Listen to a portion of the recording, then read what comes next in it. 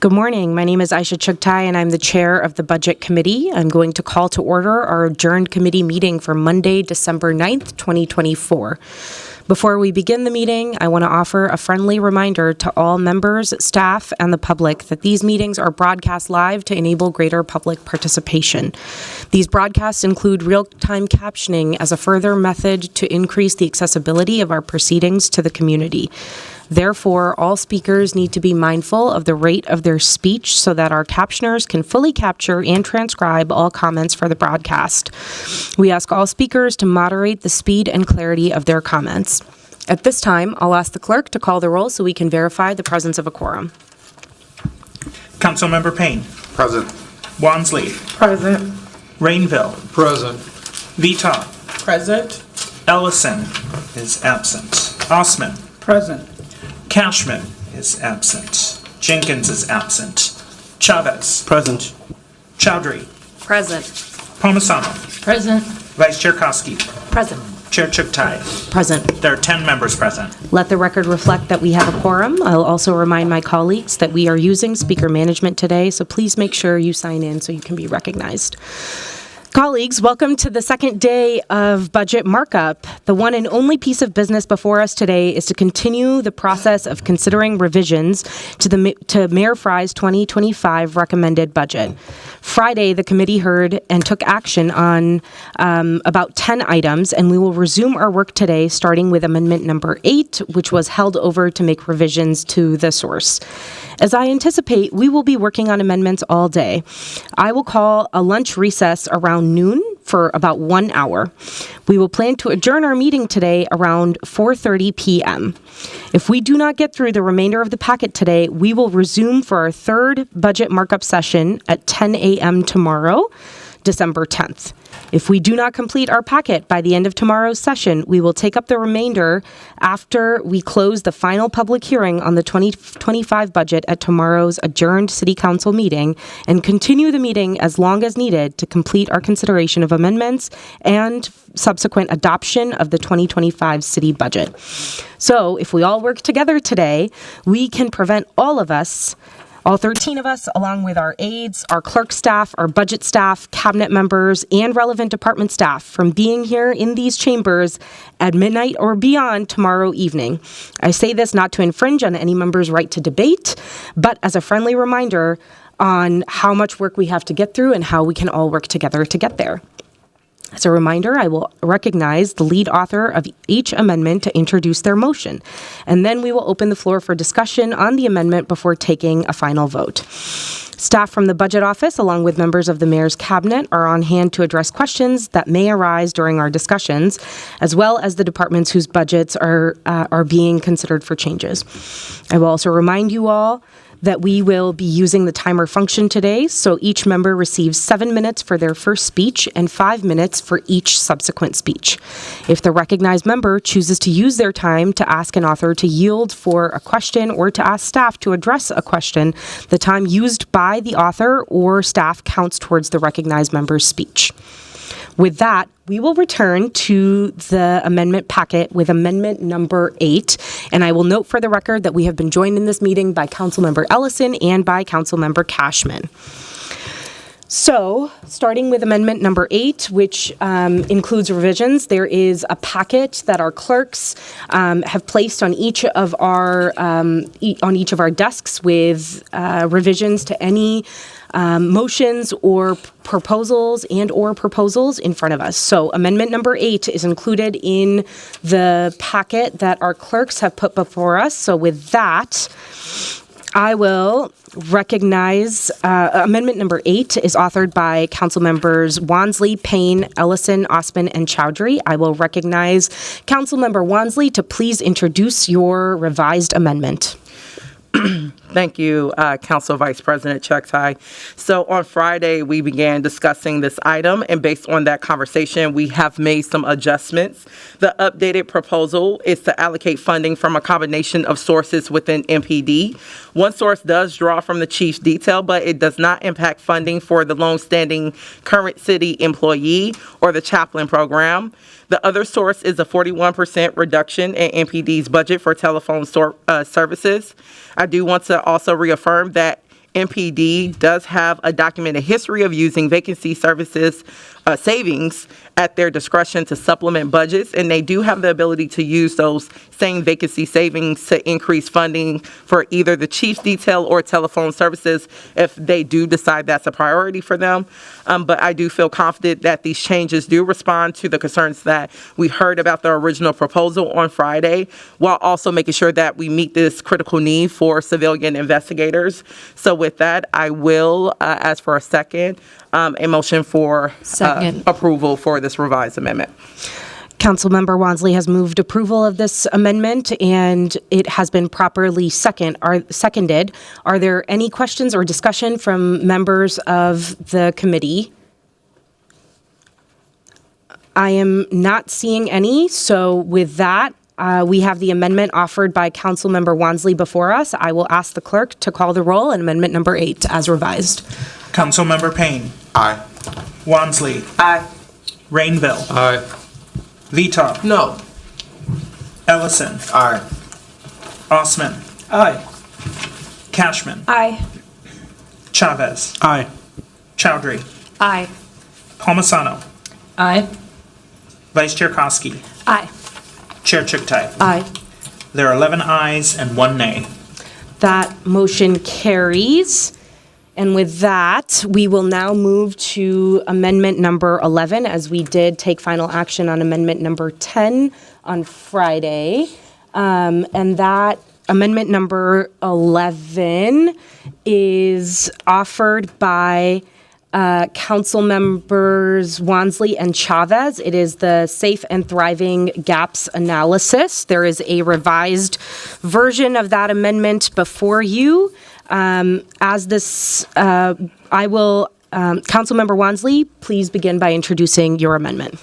Thank you, Council Vice President. So this amendment will support the Performance Management and Innovation Department in implementing pilot programs that meet the gaps and opportunities outlined in the New York University's Policing Project Asset and Gap Analysis of the city's progress on the Safe and Thriving Communities Report and Plan. The analysis that they shared stated that nearly 50% of 911 calls could potentially be diverted from a police response. This reaffirms the information that Council received in February of 2022 in the MPD staffing study, which also outlined that a significant number of 911 calls also do not require a police response and should be diverted to alternative safety responses also to help reduce the strain on MPD while also meeting the needs of residents. Council has done a great job to exert, ongoing pressure and also to support the administration in advancing non-police initiatives. And we are starting to see some success with these initiatives, which were also praised by NYU, and that is very encouraging. And I'm proud of that persistence that my colleagues and myself, especially those on the Public Health and Safety Committee, I'm proud of our commitment to this work, and I'm glad that we embraced this and adopted this as our work plan, and we're seeing a lot of progress come forward from that. Originally, this amendment was written to be funded by a one-time allocation out of the Neighborhood Safety Department, but after further conversations with colleagues and the revised amendment before you today, you will see that the funding now will be coming out of the $4 million that Council set aside for public safety pilots associated with the new Community Safety Center model that was also grounded in the Safe and Thriving Communities report. So with that, I will ask for a second and also a motion to approve this amendment. We have a proper motion and second to Councilmember Wansley's amendment number 11. I will note that this amendment uses the Community Safety Center pilots allocation, which was $4 million, as Councilmember Wansley noted last year. There are a couple of other amendments that will use this source, so that we will be considering later. So this is amendment number 11, and then we have amendment number 14 that will use this source, and amendment number 33 that is using this source as well. So we have a combined total of $1,035,000 that are attributed to this source. Colleagues, is there any discussion on this item? I will first recognize Councilmember Rainville, followed by Councilmember Palmisano. Thank you. I'm wondering if the author could just explain a little bit the rationale for taking it out of that fund. Please. Councilmember Wansley, would you like to yield to Councilmember Rainville? Absolutely. So Councilmember Rainville, if you recall, last budget cycle, we set aside $4 million, which came from the public safety aid for the explicit goal of making sure we have resources to support initiatives like this, pilots that would support the implementation of the Safe and Thriving Communities report and plan. And we're literally getting recommendations for how we can do that from our subject matter experts through New York University Policing Project. So this funding absolutely supports its original intention through this amendment. Thank you. And I'm wondering why we have to give that department $500,000. Can't they just assume this on their workload? Councilmember Wansley. Yes. So from our conversations and the presentations from PMI, I think you're also aware that usually pilots have come from us making allocations to PMI. That's not something that they just initiate on their own. So this is following past precedents in terms of us supporting public safety pilots and making sure that PMI has the resources available and needed to make sure that they can actually carry out that work. So, again, if we have a fully staffed department, why do we have to add money to that department for them to do the work that we hired them to do? So you actually pointed out the answer to your question. So while they might be fully staffed. Excuse me, please don't, let's just start this out by being polite to each other. I don't like that Councilmember condescending. Rainville, I didn't say anything rude to you. I literally pointed out that you did actually answer the point. They're fully staffed, but fully staffed does not mean that they have programmatic dollars to carry out initiatives like pilots. So that is why we do give them allocations like this and why we made allocations like we did last year to set aside that $4 million. Councilmember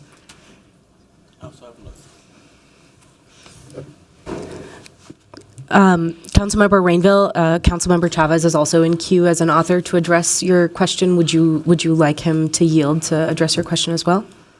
Please, thank you. Wonderful. Councilmember Chavez. Thank you, Council Vice President Chuck. In regards to the source, Councilmember Rainville, I think this is even a bigger benefit now to the rest of our wards in the city of Minneapolis. As you know, the $4 million was specifically for the 3rd precinct.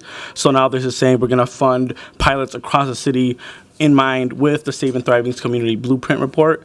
I think this is also trying to help all of Minneapolis instead of just their precinct. So I want you to think about this vote as also supporting Ward 3 and the rest of the city. Thank you for your polite answer. Wonderful. Councilmember Chavez, would you like to add anything additional to? I was on cue for Councilmember Osman. I just want to answer. I understand. That makes sense now. I'll recognize Councilmember Osman, followed by Councilmember Palmisano. Thank you, Council Vice President. I am just want to remind folks that we had a huge debate on the Community Safety Center that will be opening, and I think that $4 million was to make sure that we don't have just a standard precinct. We have a precinct that has services, victim services, and that was the idea behind it. And now I am a little concerned that we are using that source and kind of taking that away. I do support this amendment, but just I heard that there might be other amendments that will use that source, that $4 million. So just remind us that the 3rd precinct is coming back in the district, not far away from where it used to be. But just keep in mind that we definitely need we definitely need money and resources to achieve the goal that we set ourselves, to make sure that this is not just a standard precinct, but this is also a place for community to feel safe, to feel protected, and to be able to have services that can go.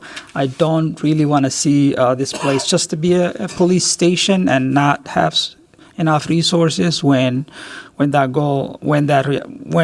center opens for future. So just keep that in mind. That is a little concern that we're using that amount. Thank you. Thank you. Next, I will recognize Councilmember Palmisano, followed by Councilmember Rainville. Thank you, Madam Chair. I'm concerned that PMI are not the subject matter experts to take on this work, but my questions are actually for Commissioner Barnett. I'm curious what the Commissioner thinks about PMI's capacity to do this kind of work, but also, given that we allocated $4 million in Community Safety Center pilots, what does taking in aggregate, as mentioned by the chair, over $1 million through a few different amendments here mean from that Community Safety Center pilots fund in order to do this piece of it? I'm curious what you would say about that. Welcome, Commissioner Barnett. If you'll begin by introducing yourself. Good morning, council members. Good morning, Chair Chuktai, Council Member Palmisano. To answer your question, I'm concerned when you're talking about the million and so funding, this concern about the cumulative effect. I just don't know yet because we haven't really gotten the details out of how the $4 million would have been spent. So just that I'm more concerned at this point about PMI's capacity and expertise. I feel more that just where we're going, that this might really be a situation where the expertise is in neighborhood safety. So just that's my biggest concern. I mean, everyone has the memo about where we're going as an office as far as trying to identify and prioritize and design pilots and programs and being comprehensive. And so, I won't belabor that point, but it's just what is our ability to get this done? And I see the director of PMI here. Sure, I guess I'm sure she was running up here, and so I should probably restate the question. To the director of PMI, Ms. Hasbergen, I'm curious about PMI's capacity to do this work of doing the safe and thriving gaps analysis as is outlined in this budget directive or this budget amendment. Welcome, Director. If you'll begin by introducing yourself. Yes, Kira Hasbergen, Director, Performance Management and Innovation. Chair Chuktai, Councilmember Palmisano. I think PMI, the first question that I heard before we got to our capacity is about subject matter expertise. So some background, right? We serve as internal consultants supporting departments in an array of different activities, pilots being one. I've talked at the AEO committee about the types of pilots that we're running, and we definitely rely on the expertise of our partners in the departments. We work to research, right, bring ideas, help with the design, and that is hand in glove with the departments. So we are not designing something, in a vacuum. It's very collaborative. I think as it relates to our capacity with our team of program managers, helping and working with the Office of Community Safety and Director Harrington on implementing the Safe and Thriving Communities Report is one of our priorities. I've spoken about that in my different committee presentations as well as the budget. That is, though, and I appreciate the question, connected to our capacity. We presently have on staff 3 program managers, and they are the ones who lead that work with them. So in initial conversations, and I think Director Harrington shared in one of her PHS committee presentations, we can probably take on 3 to 5 pilots a year. Again, that's a very rough number, right? Depends on how big it is, right? We have some that are smaller. For example, we're working on embedding a social worker into 911 MECC. Our lift there is a little bit different. It's not as intense, right? The design work is done. So I'll give you the number 3 to 5, right, with a big asterisk around it. So as we look at our capacity, right, we have some active and then are working first in Q1 to look at the report that Councilmember Wansley mentioned that outlines some low-hanging fruit related to structure, process, sort of, we want to make sure internally we're in a position to do things like data-driven contracting, like having in place a mechanism to collect performance data from contractors, from our city services more generally. So that's where we, in concert with OCS, have decided to really focus Q1 of 2025. I think then from that, we'll take a look at what some of those recommendations specifically were in the report that I believe is going to be released to you in the public, hopefully in the next, within the next 2 weeks, to then identify pilots, come to all of our stakeholders to help us prioritize that subset and then implement them. So I think that was a very long way around to yes, we again will have the capacity. We are reliant on our subject matter experts in the departments to help us understand what's feasible with the research that we bring to them. And from a capacity perspective, can probably oversee about 3 to 5, depending again on how large they are. But it is done in collaboration. We are very much trying to figure out how we can look at some of the things I think like was referenced earlier, the problem nature codes, right? Are there different pilots that would do different things? And I think that's the time that we need to spend from a research and understanding perspective before we just yank out, right? To be honest with you, right? Yank out codes out of 911 to just reassign them to someone, right? Because there's a tail, it's going to take staff. What does that look like? How do we know that service is being provided and actually creating the impact in community that we want, right? And moving that over. So that's sort of how we would look at it. And would then sort of, I'm sorry, but last thing, is pilots generally, departments fund those. I think long-term, PMI is very much looking forward to finding sort of a more sustainable funding mechanism. But so if we were, for example, with this $500,000, we would do a funds transfer to the department because our staff would not manage a contract, would not manage invoicing, right? We are there so it can be a sustainable system in which if the program does continue with ongoing funding, the department has the capacity and their program staff know about it, right? We don't just temporarily do the program and then train someone, the staff is engaged. So we would be doing transfers, fund transfers, if we do get so far into a pilot design that it has been approved and we are looking to implement. Thank you, Madam Chair. I'm almost out of time, so I'll get back in queue to I'm sorry. finish my conversation with Commissioner Barnett. No, that's fine. I mean, that was actually incredibly helpful, so thank you. Wonderful. Next, I'll recognize Councilmember Rainville, followed by Councilmember Wansley. Thank you. I'm in queue for Councilmember Cashman. Thank you so Councilmember much. Cashman. Thank you, Councilmember Rainville and Chair Chugtai. I actually wanted to get in queue to talk a little bit about the PMI's role with OCS because I think it's been really great this year seeing PMI lead on the pilots that are, from this same source. So, for example, the Community Safety Ambassadors pilots, PMI is leading, and I see now that they're starting to be implemented with those call for proposals being out there for both Lake Street and Franklin. And from my conversations with you all, it's been really collaborative between PMI and with OCS on getting that work off the ground. So for that reason, I feel optimistic about this move because I've seen PMI be able to move with an idea behind a pilot like pretty quickly within 1 year. But I just did want to ask the director if you could speak to the funding nature of those two pilots and if you see this as a similar type of collaboration. Chair Chugtai, Councilmember Cashman. I think the process that you mentioned would be very similar, and I would be remiss in not mentioning that what you may not be seeing is there are project meetings. So, our program manager is meeting with the Neighborhood Safety Department staff on at least a weekly, if not bi-weekly basis to help with some of that work. So they are there weighing, and we didn't just write an RFP and ask them to review it. It is collaborative, so it is, again, a hand-in-glove effort. I think the difference in that pilot specifically, and again, I'm sure you all have a much better understanding, that was specifically called out in the last budget that pilot was funded. And so funding, it was for that very specific purpose. And so that's why we were also able to move a little bit more faster on that because it was specifically identified for an ambassador program. I think it was like $3 million. That might not be the right amount, so if I apologize, was for that. So we did not, because it was specifically I'll say dog-eared, did not have the opportunity, right, to go through and say, of the 8 projects, right, or ideas that we have, how can we go and sort of assess, right, against what's going to meet city priorities, what's more related to community safety, what could be quicker, right, to implement on a time frame.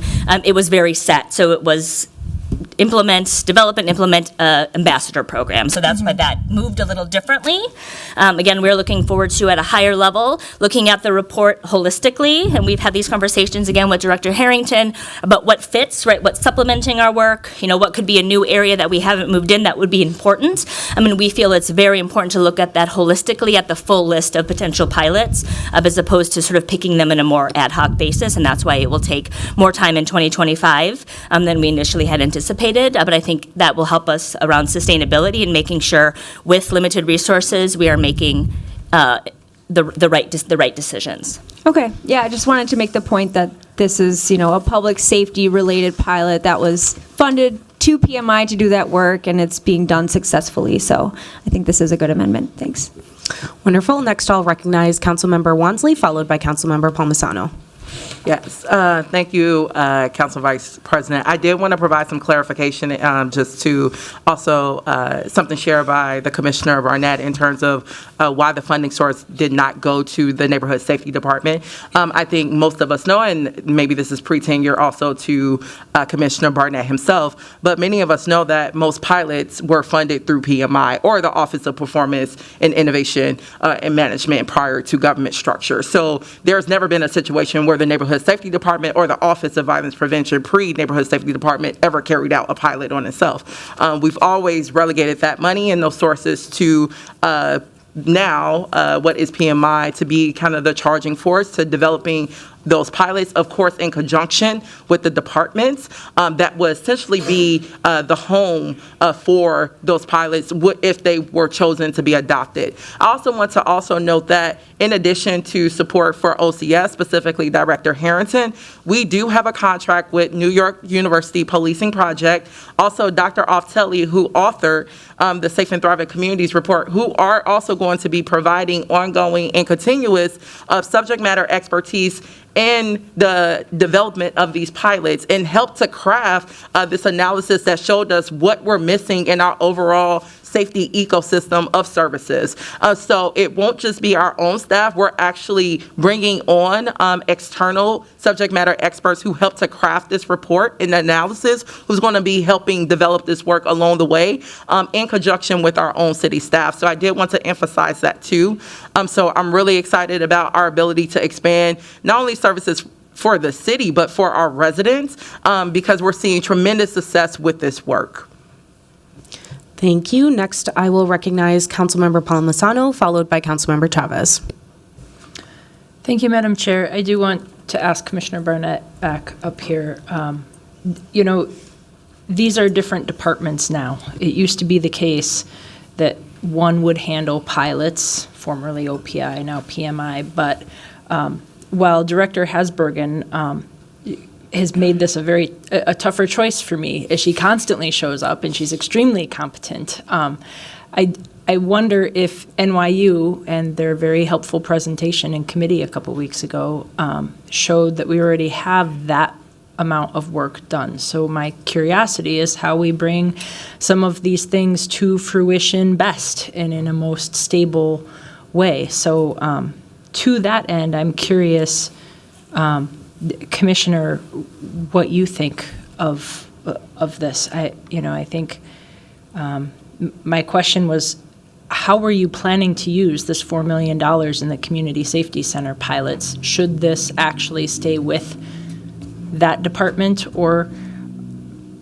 how do we do this in the best way possible? Maybe not the fastest way possible, but the best way possible, Commissioner. Welcome back. Thank you for that question, Chair. Chuck Tye, Councilmember Palmisano. I guess I was trying to say this earlier. We're early in the process. We have not detailed out exactly how we would have used the $4 million. I said earlier about this, the cumulative effect that this might have, I don't know. But what we are really trying to do, and I think that you've seen it here through different committees, is that collaboration that we want to have with departments so that we standardize our process at how we're going to collect data. We are trying to be more intentional and thoughtful about how we do evaluations for these different pilot programs and making sure that the scope of those pilots are met, and if they are not met, why, and whether or not we should be expanding pilot programs or even existing programs. And so, getting to your question, we don't know what effect this will have at this point, but I am encouraged on the direction that we're going. Thank you. Thank you. Thank you. Next, I will recognize Councilmember Chavez. Thank you, Council Vice President Chuck Tai. I just want to finish with a few comments because I think there are a few other amendments that we are going to be taking from this fund, but I think it's going to be okay because over the summer, the mayor's administration tried to completely take these $4 million out of the Community Safety Center pilots and reallocate it to the police contract and other services, which means there would have been $0 left for the Community Safety Center. So I think at the end of the day, this is still more than the mayor was recommending this year. There's going to be at least around $3 million left over for the Community Safety Center. So I just want us to understand that over the summer, this body almost took a vote, what we did, but we rejected it, from completely gutting that into other programming. We saved those $4 million. Now there's money here that we can use for other stuff to make it a citywide impact, which I think is something that we all want to do to make sure all of our residents have access to these services. So at the end of the day, while we are going to be taking some of this money with other amendments, it's still more than the mayor was allocating when he tried to take all this money for the police contract and other services in our city. So I just wanted to make sure that we all knew that people took that vote in the summer. With that, we have amendment number 11 before us, offered by Council Members Wansley and Chavez. I will ask the clerk to call the roll on the revised amendment number 11. Councilmember Payne. Aye. Wansley. Aye. Rainville. Aye. Vito. Aye. Ellison. Aye. Osman. Aye. Cashman. Aye. Chavez. Aye. Chowdhury. Aye. Palmisano. Aye. Vice Chair Koski. Aye. Chair Chuktai. Aye. There are 12 ayes. That motion carries. And with that, we will now move to amendment number 12, which is in the original binder. This motion is offered by myself and Councilmember Ellison, so I will begin by introducing the amendment and ask for a second. So, colleagues, this motion proposes to move the Behavioral Crisis Response Program contract with Canopy Roots, but that program entirely from the Neighborhood Safety Department and into the Fire Department. I want to share a little bit about the context and purpose behind making this sort of move.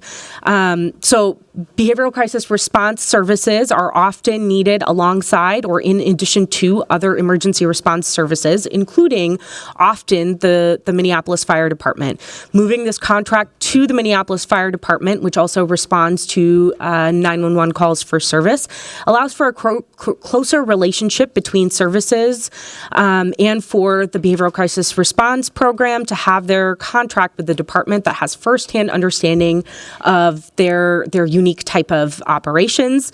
This proposal also allows for the Neighborhood Safety Department, which has grown rapidly in recent years, to meet the comprehensive public safety needs of Minneapolis and have greater capacity to oversee other contracts for alternatives to police and unarmed public safety. Before moving this amendment forward, authors have spoken extensively with Canopy Roots, who currently provides the Behavioral Crisis Response Program services with the city through this contract. They also have a long-term need for a permanent home, one that does not confuse or conflate the Behavioral Crisis Response Program with efforts to other violence intervention or interruption strategies that exist within the Neighborhood Safety Department.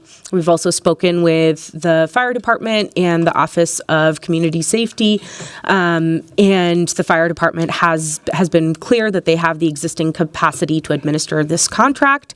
The Minneapolis Fire Department has the infrastructure and the institutional knowledge to understand the unique needs of this service that primarily responds to 911 calls for service in order to better handle the fiscal and administrative obligations and the impact on Minneapolis residents that this team has. With that, I will move it for approval and ask for a second. Second. This item has been properly moved and seconded. Colleagues, is there any discussion on this item? I will first recognize Councilmember Ellison. Thank you, Madam Chair. I'll be brief. Obviously, as a co-author, I support this item. I hope my colleagues will as well. And, this conversation started about a year ago with the commissioner. I had expressed that I thought it might be a good idea for us to start to consider this. There's a kind of a mix across the country with these kinds of programs, whether being either in the fire department or being in a program like NSD. And so I think that there was room for healthy debate about which department was the right fit. And at the time, I think Commissioner Barnett, was a little bit hesitant, and so I was happy to leave the conversation there. But in the last couple of months or so, we've heard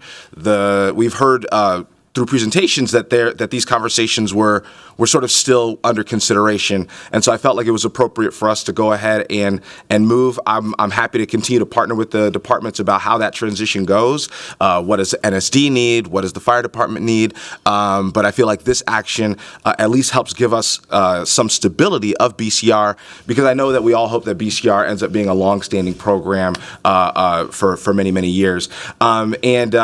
And at the end of the day, NSD, at least in the iteration that I was around for, was always about violence interruption. BCR is not about violence interruption. It's emergency response. It's 911 integrated. And so I felt like putting it in a department that's also 911 integrated was a smart move and could help continue to deepen that relationship. So that's all. Thank you. Next, I'll recognize Council President Payne, followed by Councilmember Chavez.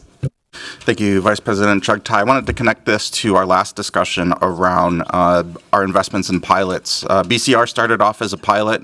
I worked on PMI at the time, and it was a pilot on the same footing as embedding a 911 social worker in 911.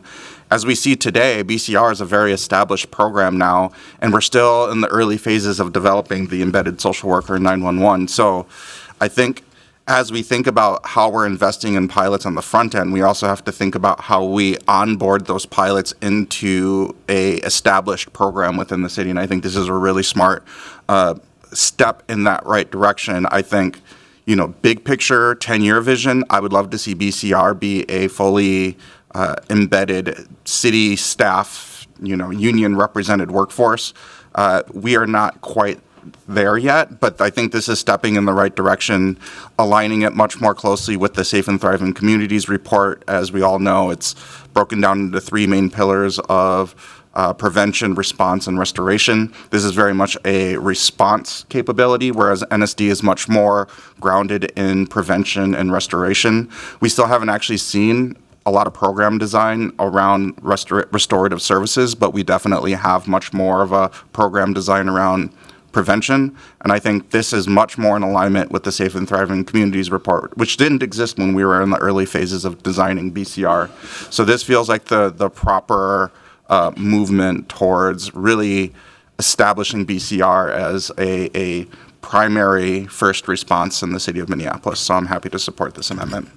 Thank you. Next, I will recognize Councilmember Osman, followed by Councilmember Chowdhury. Thank you, Council Vice President. I wanted to mention that BCR is probably the best decision we made, addressing the concern of police respond to individuals with mental health and mental challenges and so on. I had an opportunity to ride along, and I encourage, if you haven't done it, please do so. And we visited a couple of places, and just how wonderful they're engaging, and the folks that are getting these services, much appreciated. There's no reason a police should show up where it's not needed for those folks to go. And it has done a lot to our community. Two wonderful gentlemen that I took the ride along with, And we need to make sure that the program continue to improve and exist to address some of these challenges in the past that we had.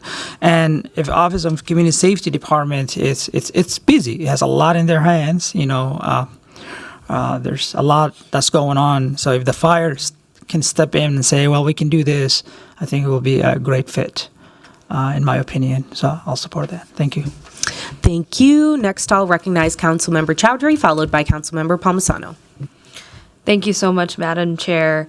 I will share with the body. I took a little bit of a step back when I looked at this item. I needed some time to just sleep on it, and then had to make some phone calls to the authors to really understand the work that they've done around this. And ultimately, I think that this is a move towards progress for behavioral crisis response.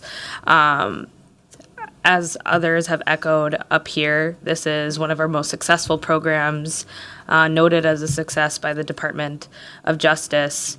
And what really pushed me towards supporting this amendment today is I think Neighborhood Safety Department is currently a department that we have that is growing and changing really quickly, and it's still taking form. It's still kind of figuring out what the rhythm is for the work and how it's going to show up in the larger ecosystem of public safety. And with behavioral crisis response, it's making strides. Every budget cycle, we do more progress. Last budget cycle, we expanded the program, and now there's 5 vans. And then we also pushed for the Lake Street Safety Center, where now BCR will be deploying out of or stopping into the south side, and that's exciting. And my ultimate goal is to see BCR one day become a standalone department. And I believe very deeply that that is possible. And I believe within MFD having that institutional knowledge and structure, and also that 911 integration already within that department, this is a place where it can better grow and kind of head in that direction. So I'm excited to support this. I appreciate the authors for doing their homework on this and then talking to the fire department and ensuring that they will be able to facilitate the contract and take this step forward. Thank you. Next, I will recognize Councilmember Palmisano, followed by Councilmember Rainville. Thank you, Madam Chair. We also had put this contract with Neighborhood Safety to help it grow, to help foster it, and maybe now Canopy Roots is in a place for it to be more established. I've been on a couple of ride-alongs with Canopy Roots. I've been on ride-alongs with the fire department and seen how closely they work together. I've also heard how our police rely on them for different things quite a bit. I do think this makes sense because they are a first responder and they are responding, though I've also seen Canopy Roots be pretty proactive in our community as we are driving around. I was in there with them just responding to things that come up in our environment. I worry a little bit that as we go through more DOJ conversations, we're going to be shaking them up in a lot of different ways. I don't want to just pull all the infrastructure out and stick it in MFD and then have to uproot it again. But I do like this move. I'm not sure the impact it will ultimately have, but they are a first responder, and we should be organizing them as such. So thank you. Thank you. And then finally, I will recognize Councilmember Rainville. Thank you. Thank you. Commissioner Barnett, I have a question for you, please. Welcome back, Commissioner. Thank you. Good morning. Good morning. So with this shift, is the fire department in a position to provide the data and accountability of the success of this program? Chair Chuck Tide, Councilmember Rainville, it's too early. I don't think we're there yet. We haven't, we've talked about it. That's all we've done. We haven't planned it. So, and I know Councilmember Ellison and I have had some conversations about it. I'm not saying this is a bad idea. We just haven't planned it out. I just think it's too early. That's all.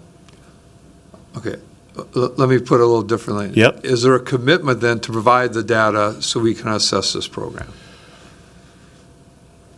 We are currently working, I'm sorry, Chair Chuck Tye, Councilmember Rainville.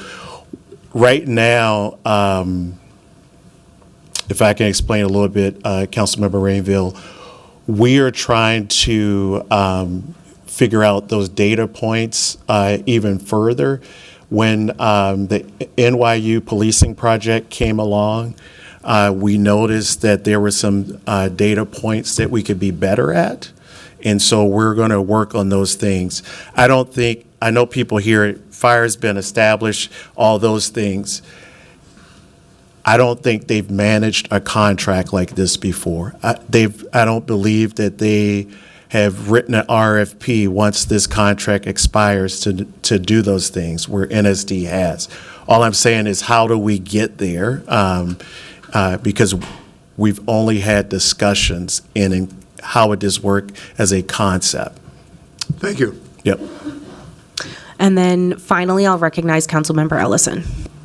I was just gonna, and maybe this is helpful to Councilmember Rainville. I believe Canopy provides us all of the data, and so, the commissioner can correct me if I'm wrong, but but Canopy provides the data, and so I feel like we haven't relied on NSD for that. We won't need to rely on fire for that. Canopy is the one who provides the data. I'm sorry, Chair Chuck Tye, Councilmember Ellison, Councilmember Rainville, that is the sticky point. It's how do we get that data? Canopy does collect data, and they have a lot of data. And so what Paul Cameron has been doing in IT and other people is, how do we make sure we're all on the same page at where that data has come from? A lot of the data for us as a city that we get is 911 data, where we need some of that data that Canopy Roots has, just to be better at what we do and understand all those things. So it's not that they don't have it, it's how do we coordinate and integrate all of this into our system so we're all on the same page. Thank you. Thank you for that clarification and response. And I was going to make another point, just a little high level. One is that, I think in the past, and I've been reflecting on this a lot as like the old guy up here, but this would have been, to me in the past, this would have been like an internal work group that would have had like a council member and somebody from fire and somebody from NCR and the commissioner, and we probably would have like worked this out. And in this new government structure, we don't have those kinds of internal work groups anymore, that we don't have that level of communication with staff that we used to. I feel like I used to be on like 5 or 6 internal work groups, every single year. And so I think that would have ensured us, that would have given us as a council a little bit more insight into how that transition would happen. But the thing I will say is that both NSD and fire are under the same umbrella, right? And so the transfer of information, the knowledge sharing, those kinds of things that we would know if we still had that internal work group model, we might not know as a council as intimately, but I'm pretty sure that that's kind of how the work will happen and how the transition will occur. Thank you. And then finally, I'll recognize Councilmember Cashman. Thank you, Chair Chuck Tye. I just wanted to comment on this. I remember being in the AEO committee when our neighborhood safety department director actually suggested this move, and I remember Councilmember Ellison saying, I've actually been thinking that for a long time. I'm glad that we're starting to have that conversation. And what's been really interesting to me to learn about the fire department this year is that they actually do respond to a lot of similar calls as BCR. They respond to overdoses. They respond to suicide attempts. I personally live by a bunch of bridges, and there's a fire station right there. I know that they're responding to a lot of those types of calls. And so I do think that it is a bit elevated in terms of first response beyond like what NSD does with group violence intervention and violence interruption. It requires like additional training and different types of training that the fire department also has at their disposal. So I think that this is a good move. I just wanted to ask the authors if they could speak to like the role of the fire department. Is it just managing the contract, or will they have additional responsibilities? Thank you for that question, Councilmember Cashman. The current way in which we, as a city, administer the behavioral crisis response program is through a contract with Canopy Roots. The department, whatever department that contract lives with, is responsible for the administration of that contract, and that's what we will. That's the move we're making. So, the fire department at a day-to-day level isn't supervising the staff at Canopy Roots that actually carry out the program. They are administering the contract by which we receive those services. And Councilmember, if I may just add, you brought up a really excellent point about the types of 911 calls that the fire department responds to, and we received some really incredible data from the fire department. I had a chance to go on a ride along as well. About half of the 911 calls that the fire department is responding to are medical calls under that umbrella. So there's a deep connection to the type of work, as you pointed out. Councilmember Ellison, are you hoping to also address this question? Wonderful. The short answer is your answer, which is that we don't have control over that. And so I suspect the contract will operate the same. But since you're asking the question, and since this is a platform for me to give my ideas, I would love to see a deeper level of integration so that the department that manages the contract maybe has better insights from Canopy about the kind of data analysis they're doing. I know that Canopy has a contract with an external organization to identify opportunities for data analysis and improve best practices and those kinds of things. And I don't know how involved we have been able to either learn or give input, but I'd love to see more integration there. I'd also love to see the director of Canopy have more of an active relationship with, whether it's the fire chief or I know that there have been times where there's been a little bit of confusion about whether we manage it like a normal contract that we have or sort of treat them almost like they are like a 911 department. There's a tension there that I'd love to see us resolved, and I think it could only be resolved through a longer relationship with the department managing the contract. And so I'd love to see some of those things resolved, and I would love to see fire take on a more active role so that they feel like they understand the data collection, the data analysis, and the rationale behind why Canopy might be making certain decisions one way or another, because it is a whole new realm of expertise that we in the city just don't have. Great. Yeah, I'll just finish by saying that BCR is extremely important for Ward 7. It actually receives the most amount of BCR response of any ward in the city because of downtown. Because downtown is the place where so many transit lines connect, where so many people go when they don't have anywhere else to be. Oh, thanks. I think that it's really smart for us to make sure that BCR does have like stations and resources dispersed throughout the city. And we're talking about them being also connected at the new Minnehaha Safety Center as well. So look forward to continuing the conversation about how this program can grow. Thank you. I will note that we have been joined in this meeting by Councilmember Jenkins. Welcome. Councilmember Ellison, anything else? Wonderful. With that, colleagues, we have amendment number 12 offered by myself and Councilmember Ellison in front of us. I will ask the clerk to call the roll on amendment number 12. Councilmember Payne. Aye. Wansley. Aye. Rainville. Aye. Vita. Aye. Ellison. Aye. Osman. Aye. Cashman. Aye. Jenkins. Aye. Chavez. Aye. Chowdhury. Aye. Aye. Palmisano. Vice Chair Koski. Aye. Chair Chuktai. Aye. There are 13 ayes. That motion carries. Next, we will move on to amendment number 13, which is in your binder. Because we needed to consider amendment number 12, there are two drafts of amendment number 13 so that we wouldn't have to draft a brand new motion on the fly. So what we will be considering as a result of approval of amendment number 12 is the 13B version, which is moving the supplemental funding into the fire department. This amendment is offered by Council President Payne, Councilmember Ellison, and myself. I will recognize Council President Payne to introduce the motion.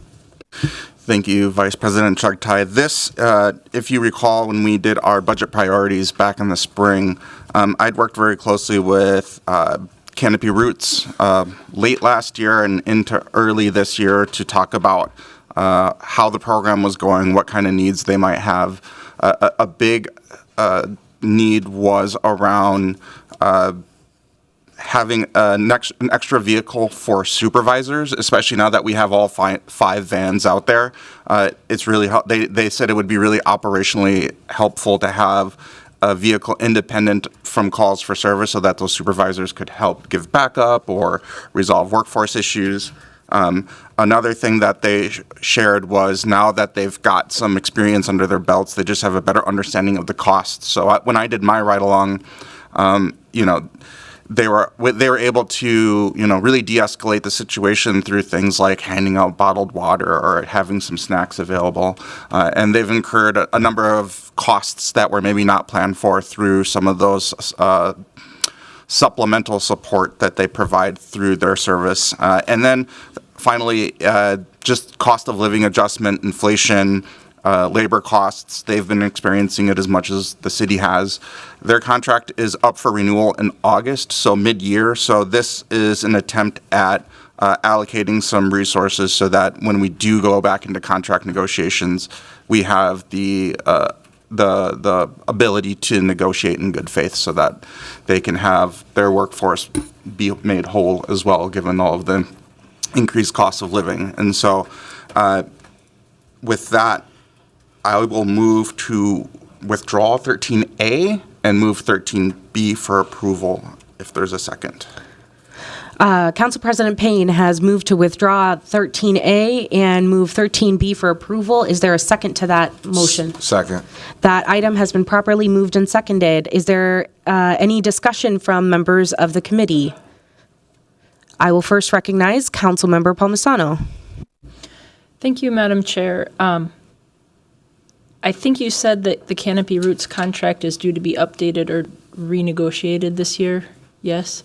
Have we done our own analysis of wages instead of relying on the analysis of another organization who stands to benefit? I did have a conversation with them when I was invited to a ride-along, but I would really like an independent look at this, and it feels a little bit strange to me because we are outsourcing these services to a contractor. So this isn't monies that maybe we should be putting with our labor relations team per se, but I'm a little bit, how much of this money is going towards snacks, and I've seen their cabinet of snacks, and how much of this is about increased wages and cost of living adjustments. I don't know, and I also don't know what this decrease or reappropriation will mean to the Neighborhood Safety Department. It sounds like we're gutting it this morning. I'm not sure what existing services or programs will be impacted, and all this feels a little bit premature. So I actually don't see Director Anderson Kelleher, but there you are. Yours is bending down. It feels strange to me to appropriate this money out of NSD for this service. Nonetheless, I sort of agree with my colleagues that we should be moving this money over to help expand the program. Is there anybody here in the audience that would like to talk about moving yet another large amount of money out of the Neighborhood Safety Department? While we have members of the cabinet figure out who would like to come up and address that question, would you like to have Council President Payne address that question at all? Sure, I'd be happy to hear that from the authors. Thank you. Thank you, Vice President Chugtai. My original motion for this was around appropriating within NSD, and I looked at their past spending, and as we've seen, they have had a hard time getting the money out the door. So this felt like a really responsible, as we're building out our comprehensive safety system, approving pilots. The whole idea of pilots is some of these programs are going to be really effective, and some of them we're going to find are not going to be as effective. We know BCR is really effective, and so this was really about doubling down on what's working, and we know that BCR is working. That's the first thing. And then the second thing is I'd welcome an independent analysis on costs as we go into contract negotiation. I think that would be the right and proper thing to do. This makes sure that we have the appropriations in place regardless of the outcome of that.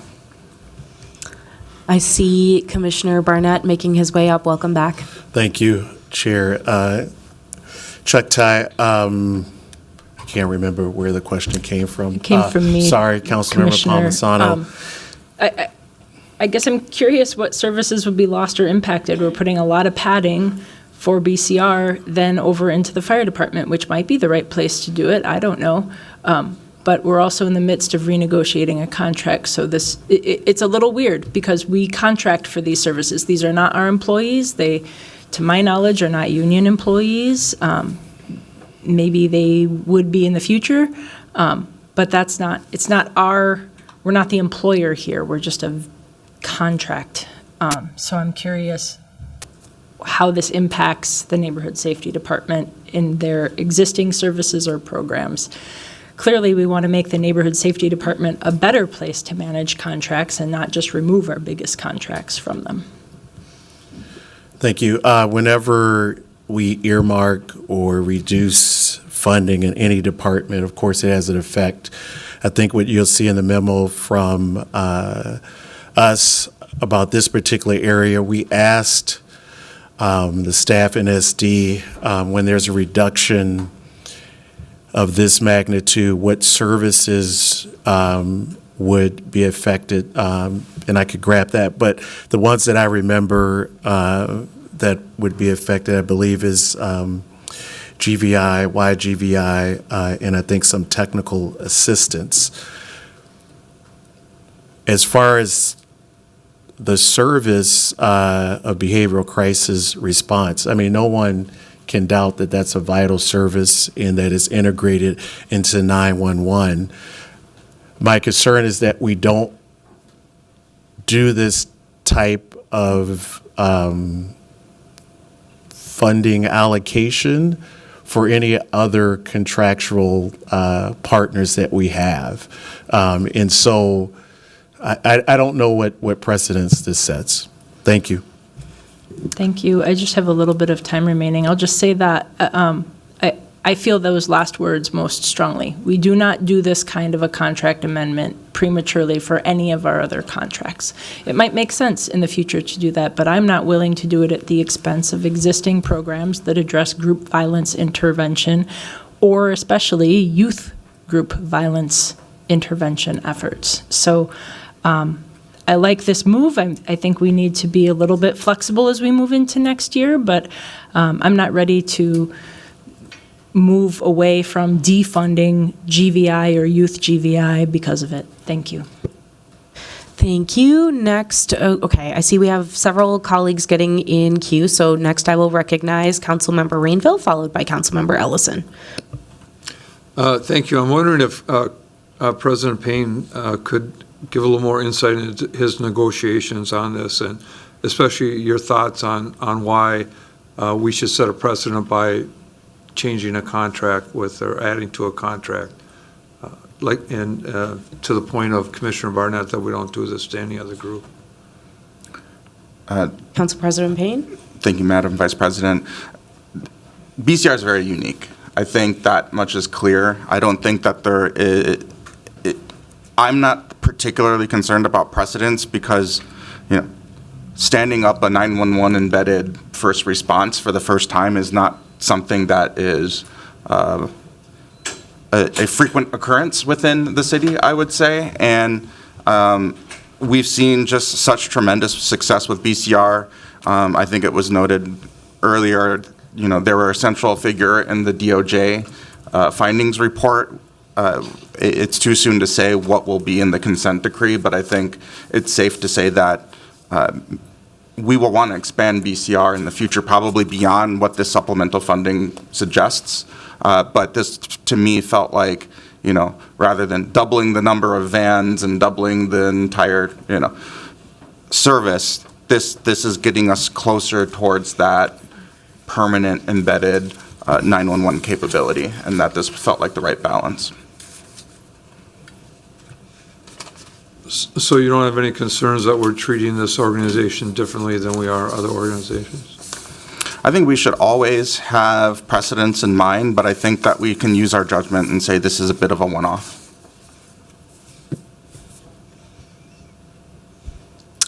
Thank you. Next, I'll recognize Councilmember Allison, followed by Councilmember Wansley. I was going to say something similar. We don't have any contract like this in the history of the city. This is a contract. These are contracted services, but they're 911 integrated. And so we kind of have a fourth 911 emergency response department. And yeah, we contract that out because we don't have those expertise internally. We don't have everything we need to stand that department up internally. I also, I know that the department's having those conversations. I'm sure Canopy Roots is even thinking about that. I know council members have thought about what would it look like for it to not be contracted services. But for the sake of being able to provide the service to our community, we contract it out because there's an organization that does have these expertise and the capacity to go out soon. This isn't like, this isn't just simply about like filling potholes or executing some other service like that. This is a 911 delivery service. And so I do think that it's unique in that situation. And if we're ever in a situation where we have a contract partner that's like this, I can't imagine what that would be, then maybe it would be appropriate to treat them as if they're more integrated into the city as opposed to some of these other kind of contracted services that we have. The other thing is that I wanted to maybe harp on is that we know that at some point we would have to enter into contract negotiations with Canopy. This money doesn't automatically, correct me if I'm wrong, give the money to Canopy. It just allocates money so that we have somewhere to start from when we're negotiating. And so that would have had to happen whether it stayed in NSD or went to fire.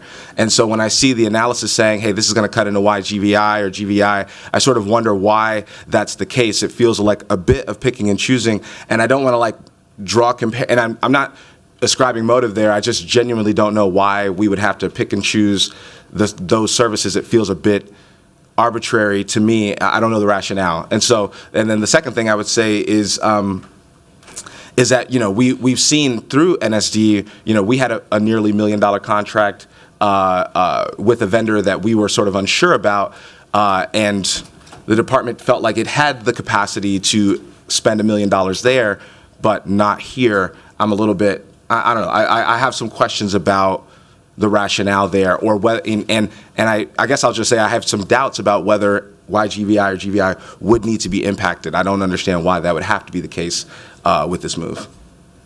Thank you. Next, I'll recognize Councilmember Wansley, followed by Councilmember Palmisano.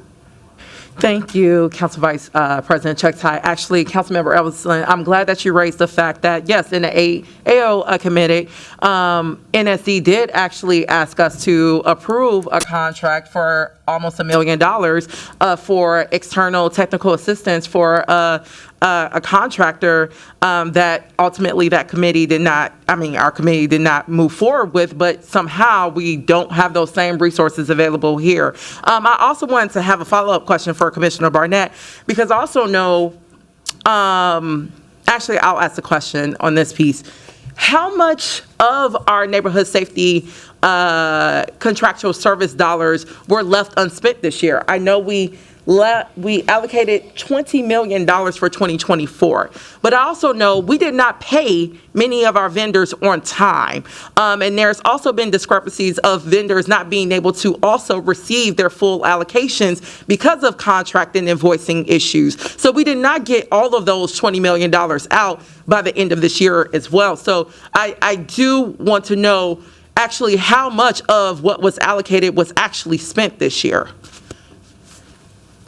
Chair Chuktai, Councilmember Wansley, I'll have to get that information for you. I don't have it available right now.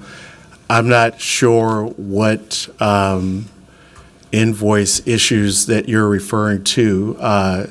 Last time I checked, we are for NSD, like I think I stated on Friday, RFP process has changed, procurement process has changed. We're doing a very good job at getting reimbursement within 30 days, as long as that information that we are provided is accurate and the information that we need. We continue to work with any vendor in which we don't have the information to pay them. We work very closely to make sure that they get paid. Commissioner Barnett, while those Yes. might be recent changes, those changes were not in place during the first and second quarter of this year. And I know this because actually of the 4, I believe, GVI contractors that we had, we actually in AO, we approved, I believe, about maybe 3 of those contractors. One of those contractors did not get approved for almost 3 months later than the rest of the other contractors, meaning whatever allocations that were made to that contractor, they weren't able to spend this year. So there are unspent dollars for some contractors because not everyone was paid on time because of contract issues. So that is why I'm asking about unspent dollars, because the first half of this year, dollars were not being allocated out of that department specifically for GVI contractors. Chair Koski, Councilmember Wansley, I think I remember the contract that you're talking about. We did work with that vendor. There was some things that needed to be worked on before they were going to receive funding. As far as what's left to spend in neighborhood safety, I will definitely get that answer for you. So I ask these questions mostly council members in the fact of, once again, we had one GVI contractor who was not paid on time in comparison to the rest of their GVI contractors, meaning they did not have the ability to spend all what was supposed to be allocated to them this year. So once again, we do know NSD has had dollars in which they could expend to other services, hence what Councilmember Ellison brought up about the ability to allocate resources for BBE particularly. That was not also put in the budget going into this year neither, but somehow there was resources found for that. And I believe it's because there were unspent dollars in a variety of programs that did not spend down their allocations. So all that said, I do absolutely believe we have the ability to make this one-time allocation. And actually, I would love to see this applied to many of our other violence prevention contractors too, who we know also are drastically underpaid. And I actually would encourage a market study be done on their wages too, so that we can get a sense of where are their standing when it comes to competitive, again, compensation. But I do know in almost a year of inquiry into the management or lack of management and issues within contracting within NSD, there is the ability to make this allocation possible. So I feel confident in supporting this. Chair Chuck Ty, Councilmember Wansley, each department on all of these amendments, and you have it in your packet from us, each department was asked what the impact would be. And this was the response to the impact from neighborhood safety. Thank you, Thank you. Commissioner. Councilmember Wansley, I think I'm grateful Council President Payne pulled this up just now. I will note that of the allocation made to the Neighborhood Safety Department, about just above $25 million this year. As of the end of October, there are about $13.9 million still available, a significant amount of underspent resources. Oh, why don't you look at there then? Thank you so much for pulling that up. Thank you. Next, I will recognize Councilmember Palmisano, followed by Councilmember Vita. Thank you, Madam Chair. As Councilmember Ellison brought up, we have 4 911 responsive operations. I hope we're all reminded then that we also have a contract with Hennepin Healthcare. That's a little different than how, say, St. Paul does their work and then gets reimbursed for their EMS work. We don't do that. We contract with Hennepin Healthcare as our partner. It makes St. Paul a lot of money for their emergency services department. We choose to stay with our partner, Hennepin Healthcare, on that. And I don't think we pay for $1 million a year for some of their extra services, their snacks, the concerns of their department. Regardless, I don't see this source as identified as money sitting around. The commissioner says this will come at the expense of group violence intervention efforts and youth group violence intervention efforts, and that's concerning. But another thing that was mentioned are cost of living adjustments. That surprises me, because what we're saying then is that BCR vendors are absolutely entitled to a cost of living adjustment, but not our own staff, is what we said last week. And that is deeply concerning to me. It just feels wrong. Regardless, to the authors, I was pleased to hear Councilmember Payne's response to the idea of doing some oversight on this. So let's have a legislative directive prepared for tomorrow as part of the final budget adoption. And let's do it in a way that would address an outside audit of BCR, including efficiency, effectiveness kinds of metrics. I think that would be awesome. And I've already started speaking with my staff here online to see if they could help prepare it. So I'd welcome people's contribution and authorship of that with me. Thanks. Thank you. Next, I will recognize finally, I will recognize Councilmember Vita. Maybe finally. No. Thank you, Chair. I share some of the same concerns about the cost of living raises. I do believe that if BCR employees need a raise, they deserve a raise if their pay isn't up to par. I believe everyone deserves a cost of living raise, also our employees. I also just wanted to know, who does the vehicle belong to? So, Councilmember Payne, you said that it's a vehicle for supervisors, but if they're buying it with city dollars, who's the actual owner of the vehicle? Who's going to pay for continued maintenance on the vehicle?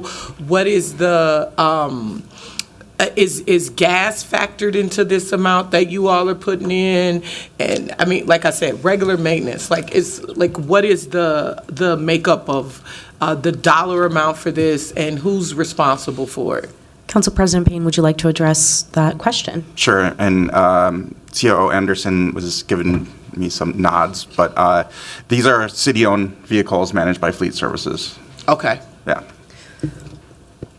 But so like the expenses, that'll come out of their budget, out of Canopy's budget? So like if they have a flat tire, is that something that they'll just pay out of their own expenses? Will they be paying for gas themselves? Like, is this a vehicle that the supervisor is gonna be using personally and privately? That's an excellent question. We're going to welcome COO Anderson Kelleher to address that.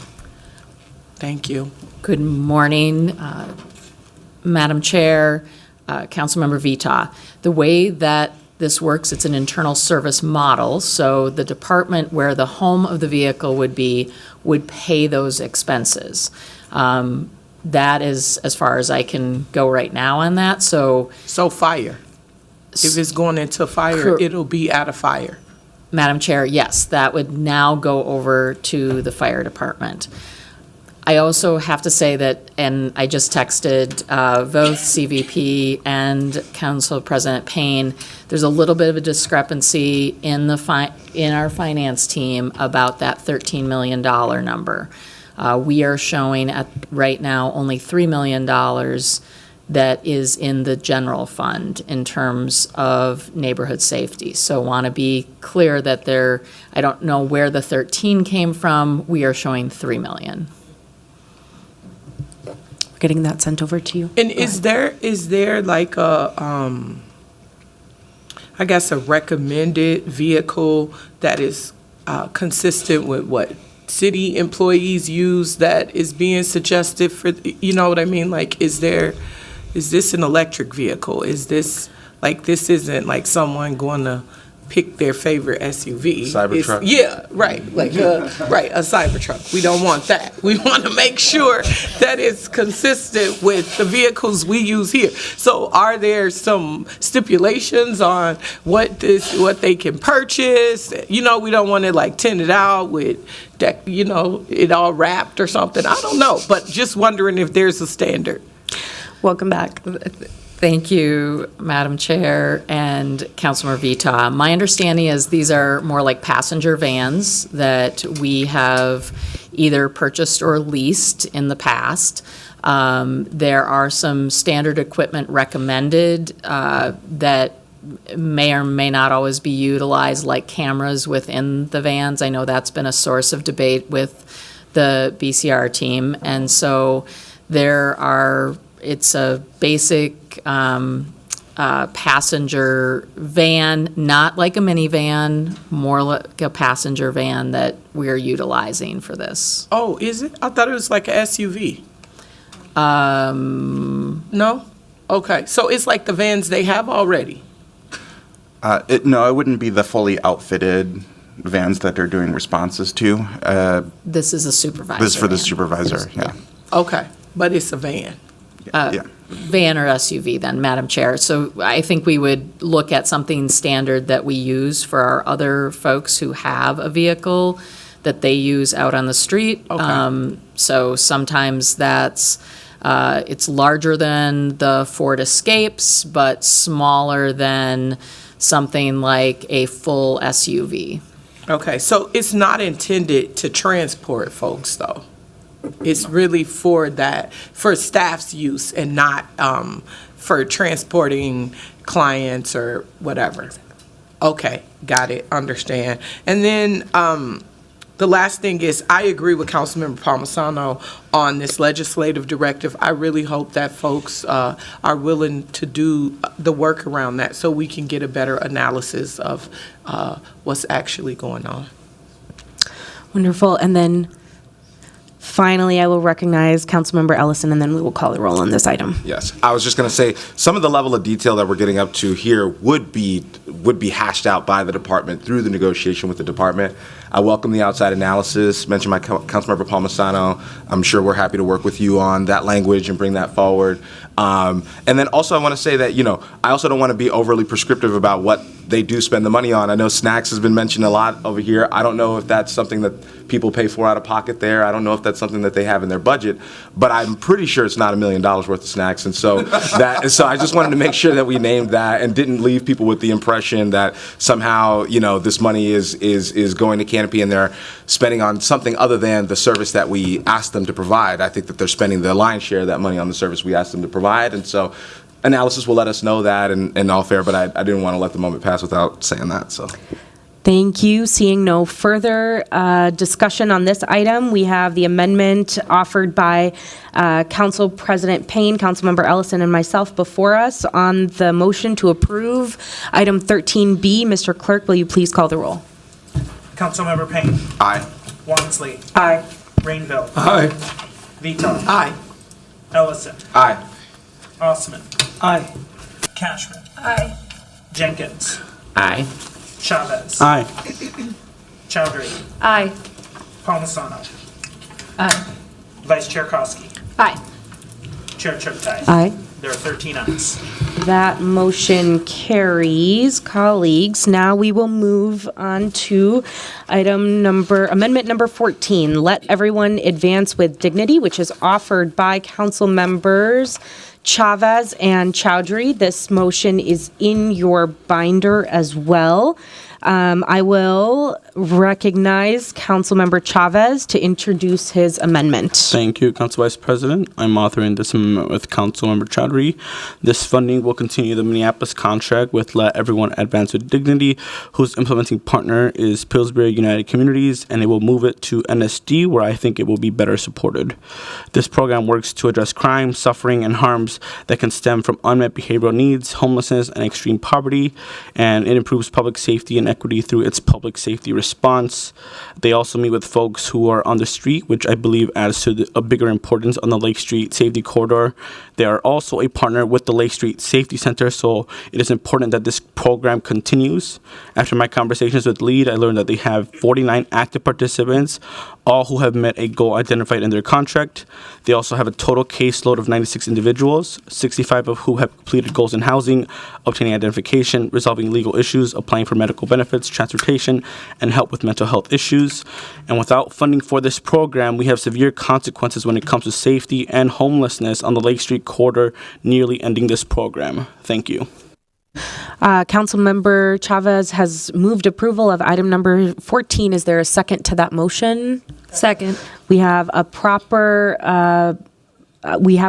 this item has been properly moved and seconded. Are there any questions or discussions from members of the committee? I will first recognize Vice Chair Koski. Thank you, Madam Chair. I just have a question to the author, or I believe would be I'm just to know if there's any funding for this program in the mayor's recommended budget, or if this would be the only funding. Council Vice President Shaktai, as you know, last year the mayor did not put funding for the program, so me and Councilor Chowdhury did a budget amendment for that. We're doing another budget amendment for this because it's also not included in the mayor's budget. Okay, thank you so much. Yeah, I agree. I've had meetings with individuals leading this work and believe that this is something we should be prioritizing. So I appreciate you bringing this forward. Thank you so much. Thank you. I am not seeing any further discussion or questions from colleagues. So amendment number 14, Let Everyone Advance with Dignity, authored by Council members Chavez and Chowdhury, is before us. I will ask the clerk to call the roll on amendment number 14. Councilmember Payne. Aye. Wansley. Aye. Rainville. Aye. Vitaw. Aye. Ellison. Aye. Osman. Aye. Cashman. Aye. Jenkins. Aye. Chavez. Aye. Chowdhury. Aye. Palmisano. Aye. Vice Chair Koski. Aye. Chair Chuktai. Aye. There are 13 ayes. That motion carries. Next, we will move to amendment number 15. Colleagues, this item was revised, so you will find it in the packet of revised amendments that our clerks put in front of us this morning. This is for the Little Earth Area Community Outreach and Safety Program offered by Councilmember Chavez. Councilmember Chavez, will you please introduce your amendment? Thank you, Vice Chair Chaktai. This amendment and funding will be allocated to a community-based organization in Little Earth and the immediate surrounding area to continue the Little Earth Community Outreach and Safety Program, which started this year and currently partners with Little Earth Protectors to keep community safe and secure. Little Earth is a 212-unit subsidized housing complex located in the East Phillips neighborhood. It is home to nearly 1,000 residents, 50% of whom are under the age of 21. Little Earth was founded in 1973 and remains the only Indigenous Preference Project-based Section 8 rental assistance community in the United States. This project was formed in a response to housing discrimination that Native people experienced, so they created a community for Native people to remain culturally connected and seek resiliency and create systems of change.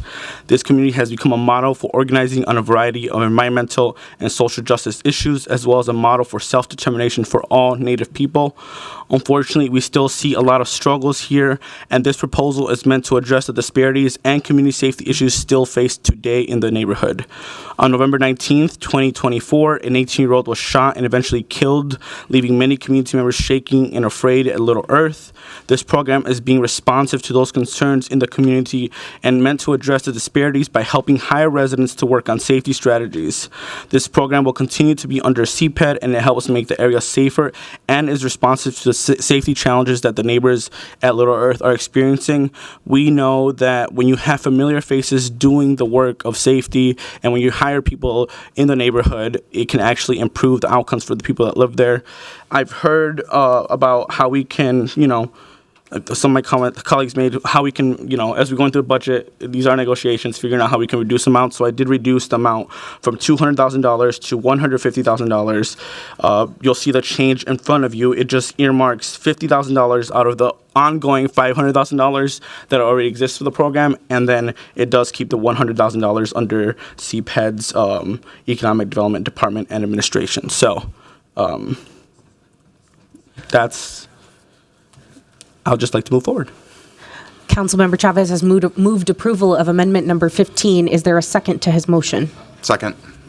That item has been properly moved and seconded. Colleagues, are there any questions or discussion from members of the committee? I will first recognize Councilmember Vita, followed by Councilmember Rainville.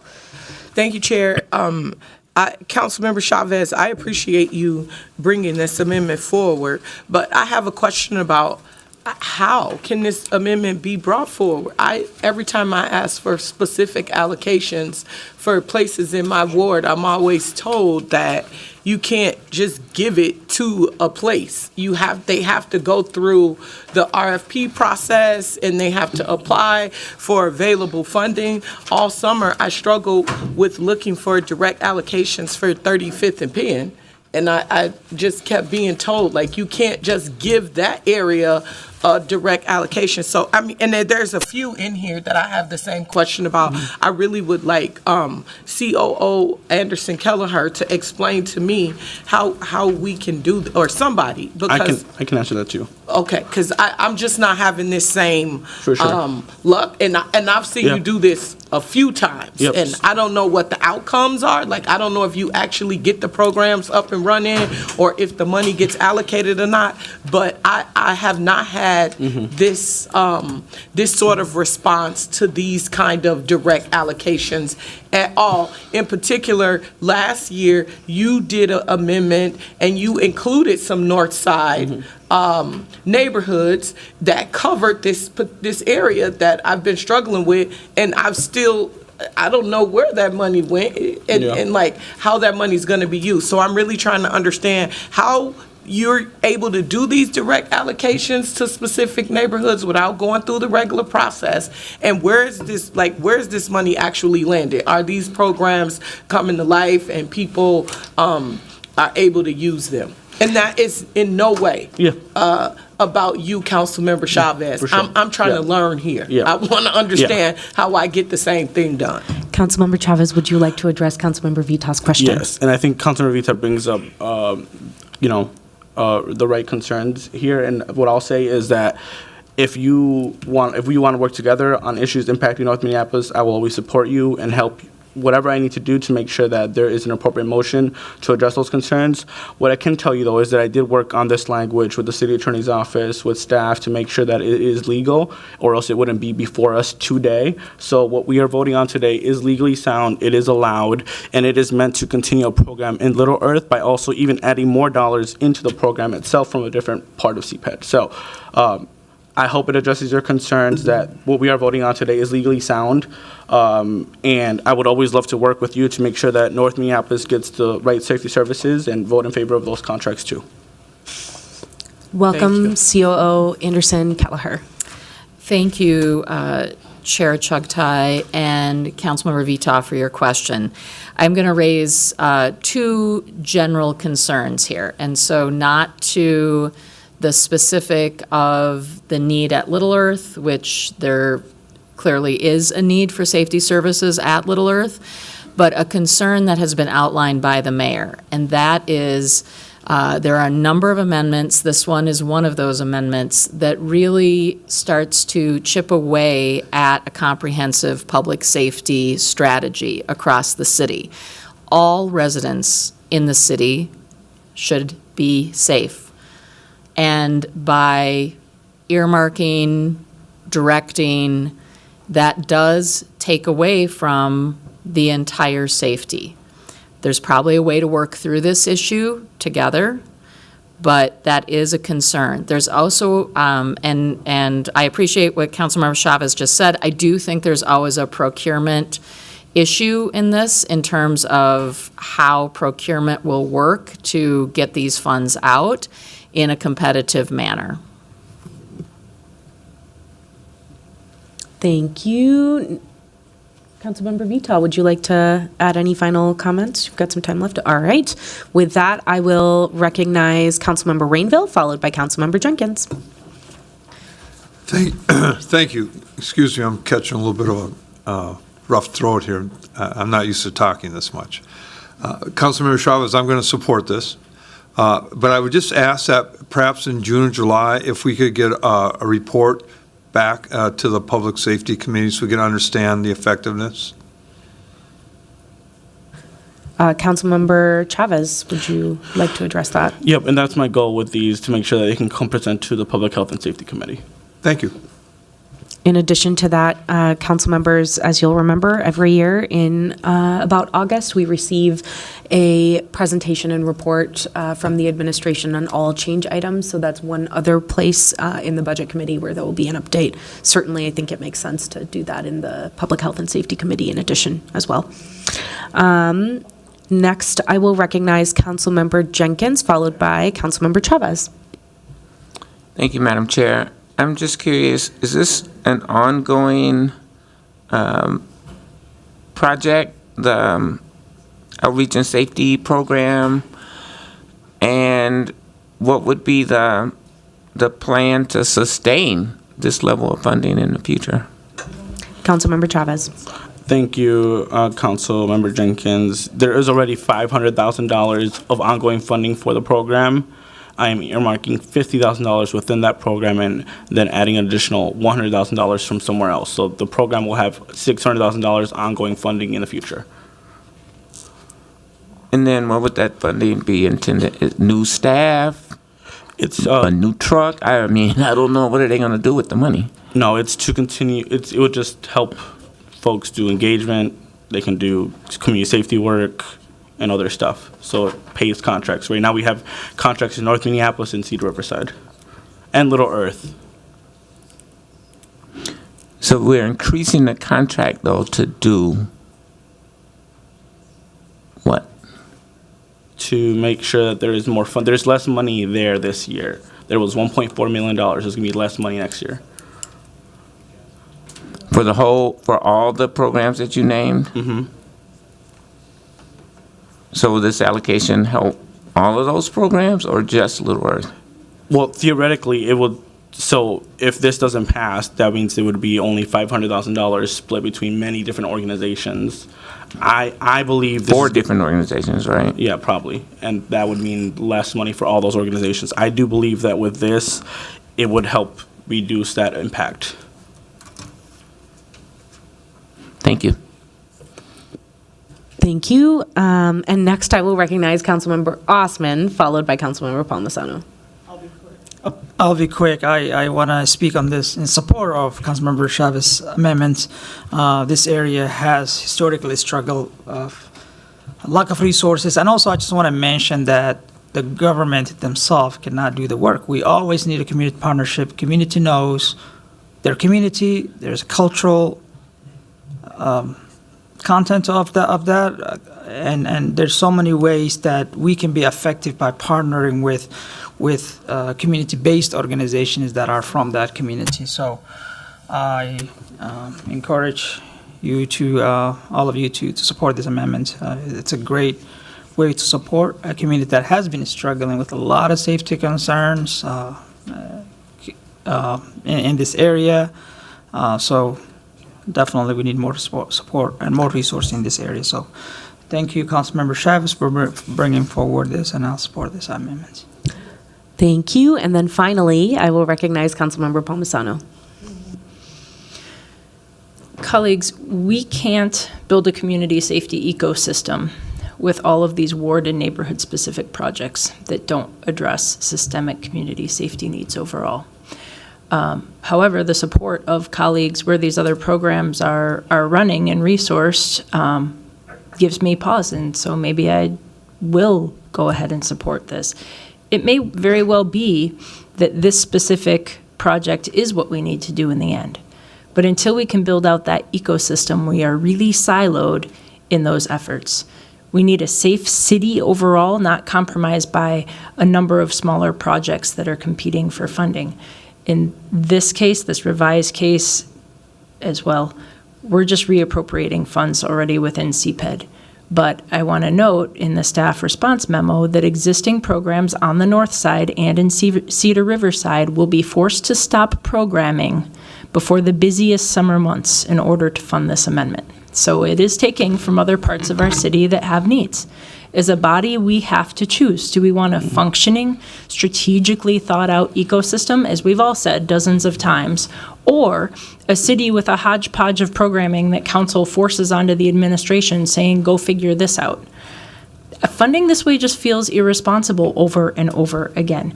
It becomes like a jigsaw puzzle, I think was a metaphor mentioned, where specific council members keep adding pieces that really might not fit into that puzzle without a whole lot of rework. So an open question I have that I'd like somebody to answer is, who runs this program? Does our staff run this program? Do community members run this program? Who is actually doing the work here? Because we really have to build things out methodically. And funding like this removes what sounds like 3 other organizations that might be really ready to do good work. And now we're going to wait for another one to see if they're ready or not. So I guess I'm curious to the authors or to city staff. Oh, I see Director Hansen is here.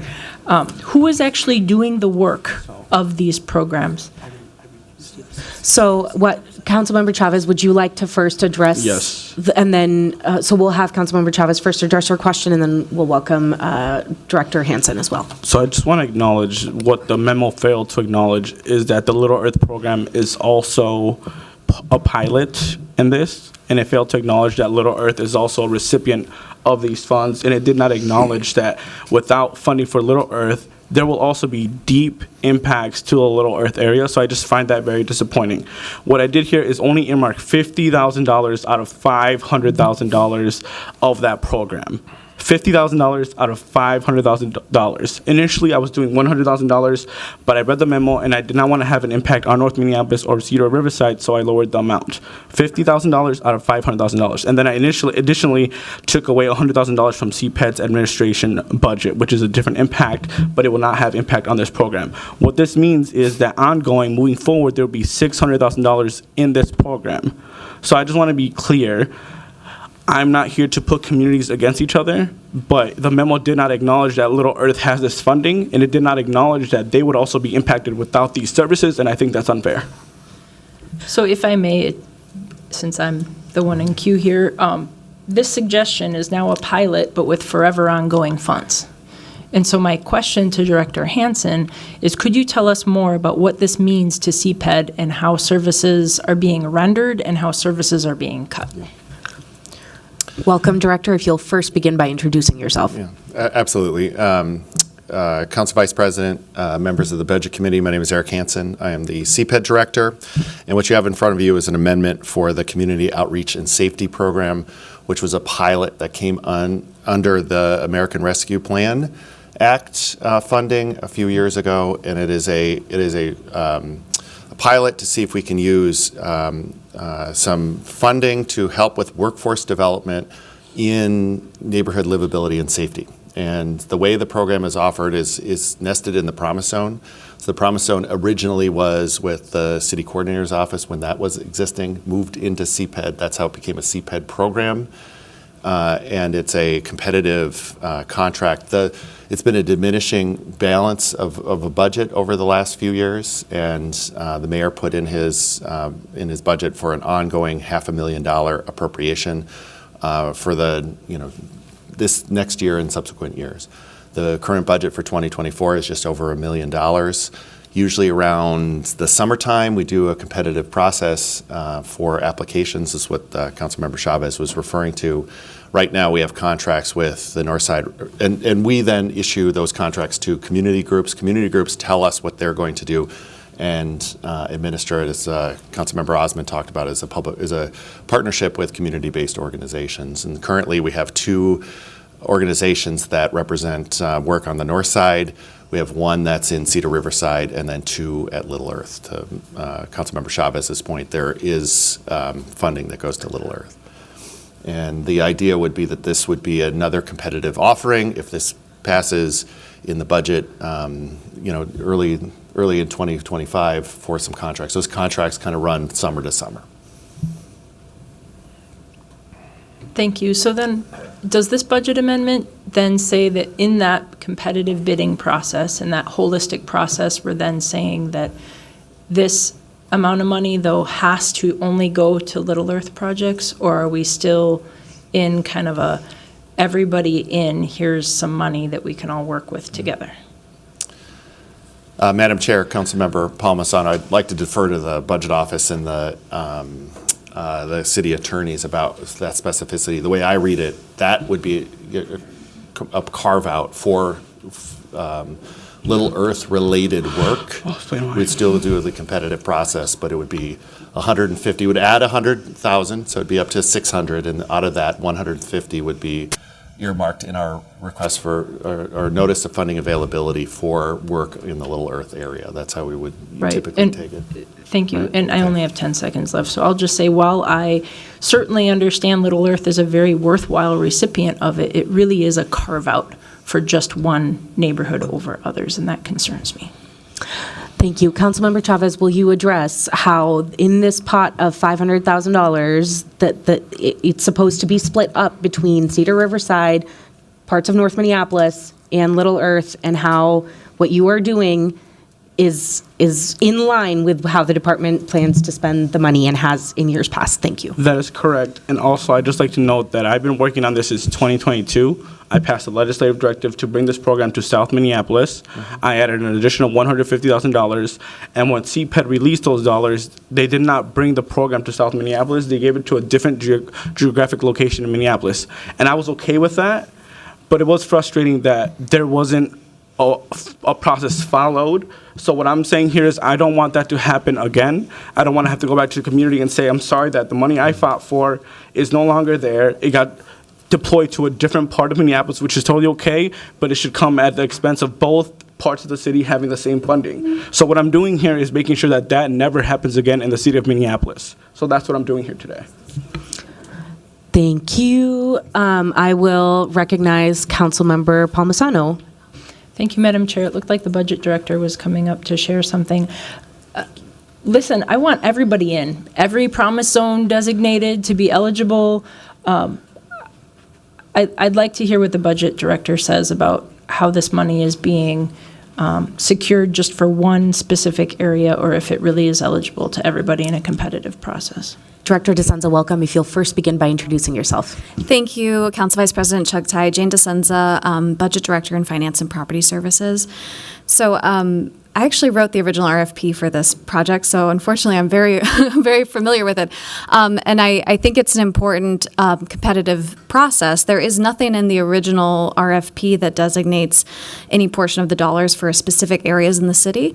I think staff who've managed this program over the years have made the determination that it's a good idea to split it around north, south, and various areas of the city, but if it's a competitive process, it's dependent on the quality of the application that's submitted. And so this would essentially say that a portion of those dollars have to be spent on Little Earth, which is certainly within the council's authority to make that determination, but there is not a geographic boundary for the rest of the dollars. Thank you, Director DeSenza. I really also appreciate the additional context and kind of etymology of all of this from Director Hansen. I was here when we did the last promise zone. I think Councilmember Ellison was too. And I know that Little Earth is a very worthy cause, and I think we should be leaving this up to all the projects and be able to consider everything at the same time, because we're a city. This was something that was supported with a lot of ARPA funding in the past. I'm glad that the mayor and his administration felt that it was an important piece to continue at a certain dollar amount. I'm open to increasing that dollar amount, but I just don't think that carve-outs here are appropriate. Thank you. Thank you. I will finally recognize Councilmember Osman, and then I'll call the queue. Let's see if we can get through one more amendment before lunch. Yep, thank you. First of all, thank you for staff for really identifying the promise zone. City of Minneapolis is, a segregated place. There are places that don't have encampments. There are places that don't people, don't see shooting and overdoses and opioid overdoses. So we have to be actually intention of where we put the resources. I am okay changing the language and saying that Cedar Riverside, Little Earth deserve this money because they are the one that is struggling. Still could be competitive, but geographically, I'm actually okay moving forward, having language where it says the resource can go here, only here, because they struggle and they have those problems. No other place in the area, in the city, has more encampment than Little Earth area. Go out there, visit it. Or shootings, or overdoses, or data supports there. Doesn't matter whatever category you're speaking about, environmental, pollution, you name it. So we cannot be fair on resources. We have to be specific to the areas that are struggling, and that I will be supporting anything like that. Now, hopefully, council members can think about the areas that are struggling, deserve resources to go there, to take some of those issues. So I just want to put it out there. It's not a fair system that we can say, oh, the whole city of Minneapolis can bid on those RFP. There is a reason they are brown zone. Thank you. Thank you. I'm not seeing anyone else seeking to be recognized. So, Mr. Clerk, on amendment number 15, which is the Little Earth Area Community Outreach and Safety Program revised amendment, will you please call the roll? Councilmember Payne. Aye. Wansley. Aye. Rainville. Aye. Vitoff. Aye. Ellison. Aye. Osman. Aye. Cashman. Aye. Jenkins. Aye.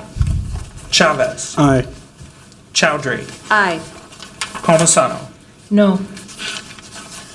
Vice Chair Koski. Aye. Chair Chuktai.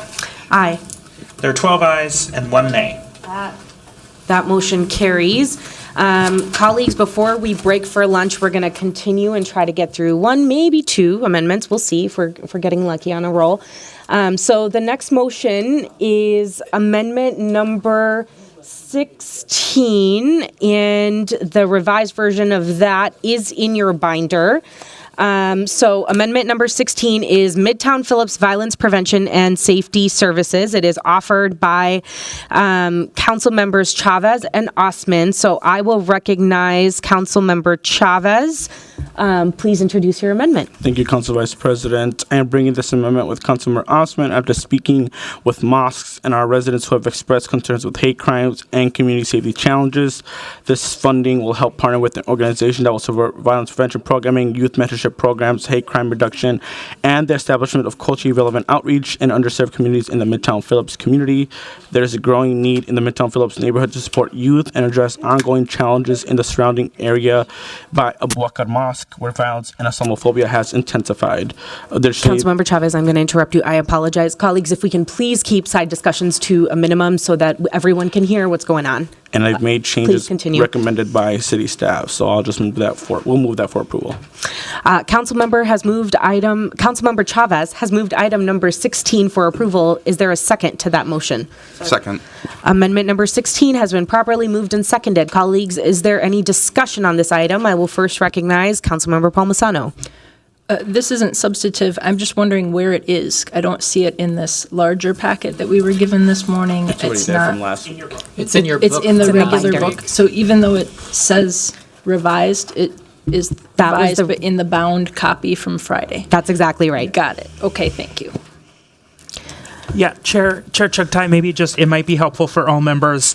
When you got this book on Friday morning when we began, there were already revised versions. Those are all ones highlighted in yellow, and those were the ones revised from the original posting. The things that are highlighted in green today are brand new amendments that are not in your book and will either be in the packet given to you this morning or even continued to be walked onto the dais today. I will note that as we're going through whether that amendment is found, the most accurate version of that amendment is found in the binder or in what the clerks gave us this morning. Any other questions from you, Councilmember Palmisano? No, but I do want to mention everything that I said before, I don't need to restate it, it's the same problem, that there are a lot of good ideas coming up today. They specifically carve out things that are supposed to be a competitive process for contractual services for just one piece of our city. And to that end, and those are very worthy causes, but to that end, it takes out the overall amount of money and the work that staff does to figure out what is the best and most ready way to deploy our city dollars. And there are concerns with that. That is not a good approach to governance. That is a very reactive approach, and funding in these ways feels fairly irresponsible unless and until there is an incredible amount of work that has been built out between my colleagues in these departments. So I'd encourage my colleagues to talk about how much work they've done with the department for these kind of shovel-ready projects, so to speak, but it just doesn't seem like it's the right approach to funding all of these needed resources in our city. Thank you, Councilmember. I will finally recognize Council President Payne for what he has promised are very short remarks. Thank you, Vice President Chugtai. Very, very briefly, because I think this theme is going to be touched on a number of these amendments. Staff made it very clear that we have the authority to do this. This is a proper legal motion. This is simply a government structure thing. What is the role of City Council and what is the role of the mayor? There could be a desire to leave as much flexibility to the administration on all of these amendments and all of these decisions. We shouldn't be abdicating our responsibility to our community as we look at how we're allocating resources. So if we have the authority to do it, it is our judgment on whether or not it's the right thing to do, and we'll decide that through a vote. Thank you. And finally, I will recognize Councilmember Rainville. Thank you. Perhaps Council President Payne did address my concern, but I'll ask it again. So just how is this staffed? How is it monitored? Can the author or perhaps Council President Payne could explain that? Councilmember Chavez, would you like to address Councilmember Rainville's question? This would be administered by NSD, and they would have to go through either their procurement process or use some existing resources to direct to the neighborhood. Okay, thank you. So what you're saying is you're telling them it's going to work in this area. You're defining the geographic area that this money is allocated to. Correct, which the area already has some resources. This is also taken from a budget amendment I did last year that was not used too. Thank you. So an earmark within the Neighborhood Safety Department's budget. Thank you. Wonderful. Councilmember Palmisano. Madam Chair, I just need to respond to something that one of my colleagues said. You're not abdicating your responsibility to our city, as was said just a minute ago, but you are foregoing your responsibility to the city at large by trying to pork barrel things into your own part of the city. I'll say it that way because saying pet projects last week was deeply unpopular. Trying to pork barrel things into your own neighborhoods here is at the aggregate, it has a negative impact on the whole city and what we're trying to do here with a citywide budget.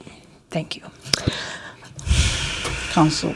Colleagues, all right. I will recognize Council President Payne, followed by Councilmember Osman. Thank you, Vice President Chugtai. I covered this last time. This is democracy. So the judgment on what's a pork barrel investment or the judgment of a pet project is based on the majority support. So if we just vote and the majority prevails, that is what determines whether or not this is a valid use of resources.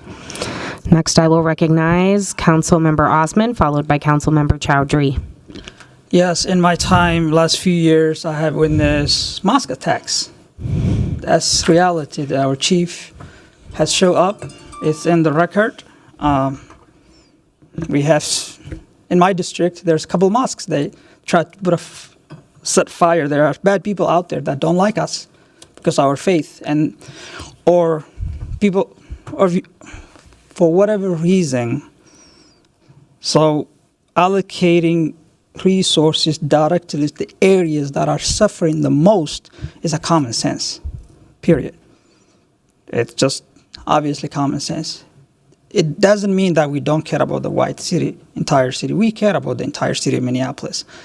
But there are areas that this small amount of pennies that is heading to trying to at least prevent and educate the community that the Islamophobia is real.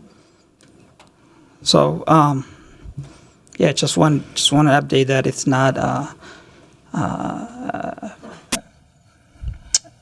a system where we can just say, let's just brush the whole entire city in one brush. It's not the same. Areas that I came from, areas in my district are struggling the most. So thank you, Councilmember Chavez. Finally, I'll recognize Councilmember Chowdhury. Thank you, Madam Chair. This is an effort to limit discussion later on because we do have other items similar to this. I think this is just a reflection of the fact that our public safety ecosystem presently is not serving constituents in an equitable fashion and meeting the needs of public safety issues that I have heard council members mention year after year. We cannot ask our residents to sit and wait for public safety services that are not coming for them.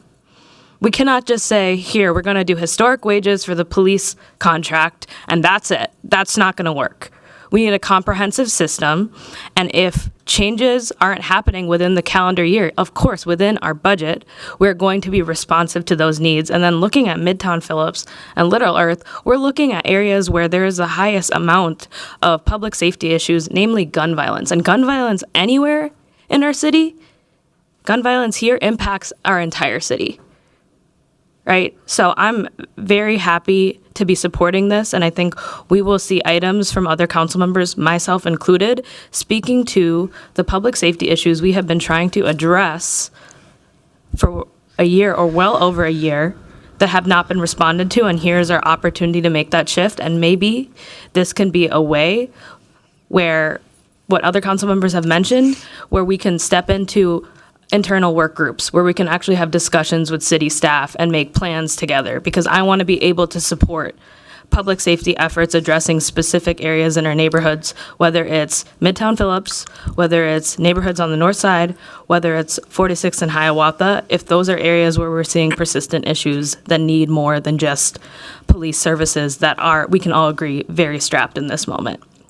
And I'll just also close off by saying, offended by pet projects because none of this is fun to do. And also pork, if we cannot say pork barrel, especially for a mosque related item, that would be much appreciated. All right, thank you, noted. Finally, I will recognize Councilmember Vita. Thank you, Chair. I do agree with Councilmember Chavez and Osman that there are some areas that have different concerns that need to be addressed. Northside is unique in that way, too. I guess what I struggle with, even though I support these amendments, I struggle with understanding why we go about it this way, especially when we've just had a conversation about neighborhood safety having 13 or 4 million. I don't understand why we are rerouting money from different departments and why all this is happening. Why aren't we creating RFPs with staff is the question I have. Why aren't we talking to leadership in these respective departments and just creating an RFP because they already have the money in their budgets? To have to go through this particular process is what is troubling to me, because if neighborhood safety has $4 million already in it, and we're talking about $300,000 here that we've just discussed, there's money coming out of CPED, there's money coming out of these departments. Why aren't we sitting down saying, how do we expand? And a lot of what I'm reading that council members need in their ward, there are existing RFPs. they just have a cap on the dollar amount, right? Like there's an RFP that just went out for trauma-informed care. One of the amendments was read, it fits under there. Why wasn't that a part of that contract versus recreating this, having this go through the budget process and not just working with staff to define the needs of specific communities and then, coming before the council for an amendment if needed, but it doesn't need one because the money is there already. So that's my struggle with it. It's not that we don't need the services. I would agree we need the services. I guess I don't understand why we're not just working directly with leadership to get the tailored services to our wards. Thank you. I see Councilmember Palmisano in queue again. So I will recognize you, and then we will call the roll on this item. Absolutely. This is about a majority making decisions on what are the projects that we will support through this budget process. This is about a strong majority not coming together based on needs, but what feels like icing out everybody else's needs for their own. Our public safety ecosystem is being built out in only a council majority's wards.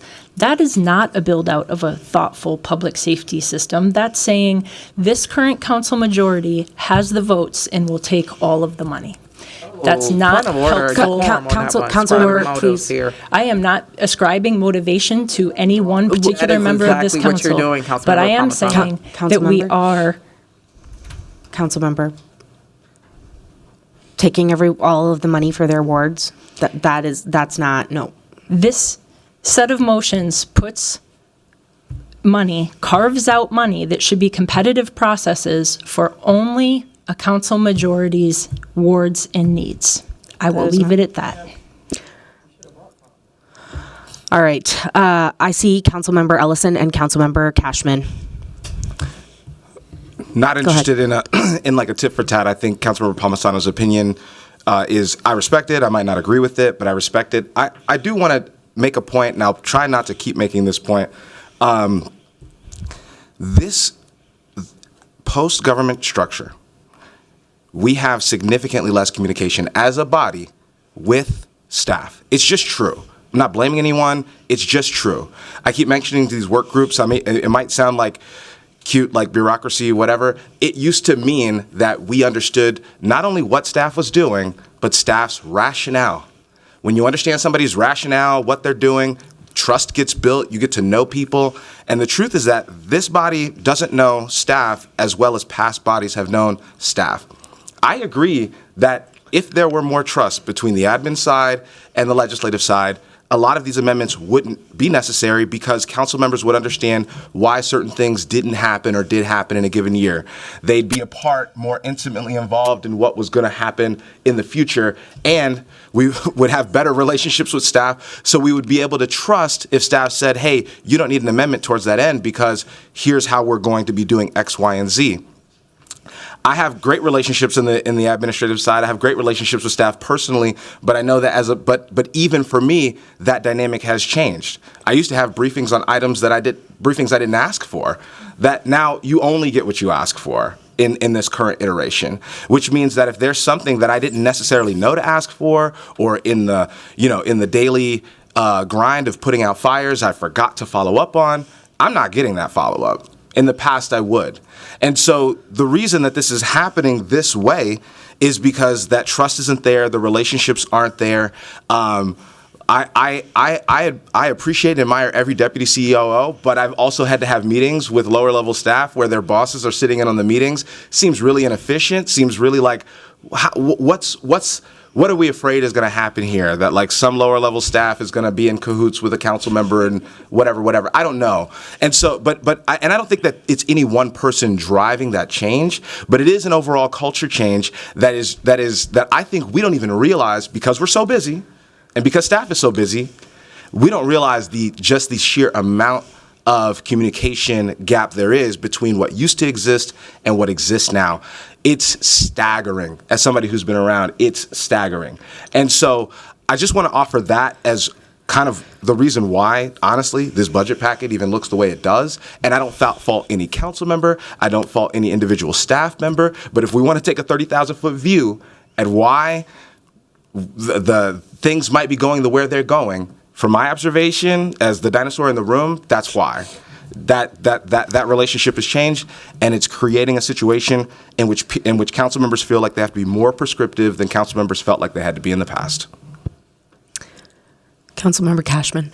Thank you, Madam Chair. I have to say, when I first saw the budget amendment packet, I had some similar feelings that Councilmember Palmisano had. Like, why are we doing all these earmarks? Like, this seems absurd. Can't this all happen with staff through the regular departmental resource allocation?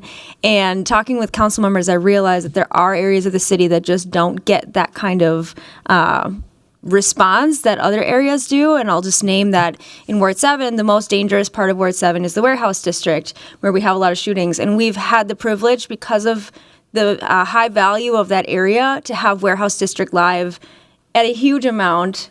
And so I think that other council members asking for like small amounts, right, for their awards for these types of services, it's an equity approach. It's a way to try to address the inequities in our city and the segregation in our city. But I do agree with Councilmember Ellison that it would be really nice if we could have these conversations with staff about the distribution of safety resources in the neighborhoods that we know so well, that our constituents are contacting us about, that we're the first ones to hear about instances that happen there. And I just, Councilmember Vita said it as well, like it would just be really great to move in that direction with Office of Community Safety and Neighborhood Safety Department, so that we don't have to do all this earmarking.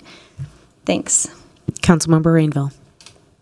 Thank you. Councilmember Cashman, I'd like to talk to you off camera here about Warehouse Live and just give you the background on that. So it's not quite the way you presented it, but I'll fill you in. Wonderful. I'm not seeing any further discussion. Mr. Clerk, the body is considering amendment number 16, Midtown Phillips Violence Prevention and Safety Services. Will you please call the roll? Councilmember Payne. Aye. Wansley. Aye. Rainville. Aye. Vita. Aye. Ellison. Aye.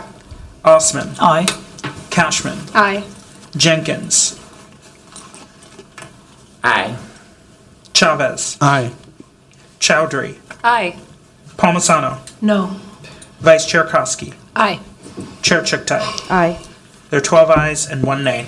That item carries. Colleagues, we are at 12 p.m., so we are going to recess here for 1 hour for a lunch break, and we will start back at around 1:12, but no later than 1:15 p.m. to consider the remaining packet before us. I will note before we recess, though, that in our 2-hour session this morning, we have completed 7 amendments, which is progress from where we were at this point on Friday. So kudos, and let's keep up the momentum. Thank you all. See you after lunch.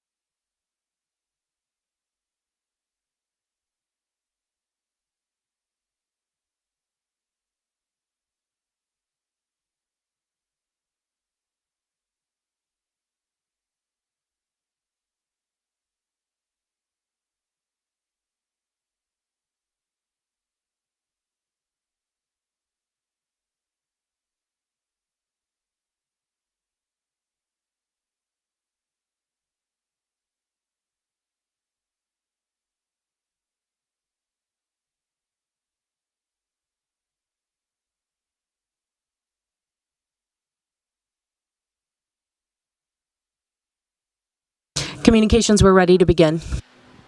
Okay, thank you.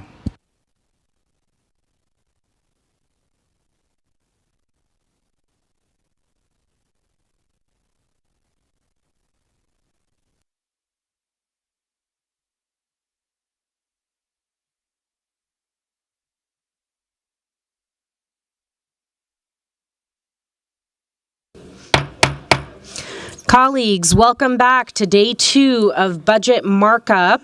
Before we begin, again, I would like to remind all of us that we are planning to adjourn here today by 4:30. We have one final session of markup scheduled tomorrow, and we have the bulk of our packet still left to go through. So I would encourage everyone to work together on making our way through these motions as quickly as we can to reduce the amount of time that we are going to have to spend after our public hearing tomorrow to consider the remaining motions. With that, we will begin with item number 17, which is the Dinky After Dark motion that is offered by Councilmember Wansley. There is a revised version of this in the packet that the clerks placed on our desk this morning. As I said, this motion is offered by Councilmember Wansley, so I will recognize her to introduce her motion. Thank you, Council Vice President Chuck Tai. So this proposal will fund increased pedestrian level street lighting in Dinkytown/Marcy Homes area. The police department has had to expend significant resources to address public safety concerns in the Dinkytown and Marcy Homes neighborhoods that has been exasperated by a lack of lighting. And this year, the University of Minnesota Police Department actually took over areas of Dinkytown due to MPD's challenges in maintaining adequate coverage of the area. Insufficient lighting is continuously identified by stakeholders in that area as a contributing force to public safety problems. The Dinkytown and Marcy Homes area is one of the densest residential areas in the state and has a very large population of students and young residents. It has a high volume of pedestrians and bike traffic at all hours of the day. There have been multiple high-profile assaults and property crimes in the Dinkytown and Marcy Homes area in the last several years, and even more so this recent year. And there is consensus amongst stakeholders that dark streets contribute to both perception of safety and the occurrence of these crimes. So this amendment is a result of close collaboration with both university leadership, students, and community members in this area now for several years. The original version of this amendment was funded through a combination of earmarked funds in public works and a one-time allocation from MPD due to the public safety impacts of insufficient lighting. However, the administration's response memo stated that Public Works has enough staffing and resources to cover additional $500,000 in pedestrian lighting. And the barrier is not due to resources, but rather due to a policy barrier. So from my conversations with staff and residents, this policy barrier does seem like something that can be very easily addressed. And that is actually reflected in the updated and revised amendment language that is before you, which states that the funding will be used pending the classification of larger areas of Dinkytown and Marcy Homes as a pedestrian street lighting corridor. So I look forward to working with both our staff and our residents, my residents, to complete the necessary steps for this classification to occur early next year so that this critical lighting improvement can be installed and my residents can feel enhanced safety in that area. So with that, I will ask for a second and motion for this amendment to be approved. Councilmember Wansley has moved approval of this item. It has been properly seconded. Colleagues, are there any questions or discussion related to this item? I will recognize Councilmember Palmisano. Thank you, Madam Chair. I admittedly am just looking at this one that we received this morning, the revised version. I have to say at first glance, this revised version looks a lot better. What I'm curious, and I know we have Director Sexton here, is what street lighting projects in other parts of our city are going to be delayed so that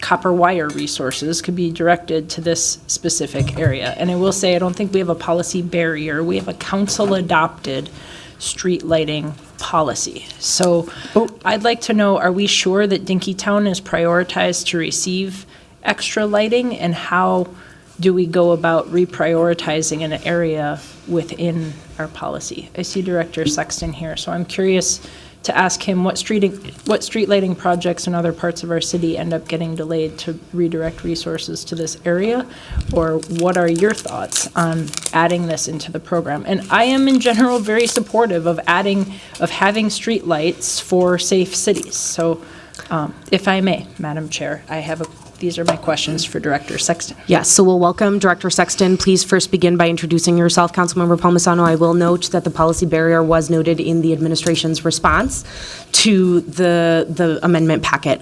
Welcome, Director Sexton. Please begin by introducing yourself. Yes, thank you, Council Vice President. My name is Tim Sexton, Director of Public Works. Yes, first of all, I want to acknowledge Ward 2 has been very transparent, and we appreciate all the work that your team has done coordinating with us on this and other amendments. So I'm just seeing the amendment now. I will say, similar to your comments, Councilmember Palmisano, not taking money from other street lighting projects does make this, I think, it reduces the impacts on what otherwise would have been repairs and maintenance for traffic signals, for traffic lights, for copper wire repair and replacement, and deterrence for vandalism. The challenge we have with this particular neighborhood is that we have an existing pedestrian street lighting corridor map that was approved by council in 2015. We also recognize, though, through the Transportation Action Plan process, that map really focused on arterial roadways and interactions with people and cars. It did not necessarily fully address areas that have high pedestrian activity, where there might not be, the challenge might not be related to vehicle interactions so much as issues directly related to pedestrians, in some ways similar to Dinkytown and Marcy Holmes. However, that area was not identified in the Transportation Action Plan. So the challenge we have is it's not part of our map that shows approved pedestrian level street lighting corridors.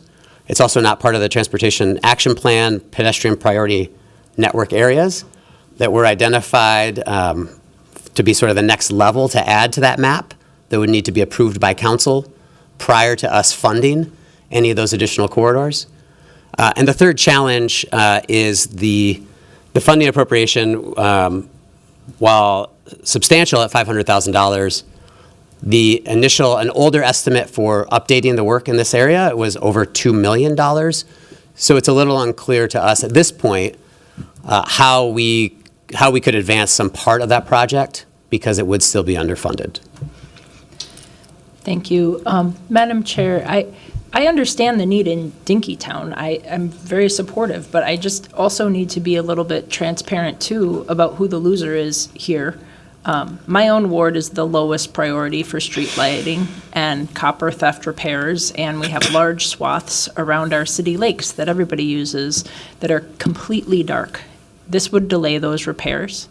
I'd like to know how this impacts other areas in the city who also need lighting.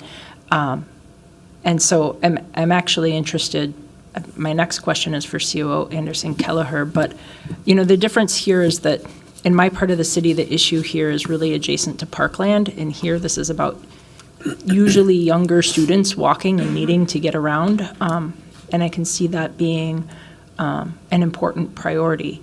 So I'm curious from COO Anderson Kelleher, if you could please come up and tell us more about what this means and how we could accomplish this from a policy and prioritization standpoint, because there are these needs that would have to happen before we could ever get to this work in Dinkytown, even a small portion of it. And although I see the need for this, we have some pretty big structural changes to make to even allow for this. So COO Anderson Kelleher, could you tell us a little bit more about how we can even accomplish this, given our current policy and prioritization? I think we need to change the policy. And I have started conversations with city staff on how to not just prioritize our arterial corridors based on vehicle, but to prioritize corridors in our city that are highly trafficked by pedestrians. Madam Chair, I'm going to defer to the Public Works Director on this. Sure. Council Vice President, Councilmember Palmisano, in terms of the prioritization, we have about $1 million a year that we use for pedestrian scale lighting corridors throughout the city. We have well over $10 million of need that we've already identified that does not include this particular neighborhood and project. If we were to, we also, as I mentioned before, we have a list. It is not prioritized from 2015 in a map. We have a need to add the pedestrian priority network locations that is not just the arterials, but is more than residential streets, similar to what we'd be looking at here in Dinkytown and Marcy Holmes. That work we're hoping to begin this year, but we don't have a prioritized list. But we do know that neighborhoods that are not on the list right now would be less likely to be of the highest priority, both because of where they're located, because of the sort of the prioritization process, and because of our racial equity framework for transportation, which is really a guiding document for all of our Councilmember prioritization. Palmisano, your time has expired. Okay. Next, I will recognize Councilmember Jenkins, followed by Councilmember Wansley, then Councilmember Palmisano, then Councilmember Rainville, and then we will call the roll on this item. Councilmember Jenkins, go ahead. Thank you, Madam Chair. I'm curious, and maybe this is the director can answer this question. Are street lighting projects still required to have financing from property owners as well? And then are property owners in this area prepared to be a part of that? Council Vice President, Councilmember Jenkins, yes, the assessment process is included for streetlights. There is a need for some assessment. There's also an additional way that neighborhoods like this could have a standalone street lighting project funded. And there's a two-part petition process that we have outlined in our streetlight policy. That's another way to get funded. And those assessments it fully assesses, the full cost of the lighting then is borne by the property owners that are benefiting from the lights. So yes, there are assessments, and also there is a way for this neighborhood, if they wanted to fully fund their own pedestrian scale street lighting. So in this instance, would there be assessments to go along with this? If this passed $500,000, we would then assess for the $1.5 million to do the project? Council Vice President, Councilmember Jenkins, it's a little unclear how we would use this partial funding for the project, but there is a scenario where it would support the total project cost, and the rest could be funded through adjacent property owners. Okay. That concludes my questions. Thank you. Next, I'll recognize Councilmember Wansley, followed by Councilmember Palmisano. Thank you, Chair Chuck Tye. So once again, I'm reading off of the memo that the administration, so I'm assuming Director Sexton, you helped prepare, where it lists literally here, it says impacts of additional work or capacity to deliver amendment, and in response, it says we can perform $500,000 of additional lighting work with existing staff and resources in 2025. Using your response to that memo, we changed the language in this amendment here to basically say, fine, essentially, this is an earmark within the Public Works Department saying you already have these resources. And if you all look at the end sentence, it says pending eligibility as pedestrian street lighting corridor in terms of Marcy Holmes and Dinkytown being added. You also name that that process of adding corridors does have to go through a council process, meaning we do have the ability to amend. So that, as I named, that is something that we will be pursuing. My office has been in communications with you and your department about that. And honestly, prior to your tenure, we've had many meetings with your department about this very thing with a variety of stakeholders about enhancing. And I've noticed we've kept talking about street lighting. This is pedestrian lighting. So there is a separate process here too. So I did want to note that. So just emphasizing the pending piece, because if it does not get added, let's say I don't get the votes and these resources don't get used. But ideally, we're going to work with the department, going to work with my colleagues to get amendment to include this corridor, because I do think it absolutely should be reflected in our map, and make sure that these resources are also brought there. That you mentioned in this memo is already reflected within the 2025 budget.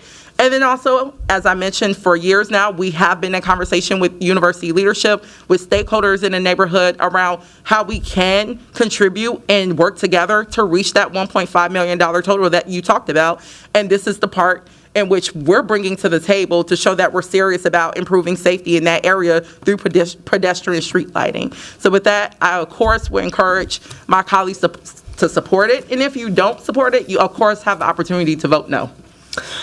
Thank you. I will recognize Councilmember Palmisano, and then we will call the roll on this item.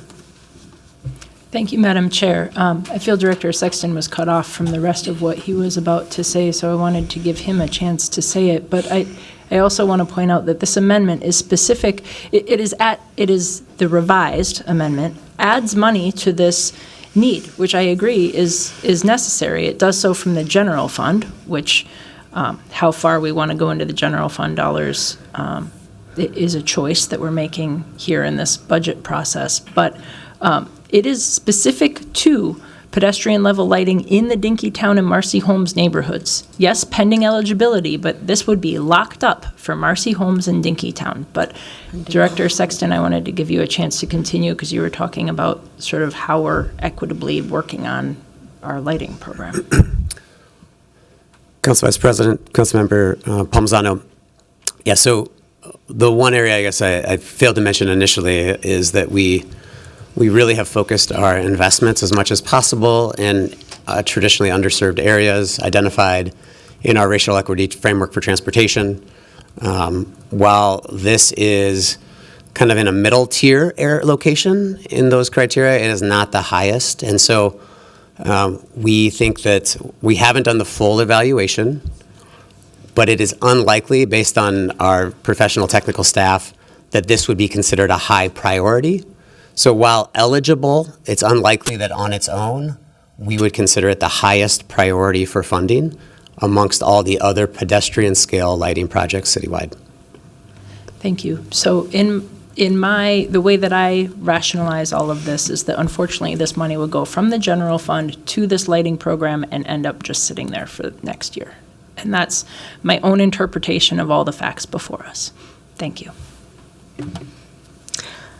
All right, I will finally recognize Councilmember Chowdhury, and then we are calling the roll on this item. Thank you, Madam Chair. I'm going to try to keep it 30 seconds. I'll just say, as a student that graduated from the University of Minnesota, I started in 2015. This was an issue then. Now it's a decade later, and it's still an issue.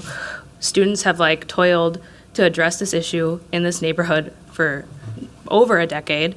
We tried to figure it out in Councilmember Fletcher's office when I worked for him, and we're still here. And I just see this as a way of making sure that this goes in the queue, and why I feel like this is a priority is that there is many notable cases of sexual assault that students experienced in the Marcy Homes neighborhood because it is dark, and women and non-binary and trans folks in our student community become vulnerable when they are outside in the dark, and that's been a place where there has been predatory behavior. So that felt important to add to the context, because there is a long-standing history of inaction in this area. Colleagues, we have the revised Dinky After Dark amendment offered by Councilmember Wansley before us. I will ask the clerk to call the roll on the revised amendment number 17. Councilmember Payne. Aye. Wansley. Aye. Rainville. Aye. Vita. Aye. Ellison. Aye. Osman. Aye. Cashman. Aye. Jenkins. Nay. Chavez. Aye. Chowdhury. Aye. Palmisano. I'm sorry, nay. Vice Chair Koski. Aye. Chair Chuktai. Aye. There are 11 ayes and 2 nays. That motion carries. Next, we will move to amendment number 18, which is offered by Councilmember Chavez. Councilmember Chavez, please introduce and move approval of your amendment. Thank you, Council Vice President. The purpose of this Longfellow Neighborhood Safety Initiative proposal is to combat crime and violence in the Longfellow neighborhood. My office recently established a Lake and Minnehaha Area Safety Coalition group that meets monthly, where staff from NSD, MPD, and Public Works have also attended to hear concerns from neighbors and businesses in the area. Additionally, I have begun meeting with residents in the Trinity high-rise apartments in Longfellow, where I have brought staff from 911, 311, and our crime prevention specialists to help address community concerns. Community members and small businesses in these meetings agree that more eyes on the ground would be helpful, and this funding would help address community safety concerns in the area. And according to the Minneapolis Police 3-year average crime metrics for the Longfellow neighborhood, crime is up in several categories, including burglary, breaking and entering, destruction, damage, vandalism of property, larceny, theft and offenses, robbery, and shots fired calls. This funding would bring more eyes on the ground and help improve safety conditions of an area that is struggling currently. And with your permission, Council Vice President Chuktai, I'd like to add Councilmember Chowdhury as an author, whose residents are also being impacted. Councilmember Chavez has moved approval of the Longfellow Neighborhood Longfellow Neighborhood Safety Initiative's amendment and added Councilmember Chowdhury as a co-author. Is there a second to this motion? Second. That item has been properly moved and seconded. Colleagues, are there any questions or discussion related to this item? I will recognize Councilmember Jenkins. Thank you, Madam Chair. I'm not clear what this funding will support, and I'm curious, is this, we just opened up a safety center right there in Longfellow, or very close to Longfellow, and so I'm curious, what is the $150,000 going to support? Councilmember Chavez, would you like to address Councilmember Jenkins's question? Thank you. So the Lake Street Safety Center opened in the East Phillips neighborhood. This funding is for the Longfellow neighborhood, and it would be up to the Office of Community Safety, Neighborhood Safety Department to decide how to use this funding. But based on my conversations and the way I wrote the amendment was in partnership with the businesses and residents in the area, including, as I mentioned earlier, the Trinity high-rise apartments who are struggling with safety concerns and would like to see more eyes on the ground. And this would give the flexibility for the Neighborhood Safety Department to decide the best use for the neighborhood. Councilmember Jenkins, do you have any further comments? Wonderful. I'm not seeing Councilmember Palmisano. Thank you, Madam Chair. Again, I'm hearing an allocation for hyperlocal projects within Neighborhood Safety Department, and that's just not the way to continue to build out this system. Councilmember Chavez pointed out that the Community Safety Center is in East Phillips, but it's not just for East Phillips. We really need to start trusting that we're building out this Community Safety Center in the 3rd Precinct for everybody that is serviced across the 3rd Precinct and probably beyond. It is faster for people in the whole southern part of the city, perhaps, to get to the communities, to the CSC, to do things that they might need to do in person or want to do in person, easier than trying to get in and out of even the 5th Precinct right now, based on staffing. Easier than coming downtown, perhaps by far, depending on how they are transiting. And I do appreciate the need, but I don't appreciate that we are getting so hyper-local that now we are resourcing specific amounts of money to only very specific neighborhoods without any sort of look at capacity and community building opportunities right now. We are really our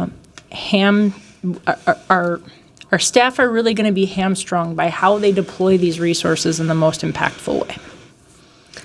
Thank you. I'm not seeing any further discussion. So, colleagues, we have the Longfellow Neighborhood Safety Initiatives amendment offered by council members Chavez and Chowdhury before us. I will ask the clerk to call the roll on amendment number 18. Councilmember Payne. Aye. Wansley is absent. Rainville. Aye. Vito. Aye. Ellison. Aye. Osman. Aye. Cashman. Aye. Jenkins. Nay. Chavez. Aye. Chowdhury. Aye.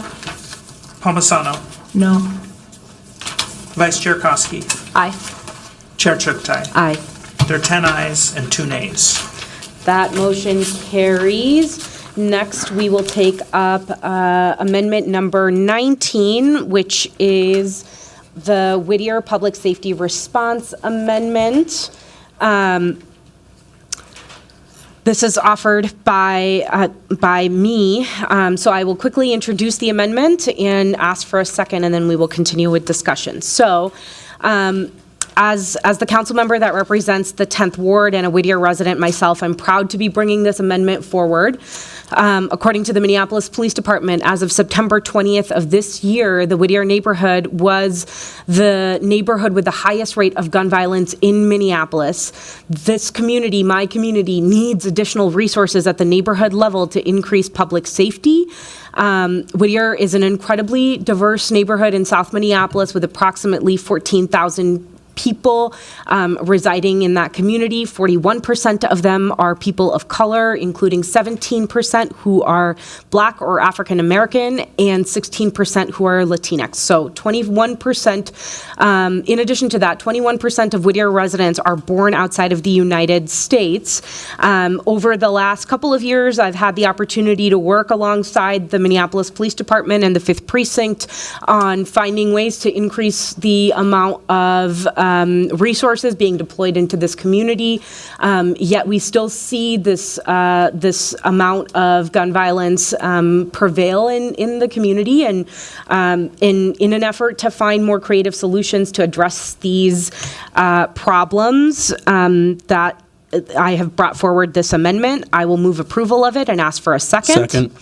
That item has been properly moved and seconded. Colleagues, is there any discussion on this amendment? I will first recognize Councilmember Palmisano, followed by Councilmember Jenkins.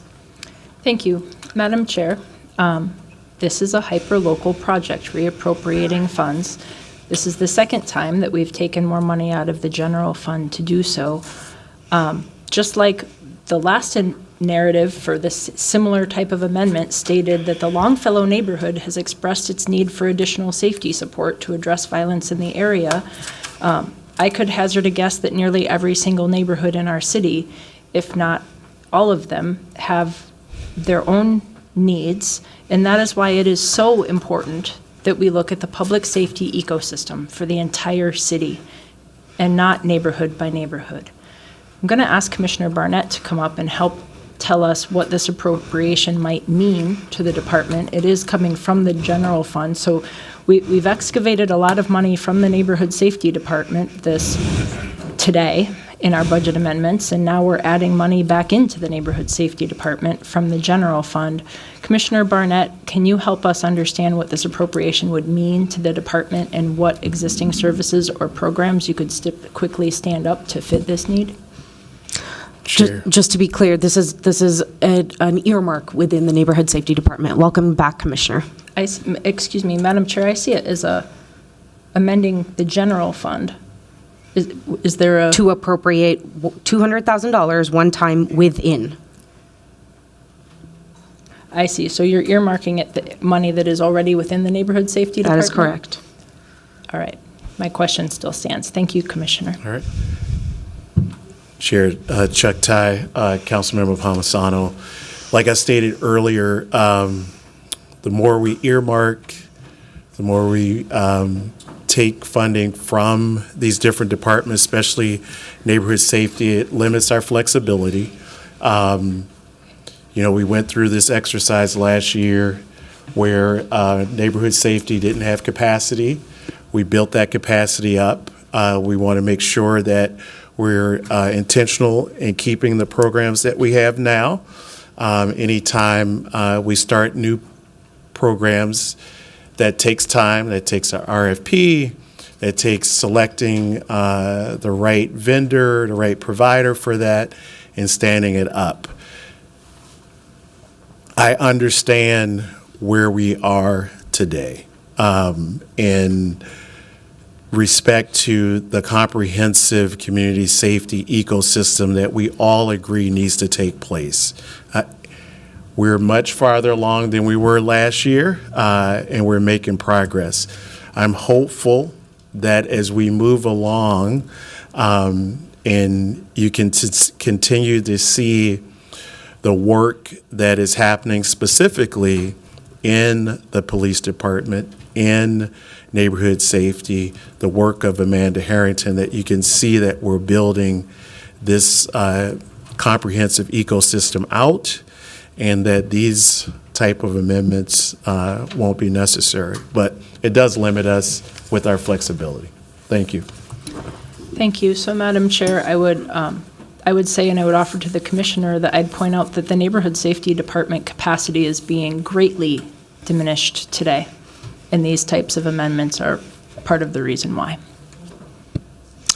Next, I'll recognize Councilmember Jenkins, followed by Councilmember Cashman, and then we will call the roll on this item. Thank you, Madam Chair. I just wanted to offer, earlier, Councilmember Osmond said that the Little Earth had the highest gun violence in the city. And now you just quoted that Whittier neighborhood. So hopefully we get some data to confirm these claims. But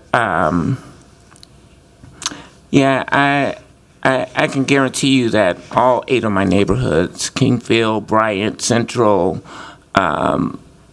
Field, Regina, Northrop, would all want to have allocations to have more safety. There's break-ins, there's carjackings, garages being ramshacked, packages being stolen, all kinds of criminal behavior.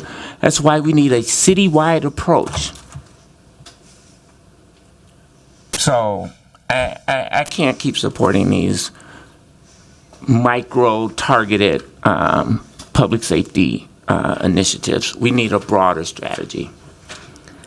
Thank you, Councilmember Jenkins. I would just briefly say, certainly agree that we need a broader citywide approach. A part of how we get there is through the implementation of the Safe and Thriving Communities Report and Plan. And in the interim, until we have a citywide comprehensive approach, when we see increases in violence at a neighborhood-specific level, community-specific level, that something is needed to address that. And I appreciate that this is the sort of rub right now, and understand and respect the place that you are coming from. So with that, finally, I will recognize Councilmember Cashman and then Councilmember Osman. Thank you, Madam Chair. I just wanted to note that, this whole year I've been wondering how violence interrupters are assigned throughout the city and whether that follows data, because I see shootings on 19th and Nicollet, I see shootings in the Warehouse District downtown, and I always wonder how Office of Community Safety and Neighborhood Safety Department are allocating those resources according to data. And so I just want to point out for colleagues that I did author a legislative directive that the Neighborhood Safety Department will be presenting on January 6th to the PHS committee on what data they're using to assign violence interrupters. And I think that we're all aligned with wanting that citywide approach. And I don't think that's in conflict with what council members are doing, because they also know their wards and where things are happening. Thank you. Finally, I will recognize Councilmember Osman, and then we'll call the roll on this item. Thank you. I want to repeat one more time, there are areas that struggle. Safety issue more than anyone else, more than any other ward.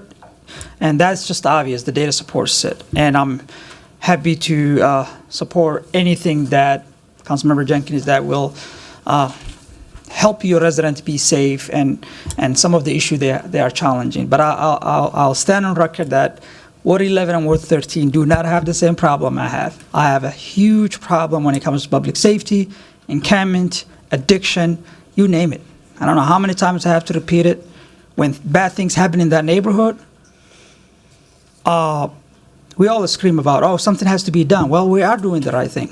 This is the steps we are taking it, and you can continue vote against it, and I'm okay with that, but we are here as a council member, especially me, I'm here to find a solution, some of the challenges, work with the departments of public safety, work with other departments, great departments we have in our city, and we are bringing solutions. And this area specifically has shown some challenges that many of my community members have reached out to me. So thank you, Councilmember. Thank you. With that, we have my Whittier Public Safety Response Amendment before us. I will ask the clerk to call the roll on amendment number 19. Councilmember Payne. Aye. Wansley. Aye. Rainville. Aye. Vita. Aye. Ellison. Aye. Osman. Aye. Cashman. Aye. Jenkins. Nay. Chavez. Aye. Chowdhury.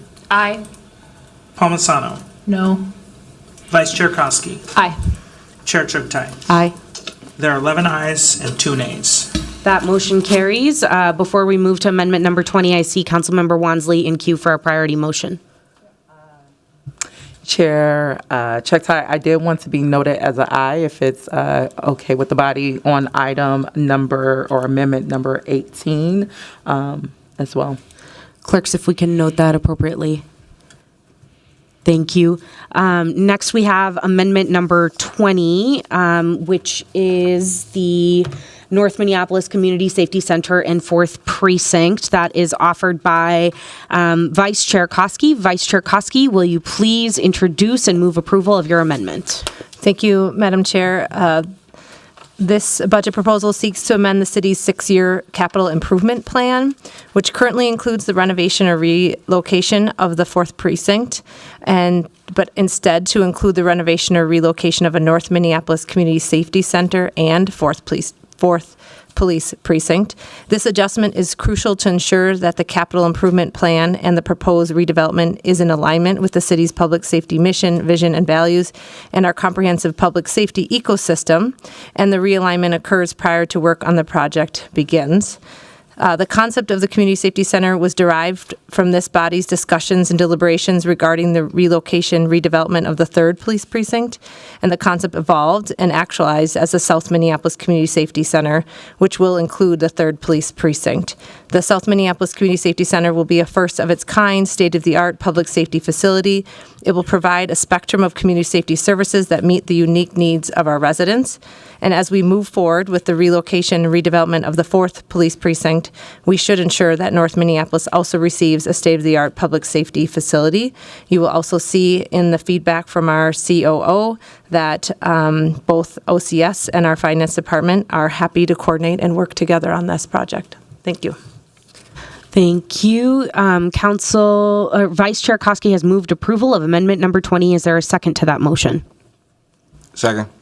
That item has been properly moved and seconded. Colleagues, is there any discussion or questions related to this item? I will first recognize Councilmember Vita, followed by Councilmember Ellison. Thank you, Chair. Just a clarifying question. There's nothing changing except the name here. There's no dollar amount or. Correct. It's just changing to a safety center versus a precinct. Correct. Yes. My apologies. I should have made sure to clarify that. It's the same amount, the $500,000, $500,000 remains the same. It just adds in the wording of Community Safety Center to make sure it's all encompassing with the 4th Precinct. And that is the $500,000 that was in the mayor's budget? Correct. It all stays, it's in our capital improvement plan. Okay. Yes. All right. Just clarifying that that's the original. It's just the name change. Correct. Thank you. Thank you. Next, I'll recognize Councilmember Ellison, followed by Councilmember Palmisano. Thank you, Madam Chair. Just want to speak in favor of this. I think that there's been a lot of discussion about the community center on the south side and a lot of debate about what kind of services go into there. And so I think that while it's not a budget amendment in the sense that we're moving pots of money from here to there, I think it's helpful for us to make sure that we're giving the same amount of analysis on both sides of the city, and providing the same kinds of services that are going to be in a Southside Community Center in a future, fourth precinct. Obviously, as those conversations progress, the leadership on what's going to go and how those conversations should go is obviously going to be led by Ward 4, myself, oh yeah, not me. Whoever's here in the Ward 5 seat in the future. But I think that, making sure that we have equity in our analysis and how we're thinking about the kinds of services we're providing on the south side and on the north side is something that I appreciate. And so thank you for your leadership here, Councilmember Koski, and I hope my colleagues will support this. Thank you. And finally, I'll recognize Councilmember Palmisano. Thank you, Madam Chair. I'm curious why this is even being presented as a budget amendment. Finance and Property Services could simply rename this within the CIP. So I guess I'm curious why this is coming up through our budget process. Vice Chair Koski, would you like to address Councilmember Palmisano's question?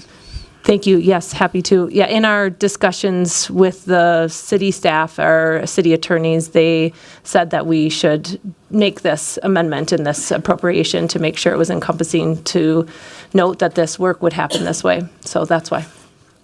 Is there more analysis done, given that there's a name change being done here? Because I agree with what Councilmember Ellison said, that we should be moving forward on this and so many other substantive things, but this just seems odd to bring up during the budget process. And is there more analysis then to be done as this name changes? Because as you just mentioned, it was recommended to you from staff to change it from this title to that title.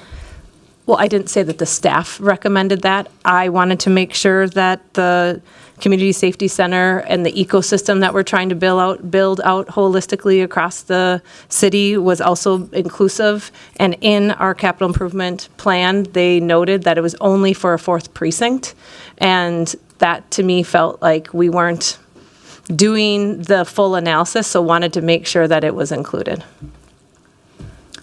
I see. Thank you.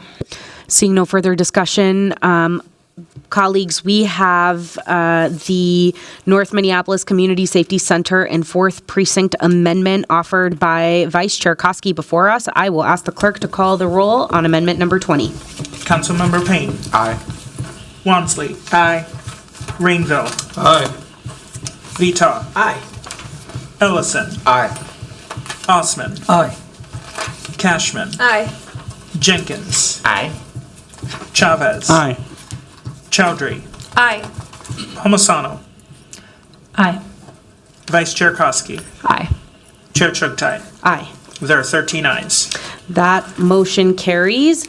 Colleagues, next on our packet is amendment number 21, which was withdrawn. So we will now move to amendment number 22, which is a revised amendment in the packet that the clerks gave us this morning for Hiawatha Neighborhood Needle Pickup and Opioid Prevention Strategies. This motion is offered by Councilmember Chowdhury, so I will recognize Councilmember Chowdhury to please introduce and move approval of your amendment. Thank you, Madam Chair. Colleagues, I'll note the revision is specifically on the code within the health department that this funding would be allocated to health department opioid response. This amendment allocates $10,000 ongoing funds for needle collection and opioid prevention strategies led by the health department. I'll share that residents that frequently walk along this corridor have reported an increase of needle caps and other paraphernalia littering the public right-of-way on Hiawatha Avenue and immediately adjacent areas. The Hiawatha neighborhood is a walkable community, one of the most walkable in Minneapolis, with families often walking along this corridor to accomplish their errands, get around through the neighborhood. There's also multiple local businesses in the area, and there's a nearby major transit hub. We have heard from residents that have made 311 complaints and complaints to our offices of young students that take school buses or community members going for walks that they have seen an increase of the presence of needles in the area. This is in an effort to increase the services to address this livability issue. I'll also share that this summer I brought our Commissioner of Public Health, opioid response staff, Metro Transit, and other community partners out to the 46 and Hiawatha area to do a wellness walk to firsthand see the challenges faced by my constituents in this area. Additionally, we've seen an increase just in this last 6 months alone of the number of people using opioids, open air in the area. So it creates flexibility for strategies beyond just needle pickup, opioid prevention strategies. I'll also note that there is a transitional housing apartment building, which we are certainly proud to have in the 12th Ward, where many individuals are in recovery, and additional supports to the organization in partnership between our health department and supporting individuals to recovery is something that was discussed through this wellness walk. And I will move this item for approval and ask for a proper second. Second. That item number 22 has been properly moved and seconded. Colleagues, is there any discussion or questions related to this item? I will first recognize Councilmember Rainville. Thank you. I'm wondering if the author could elaborate on what does increased capacity for needle pickup look like? Is it more what's done now? What is being done now? Councilmember Chowdhury, would you like to address Councilmember Rainville's question? Yes, absolutely. Well, currently we have a 311 response request that's fulfilled by the health department staff to go out and do needle pickup. I know that there is another budget amendment we'll be looking down the line that's specified to the green zone. What's clear is that this area needs additional support and attention, so it's just building out the capacity for this area alongside any work that our department is considering doing or already doing around opioid prevention strategies, and just making sure that this area that hasn't seen that type of support has that type of connection to the health department and allocating some funding to expand that capacity that already exists. Okay, so thank you, because I don't have this problem in my ward. So people walk, they see the needles laying there, they call 311, and the health department sends out their staff. Or a contracted organization? I believe it's contracted service presently. Okay, great. But I'll note, like, in conversations with the health department, yeah, it's fulfilled by 311 request on the public right away. So that's how Okay. the complaint's made. Great. So I like this a lot, but I'm struggling with taking it from a downtown public safety resource. So no offense, but I won't be voting for this. That's your prerogative. Appreciate it. Wonderful. Next, I will recognize Vice Chair Koski, followed by Councilmember Palmisano. Thank you, Madam Chair, and through the chair, may I ask the author a quick question? Or maybe the authors, I see the other amendment for the FTE. I was just wondering if this funding was to be in conjunction, number 25, I believe, or is it just for one service worker for FTE to increase the budget? So I'm just wondering, would this, and perhaps the health department is here, I see, could help answer, would they be working in conjunction with this $10,000 be supporting that FTE and that work, or is it completely separate? Thank you so much for the question, and I will defer to the Deputy Director. Deputy Commissioner, welcome. If you'll first begin by introducing yourself. Thank you, Council President Chugtai, members of the committee, Heidi Ritchie, Deputy Commissioner of Health for the City of Minneapolis Health Department. We have a contract for needle pickup with currently with a Mother's Love. It's about $75,000. There's 3 elements. There's needle collection, which we partner with businesses who have collection points, and we'll go do a weekly cleanup. We have needle cleanup, or needle pickup, which is the 311 services. And then we have education and outreach that includes coming out to the community, teaching them how to clean up, providing them with materials. So that's the pickup program we have now. What we would do with this 10,000 is add that on to the amount that we can contract, and then whatever happens with future budget amendments, we can work with that as well. Thank you so much. I appreciate that clarity. Thanks. Wonderful. Next, I'll recognize Councilmember Palmisano, followed by Councilmember Vita. Thank you, Madam Chair. So it sounds like this just gets rolled into existing programming that's already been built out and vetted by the Health Department. To me, this particular amendment feels a little bit more pointed as to what needs to be done, not just give us more safety resources, but that's just my take. To me, this feels like less of a hyper-local project, but actually a need.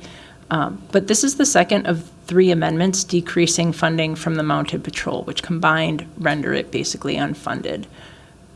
Even though this seems to be an easy source to target, the Mounted Patrol has real value, especially downtown. And so I'd like to call up Commissioner Barnett to help us understand if there's anything else we're thinking about as to how removal of this Mounted Patrol is going to impact our city and the value of Mounted Patrol. Welcome back, Commissioner. Good afternoon again, Chair. Councilmember Palmisano, I believe the original, I think you look at the packet, the original amendment that started this talks about, I think, $112,000 or so are for the lease, I believe, of the stable. And I think there's 3 amendments that are connected, taking funding from that source, which I think basically takes all that funding away.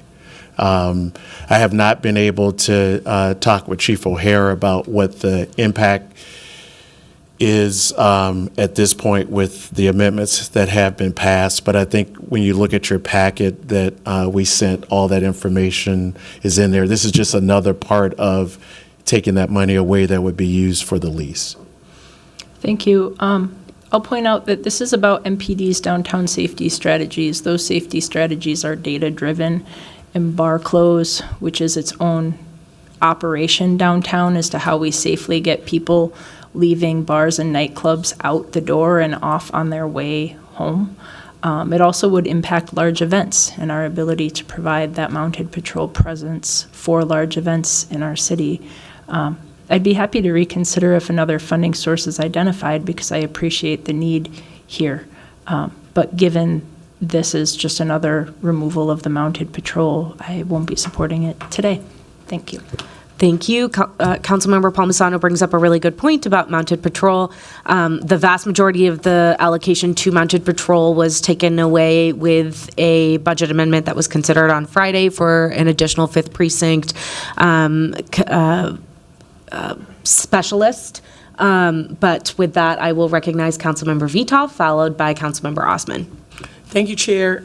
The same for me. I don't like that it's being taken from the Mounted Patrol, especially $10,000. I think you could find $10,000 in the Health Department or somewhere else to help with this program. And I also think, Councilmember Chowdhury, I think this is definitely much needed services. I've heard from A Mother's Love directly that even the money they have now is running out pretty fast and they could use more. So I think 10,000 is a small amount of money, but I can't support where the money's being taken from in knowing that we do have public safety dollars, and that's a public safety issue, and also a public health issue that could be supported maybe even more than the $10,000, maybe even,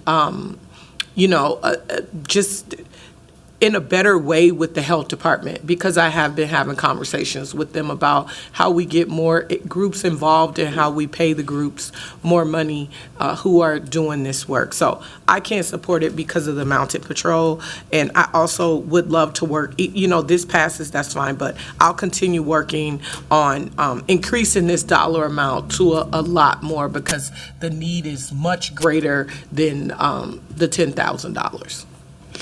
Thank you. Next, I'll recognize Councilmember Osman, followed by Councilmember Chowdhury, and then we'll call the roll on this item.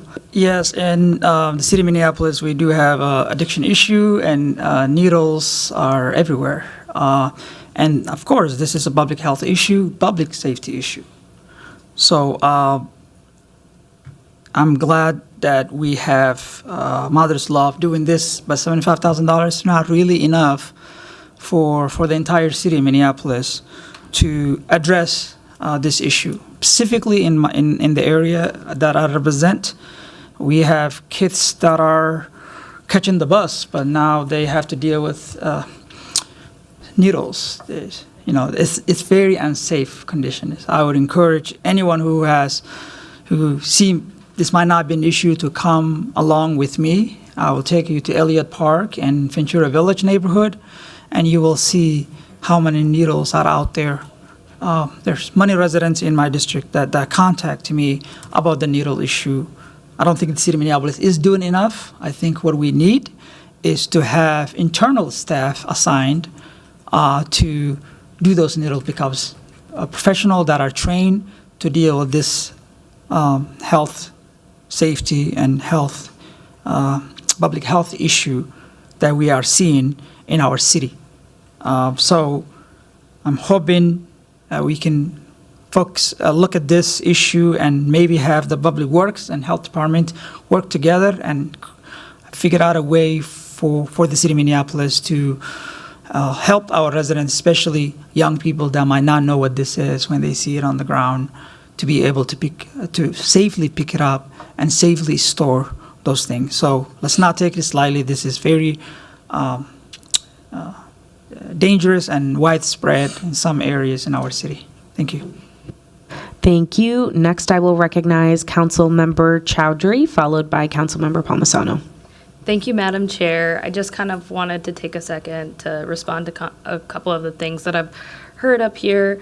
I agree with Councilmember Vita, like expanding this program in general.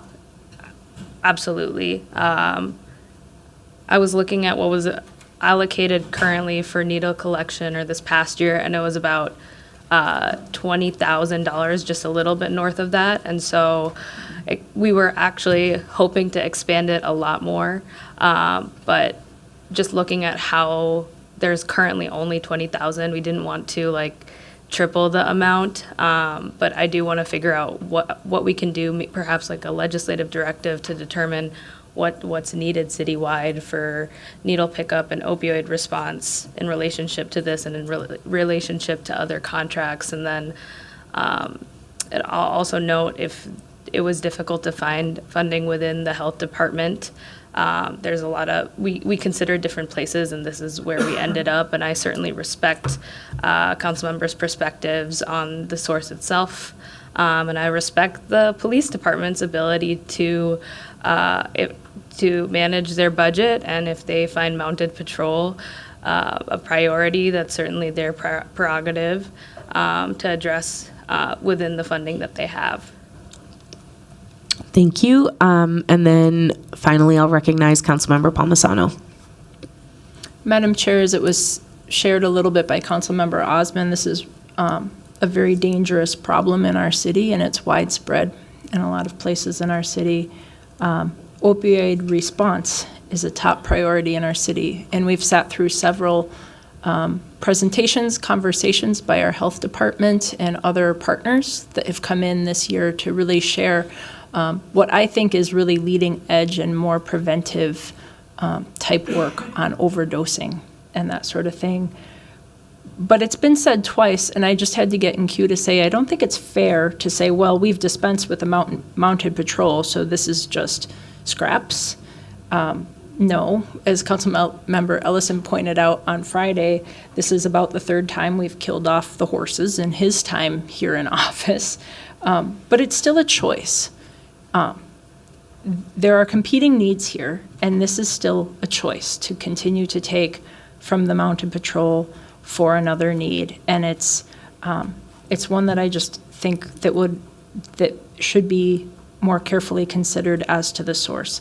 At some point today, we might end up saying the same thing about the neighborhood safety department because we've been decimating that too. So at what point are we just going to say that this or that department, whether it's REIB or the neighborhood safety department or otherwise, we've taken enough of those resources away that now the rest of it shouldn't need much weighing of competing values. I'm going to weigh every single one of these budget amendments against the competing issues that have been allocated in this proposed budget. Just as a general note, council members, if we can limit discussion about the amendment that is before the body, I will finally recognize Councilmember Chowdhury, and then we'll call the roll on this item. Just really quick, wanted to note that this proposal is also very flexible. So if the need isn't in the Hiawatha area, it can be allocated to wherever else the need is within the city. Excellent, thank you. With that, colleagues, we have the Hiawatha Neighborhood Needle Pickup and Opioid Prevention Strategies Amendment offered by Councilmember Chowdhury before us. Councilmember Palmisano. I want to champion that, what Councilmember Chowdhury just said. That's right. This is different than the other budget amendments. It does go more broadly to where the need is and the actual issue at hand that she identified in this amendment. And I very much do value that in this particular amendment. Thank you. Mr. Clerk, will you call the roll on the revised amendment number 22? Councilmember Payne. Aye. Wansley. Aye. Rainville. No. Vito. No. Ellison. Aye. Osman. Aye. Cashman. Aye. Jenkins. Nay. Chavez. Aye. Chowdhury. Aye. Palmisano. No. Vice Chair Koski. Aye. Chair Chuktai. Aye. There are 9 ayes and 4 nays. That motion carries. Next, we will move to motion number 23, which is the Hiawatha Neighborhood Safety Initiatives Amendment offered by Councilmember Chowdhury. Number 23. Yeah. Councilmember Chowdhury, please introduce and move approval of your amendment. Thank you so much, Madam Chair. This is an amendment that would allocate $150,000 one time to fund coordinated and focused non-police community safety services to address safety and livability issues in the Hiawatha neighborhood, really specifically looking at where we've seen an uptick of crime and livability issues in the 46th and Hiawatha area and adjacent neighborhoods. I appreciate our discussion about allocating things neighborhood specific. I am a supporter of that. My community cannot wait for additional public safety services in this area. Basically, since the time that I was early sworn in to office, safety issues within 46th and Hiawatha corridor have been one that neighbors have been elevating very regularly. This is the top issue within my ward when it comes to safety, and I would also say in general, on October 27th, this community experienced a tragic shooting at 44th and Snelling Avenue that resulted in the death of 3 unhoused individuals. This incident is only one of the most recent incidents that result as a lack of resources that are needed for both the safety of housed and unhoused neighbors in the area. Additionally, throughout this year, I've had robust engagements with neighbors, local businesses, other key stakeholders on multiple occasions to listen and hear their lived experiences. To date, in this one calendar year, we've had 4 different safety meetings. One of those was attended by 100+ individuals, the chief of police, the mayor, our council president, myself, and a few lieutenants. And while neighbors shared their concerns about the uptick, which is supported by data, of burglaries, vandalism, livability concerns. Our police department shared that they're currently very strapped for resources and they are unable to spend significant amount of time in this area. And so it is my belief that in addition to the police services that they're trying to bring into the area, we need non-emergency solutions to support building out a public safety ecosystem. I'll also note that in the last week alone, there have been multiple incidences of fires, auto theft, and unfortunately, an individual was found in their vehicle with a gunshot to their head. And what's clear is that there's a lack of connectivity between multiple jurisdictions from Metro Transit, Met Council, the parks, the city, and local businesses in this area to really drive forward a connective community that can take it from an area that is currently struggling to thriving. And I'm also proud to share that I had a conversation with the Office of Community Safety, and this is a priority area for them. There's quite a lot of flexibility written within my proposal for us to be able to work together to come up with a solution for this area and give them the ability to determine how we can expand resources in this area. I will move this item for approval and ask for a second. Second. Item number 23 has been properly moved and seconded. Is there any discussion on this item? I will recognize Councilmember Vita. Thank you, Chair. Just a quick question. Has the unarmed public safety team from Metro Transit been activated in this area? Councilmember Chowdhury, would you like to address that question? Yes, thank you, Madam Chair. Through you to answer your question, Councilmember Vita. Yes, they have.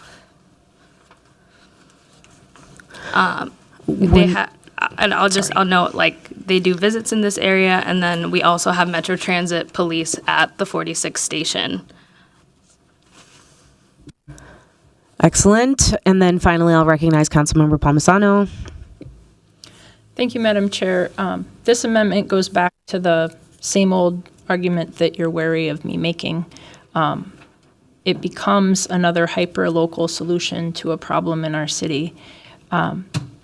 Several minutes ago, Councilmember Koski mentioned that the ecosystem that we're developing, I believe, and I think everybody here on this dais believes deeply in that Safe and Thriving Communities report, but right now we seem to be developing it on a ward-by-ward, neighborhood-by-neighborhood basis, and that makes no sense.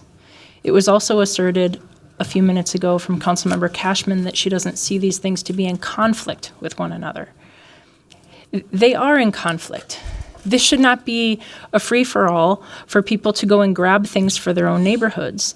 I don't get, Councilmember Osman, you asserted that the 13th Ward gets the same public safety resources allocated to you. That's not true.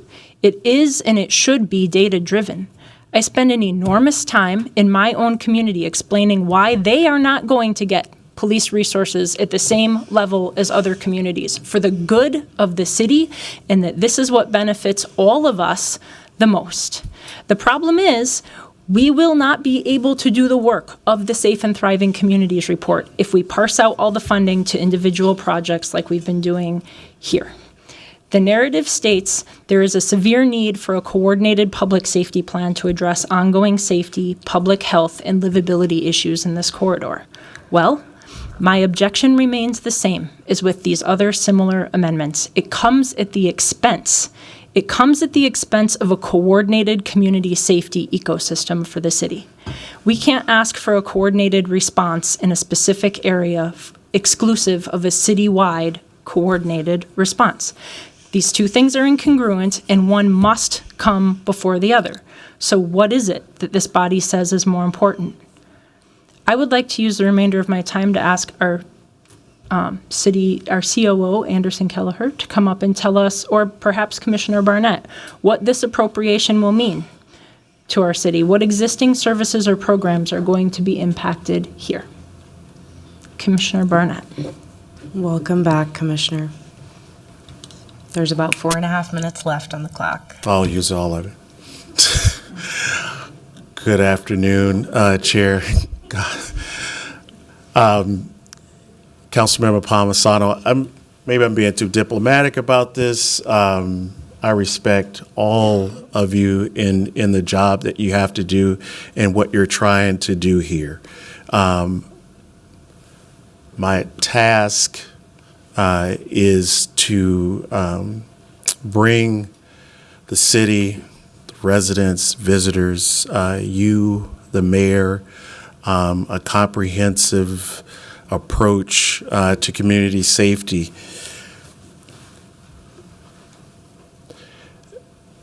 In order to do that, we've been very intentional about that process. And that process has been one that we started last year about this time, where I stood up here and talked about building capacity and neighborhood safety. Also, along that path, we got a contract with NYU Policing Project.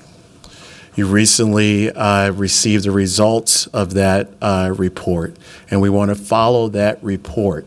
We want to implement those things. All reports, the Safe and Thriving Community Report, NYU report will tell you we have services.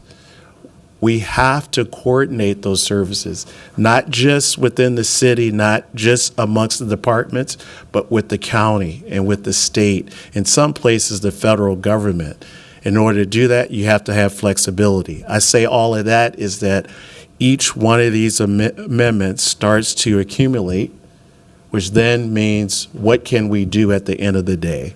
And so we're going to continue to move along intentionally. We're going to continue to do the work that we need to do. And if there's limits that the council put on that, then those are the limits that we have to work within. But I'll come back and again, continue to ask to give us the flexibility to allow us to do the things that we need to do. Thank you. Thank you. With that, we have the Hiawatha Neighborhood Safety Initiatives Amendment offered by Councilmember Chowdhury before us. I will ask the clerk to call the roll on amendment number 23. Councilmember Payne. Aye. Wamsley. Aye. Rainville. Aye. Vitok. Aye. Ellison. Aye. Osman. Aye. Cashman. Aye. Jenkins. Nay. Chavez. Aye. Chowdhury. Aye. Palmisano. No. Vice Chair Koski. Aye. Chair Chugtai. Aye. There are 11 ayes and 2 nays. That motion carries. Colleagues, next we will move to amendment number 24, which is the Indigenous and East African Communities Opioid Response offered by Councilmember Osman. Before I ask Councilmember Osman to introduce and move approval of his amendment, I will note that this amendment is it amends a previous earmark made within the Health Department to clarify the scope of that previous earmark. This is not new money. This is not a new or additional earmark. So with that, Councilmember Osman, please introduce and move approval of your amendment. I think you sum it up, Council Vice President. Approve this amendment. Thank you. I appreciate that. Very well received. Is there a second to? Second. All right. That item has been properly moved and seconded. Colleagues, are there any questions or discussion related to amendment number 24? I will recognize Councilmember Palmisano. Thank you, Madam Chair. I'm going to ask, I saw Director Hanlon walk in, or actually, Mr. Hanlon or Director Damone is your first name. I'm having trouble coming up with your appropriate last name. Could you come forward and tell us about the remaining balances and existing contracts? Is this enough to continue services for another year? It appears that contract extensions are already in process for $116,000. Commissioner Chaplin, welcome. If you want to make your way up or if you want to have someone else on your staff come with. Yeah, excellent. So we've got a Deputy Commissioner Ritchie making her way up too. So we'll have you as always, begin by introducing yourself and then address the question. Sure, Chuck Ty. Thank you. Council members, Damone Chaplin, Health Commissioner, Minneapolis Health Department. Good afternoon. I was just informed we have about $120,000 left of that 150. We have plans for that for 2025. And I'll let Deputy Commissioner Ritchie talk to her. The work that she's been doing to try and allocate those funds, it really is going to help the health department kind of look at some innovative approaches to substance misuse and treatment for the Elliott Park area. We kind of went a roundabout way over the last year to figure out how best to use these funds, but I think we're circling around some pretty interesting initiatives that we'll be working on for 2025. But I'll let Deputy Commissioner Ritchie speak to that. Madam Chair, can we just get Director Chaplin to repeat the numbers? I missed those numbers. We have 120,000 right now left in that 150 that we're looking to allocate for 2025. And we have some initiatives that we kind of went a roundabout way to get to where we're at right now, but we have some pretty unique initiatives that we're looking to explore for the Elliott Park that we think will be helpful for the rest of the city going forward. And so I'll let Deputy Commissioner Ritchie speak to those initiatives for the council. Welcome back. Thank you very much, through the chair, council members. So back in 2023, we had $150,000 allocated. In 2024, we had that allocated again. It took us a little bit of time to get those contracts out because this was new money. Also with the opioid settlement funding, we weren't exactly sure when we were going to get the funding. So until we were able to get those disbursements, we couldn't start that contracting process. So we have 3 contracts right now. That's the core contracts, our community opioid response and engagement funding. That's with Access Healing for $20,000, Generation Hope for $75,000, and Minnesota Somali Community Center for $75,000. We have about $120,000 left on those contracts, and we're in the process of expanding those into 2025. So we will have those funding available for 2025 in the amount of $120,000. So, Madam Chair, in broad strokes, just, for people that haven't been as tuned into this specific amount of funding, this is the opioid settlement funding that we're dealing with. The staff response to this memo states that the cut would come from Narcan vending supplies and operations for the new mobile medical unit, and for the pilot for medications for opioid use disorder, for case management and long-term recovery. So to me, this is a tough call. I completely support Councilmember Osmond, as I know his community is hugely impacted by the opioid epidemic, but I am concerned about the loss to this new programming. Given the remaining funding, would the author consider reducing the request to $34,000 in order to have $150,000 total? That would mean less severe cuts to all of this other programming that I mentioned. Can I respond? This is not a new money. Last year, as Deputy Commissioner mentioned, this was the money that was passed last couple of years. It's there, it's ongoing funding. It's going to be there every year. So I'm just modifying the language. That's about it. That's what's in front of us. That's not how I read it to be inclusive. I think that this cut would come from the Narcan vending supplies for the new mobile medical unit, for MOUD, the medications for opioid use disorder, case management, and other things. I guess I'd ask the deputy director to respond to that as she sees fit. Through the chair, Councilmember Palmisano, when we wrote the memo, our understanding was that we kind of reset the $150,000 because we were trying to look at that whole pot of opioid settlement funding for 2025. Conferring with the budget director, this is just what you explained. It's just kind of a more specific allocation from that ongoing funding that we had for 2024. That's why you see the language, which is unique in the entire amendment packet, to say to modify the $150,000 ongoing appropriation. So it's modifying an ongoing appropriation that was made last year. It's not touching any other money. And for it to roll over to next year, Madam Chair. Last year, in 2023, for 2024 and every year onward, we made a $150,000 appropriation ongoing for this purpose. that money, its use is being modified. Last time it said for low-income communities.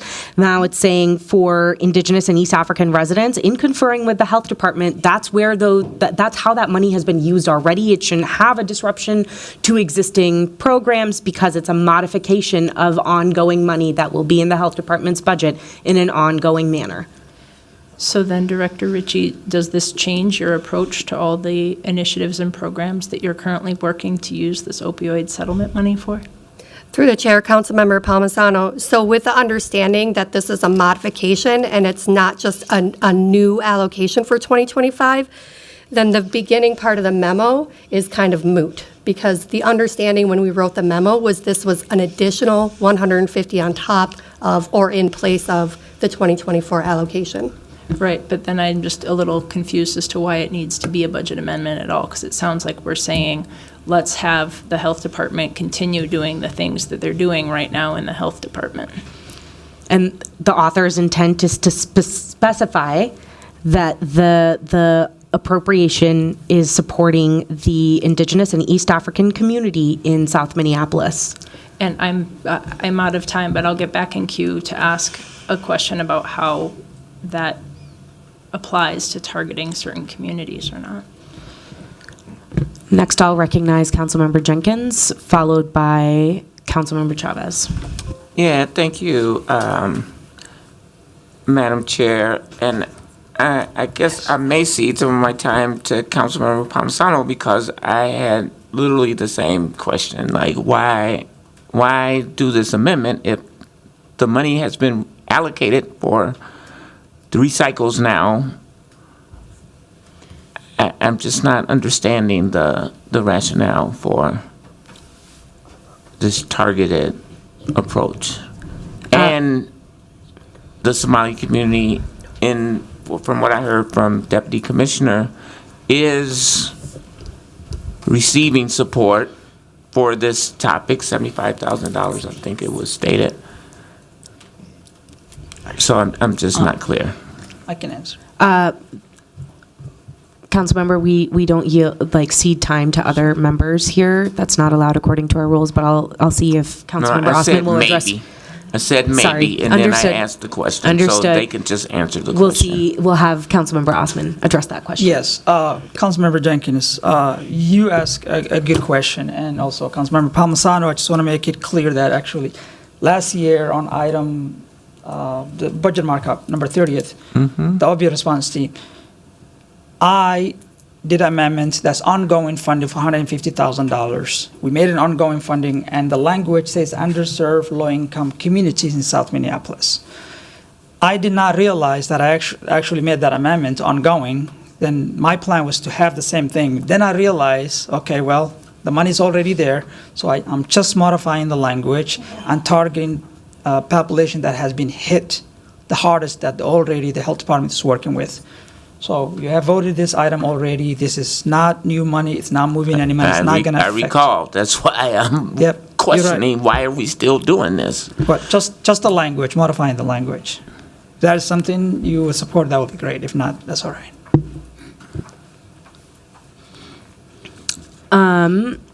Any further questions or discussion, Councilmember? No, thank you. Wonderful. I will recognize Councilmember Chavez, followed by Councilmember Osman. Thank you, Council Vice President Chaktai. I just want to thank Councilmember Osman for bringing this forward. I think I hear the comments he's making. I think it makes sense. I've heard from a variety of my East African community members and Indigenous community members in South Minneapolis about the disproportionate impact that the opioid epidemic has on them. And I think making these refinements is practical. It's the right thing to do, and I'm proud to support it. Thank you. I hear Councilmember Osman withdrawing his name from queue, and so I will finally recognize Councilmember Palmisano, and then we'll call the roll on this item. Thank you, Madam Chair. I'm curious if the city attorney could weigh in here. It feels a little bit unusual and almost improper that we're affording a benefit based on a specific class of people here. So can we target specific communities in this? I mean, we've been doing that all day as to different neighborhoods, but in this case, this is a settlement appropriation, and we have to be extremely careful to this. So my question is for the city attorney as to whether or not this is legal. Mr. Nielsen. Thank you, Budget Chair Chuck Tai, Councilmember Palmisano. That's a good question. I recall actually reviewing a version of this amendment last year or 2 years ago. It's the one that's been referenced by the author here. In general, no, the city is legally prohibited, or at least it's a concern from according benefit on the basis of protected class status, which is what's being done here. And that is why, specifically in response to voice concerns from staff in previous years, the amendment did read underserved communities, and in perhaps relation to a geographic area, considerations like geography, income, and underserved generally do not raise those same legal concerns, but specifying a protected class does. And so I would advise not doing that. We did not, this is one I'll just note that we reviewed most of these. I do not recall seeing this one during our group review. And so I would have commented as such if I had seen it. So, Madam Chair, I would assert that I think that explains to me why in the past we've done it the way that we've done it. This is a good idea, but I would ask Councilmember Osman if he wants to withdraw his amendment for revisions to bring back later. We'll actually move to Councilmember Chavez next. I think we should just vote on this. We've talked about it enough. We have other amendments coming down the pipeline about LGBTQIA, mental health programs, Latino Business Week. It's still mentioning community members. We should just vote for it. These communities are disproportionately being impacted by the opioid epidemic, and we should just support them and send them a message that they matter and that we're going to do our best to address their concerns. Councilmember Palmisano, are you in queue again? Yes, not at all, Madam Chair. I think that a significant legal concern was voiced about this particular amendment, and I would suggest that we reconsider it and not just rush ahead and say, well, this feels good enough and legal enough, and then vote on it accordingly. I'm not willing to vote on this accordingly. All right, colleagues, we have Councilmember Ellison. Thank you. I plan on supporting this today, but I did want to ask our attorneys, should this not, should this face legal challenge and, not prevail? What are our options? Mr. Nielsen. Thank you. Budget Chair Chuck Tai, Councilmember Ellison. The use of protected class status raises a couple legal concerns, including equal protection.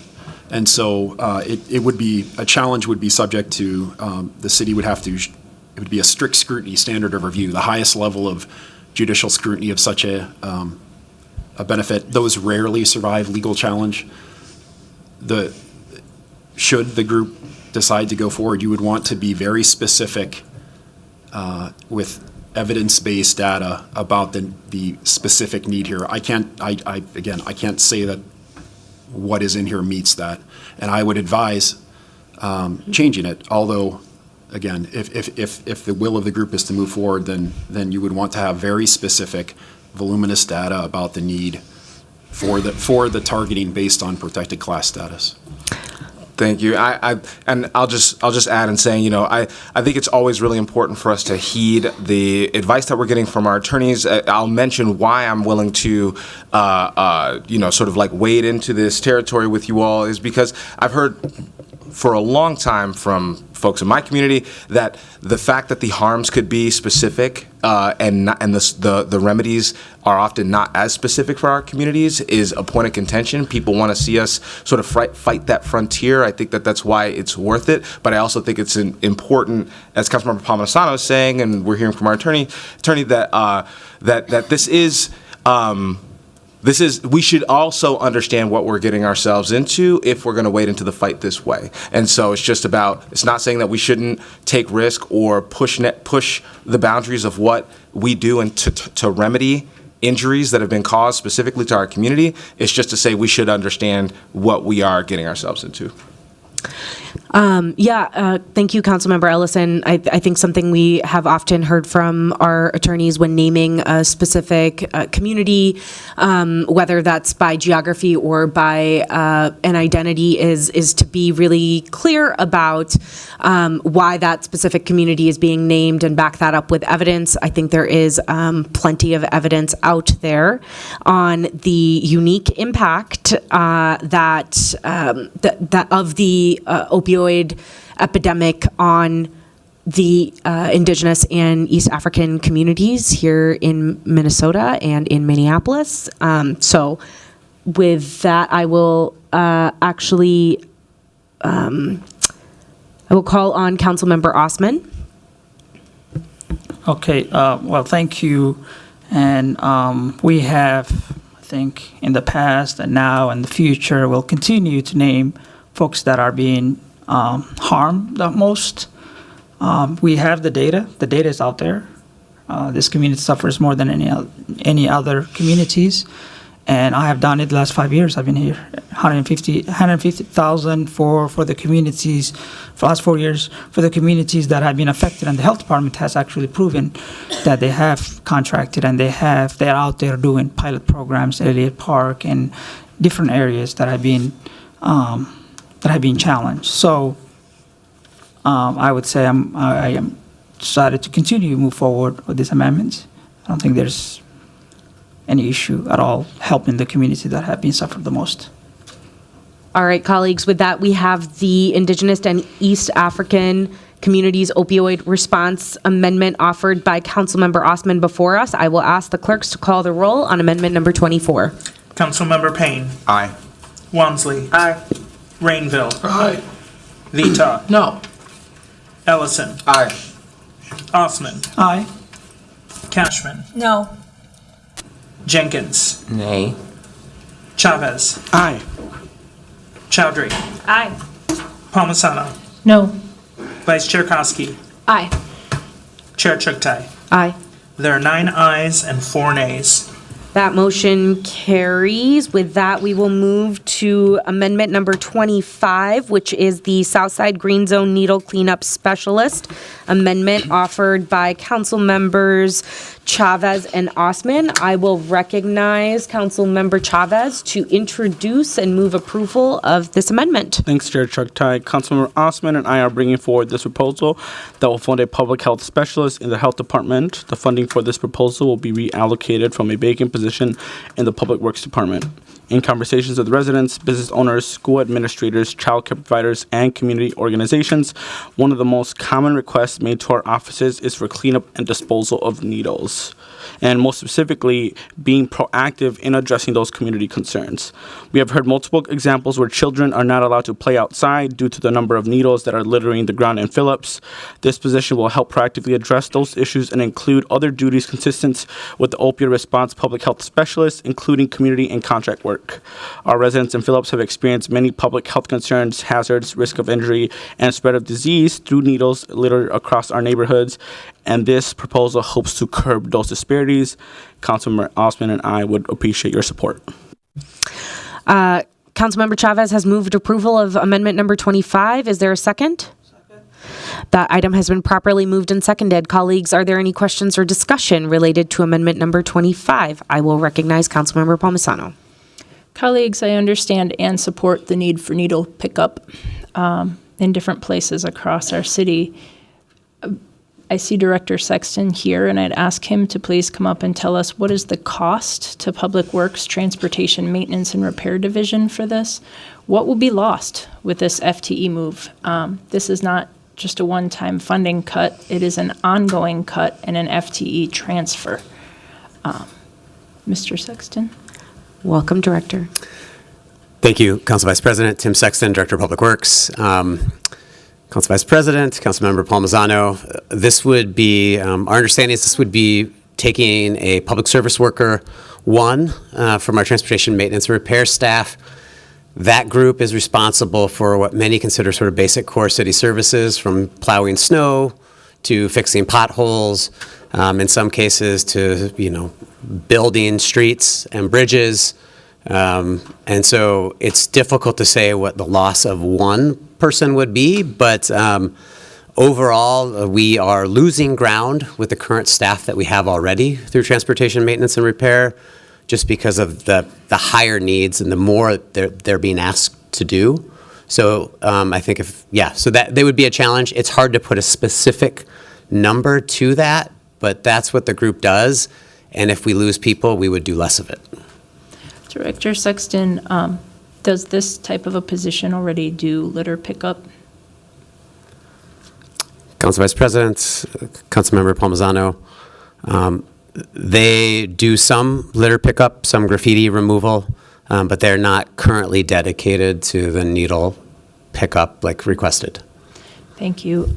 Colleagues, if we do this, it will mean a reduction in service time for things like snow clearing, for things like pothole filling, for things like general litter pickup, which sounds like it is inclusive of needle pickup, not just in the South Side Green Zone, but all across our city.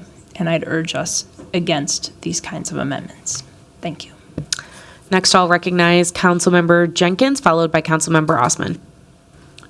Thank you, Madam Chair. I'm just curious from the authors if this is specific to the South Side, which would include some of my communities, but is that only, will this person clean up the North Side Green Zones or other parts of the city? Councilmember Chavez, would you like to address that question? Thank you, Council Member Jenkins, and thank you, Council Vice President Chuck Tice. So this position is a vacant position in the Public Works Department. So that is why I understand that. The new position, would they clean up I'm talking, and I'm going to reclaim my time, and I'm talking because other people... condescended, because I know it's... I'm being disrespected. I'm literally just answering a question. Colleagues, this is, can you just answer Councilmember Jenkins' question? I'm not going to be disrespected in this body, but well, yes. I'm not either. I'm not going to be disrespected either, sir. Can you repeat your question, please? My question is, will this new position, the one that's taken away a vacant position from Public Works, so I understand that piece, will the new position be cleaning up North Side, East Side, West Side communities as well? So that's the question. We wrote this amendment for the Southside Green Zone in an area where we are disproportionately being impacted by homelessness and needle litter on the ground. However, if we read the memo written by the health department, and in my conversations with them, this will turn the position into a public health specialist where they will also do other duties and contract work, and it wouldn't just be in the Southside Green Zone because they can't spend 40 hours a week just in the Southside Green Zone. So while we wrote this amendment to target a specific area in Minneapolis that is disproportionately being impacted by that work, my understanding is that this wouldn't just be in the Southside Green Zone. They would do other duties as assigned, and it would be an asset to the health department and other areas in Minneapolis too. Thank you. So it could potentially turn into a whole different position, is what you're saying. It's going to be a public health specialist based on the memo that the health department wrote to all of us that is written in a document. How would that be determined? I'm just going to call the health department up. That would be up to them. That would be great. And I think it's important that the health department also talks about the impact of what this would mean in the health department if we're going to talk about the impact in Public Works. That would be really helpful. Welcome, Deputy Commissioner.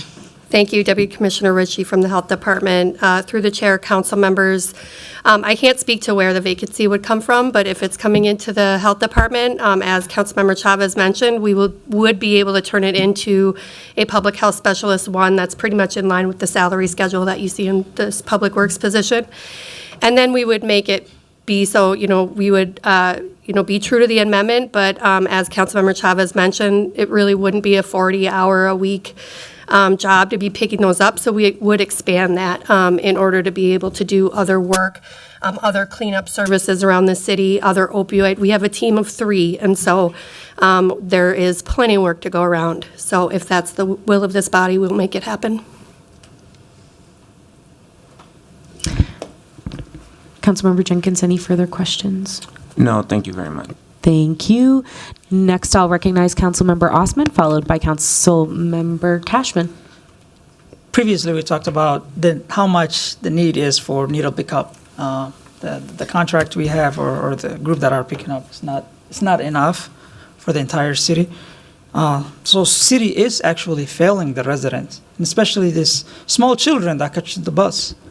What we're witnessing in these areas is health crisis and public health safety and public health issue. So the needles are out there, and now we're allocating this full-time person to go and help the community.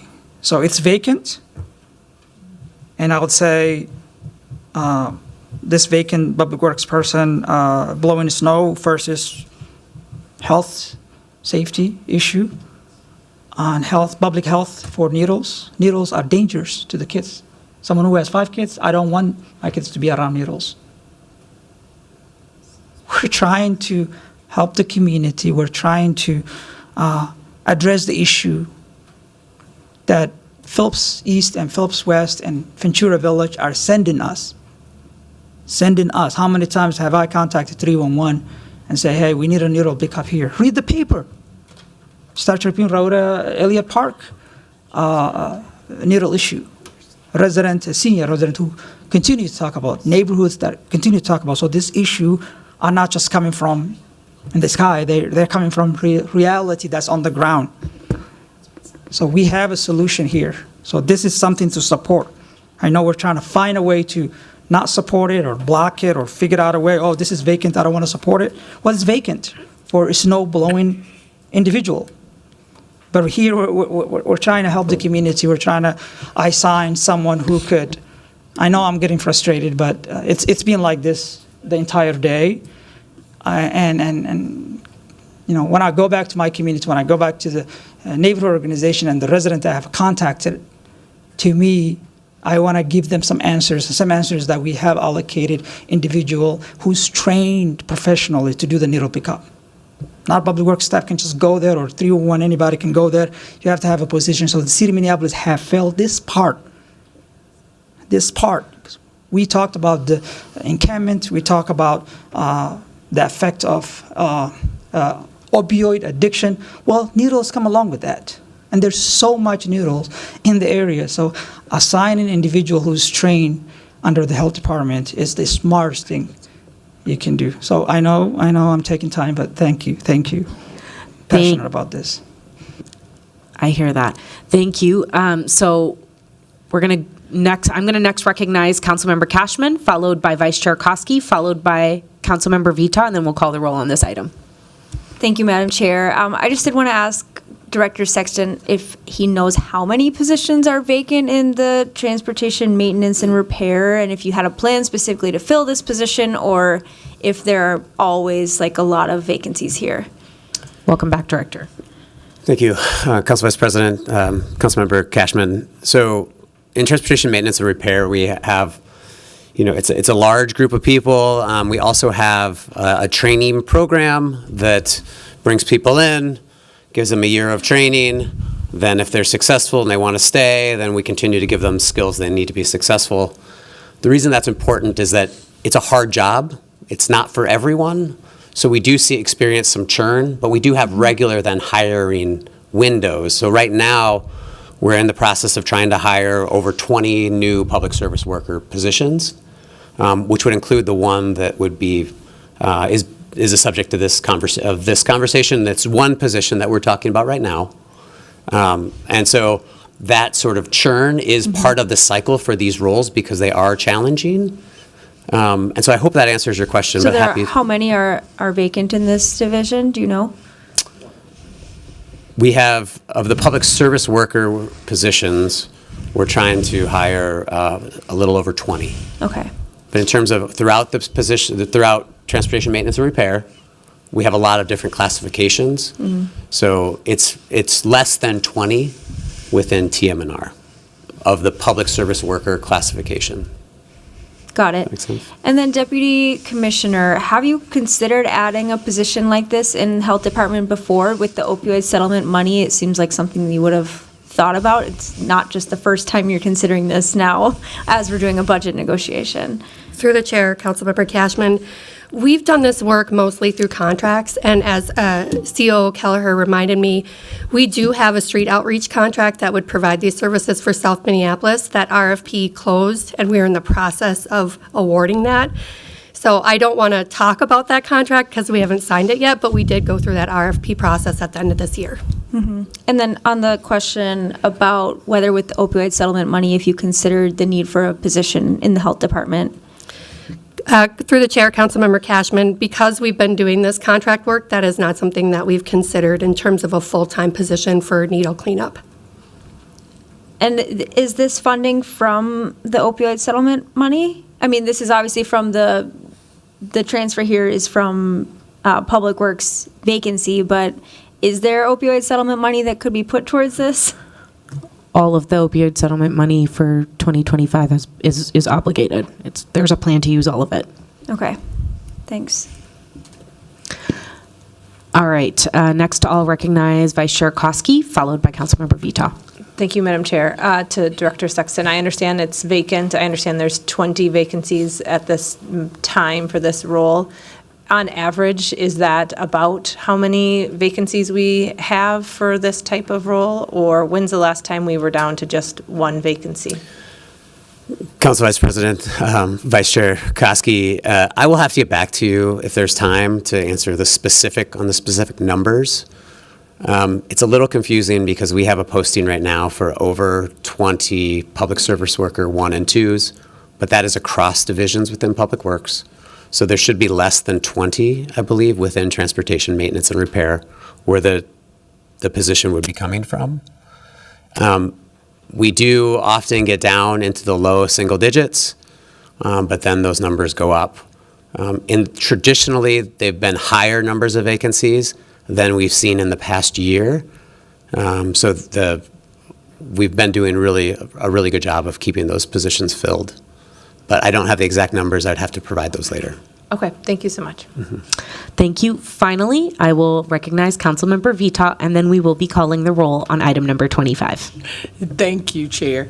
I had a question similar to what Deputy Director Ritchie answered around, because I thought there was just an RFP that went out for like $75,000 or maybe even more for needle cleanup, or that something came before AO recently, like within the last few months or so, maybe longer, I can't remember, but that was specifically about needle cleanup for the entire city.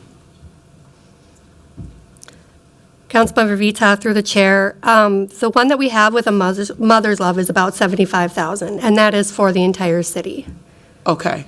And they're the only ones that get funded through that pot of money? Through the chair, Councilmember Vita, yes, that was the contractor selected through the last RFP process. Okay, and so then did you have to pay for some, because these positions aren't just like a position, like there's training, there's gear that you have to have, and there's a way you pick up needles. You don't just go out, and there's a way you have to store them and how you dump them. So I'm just wondering, like through the contract, did we pay for this, or did a Mother's Love get their own training and we're just contracting with them for the service?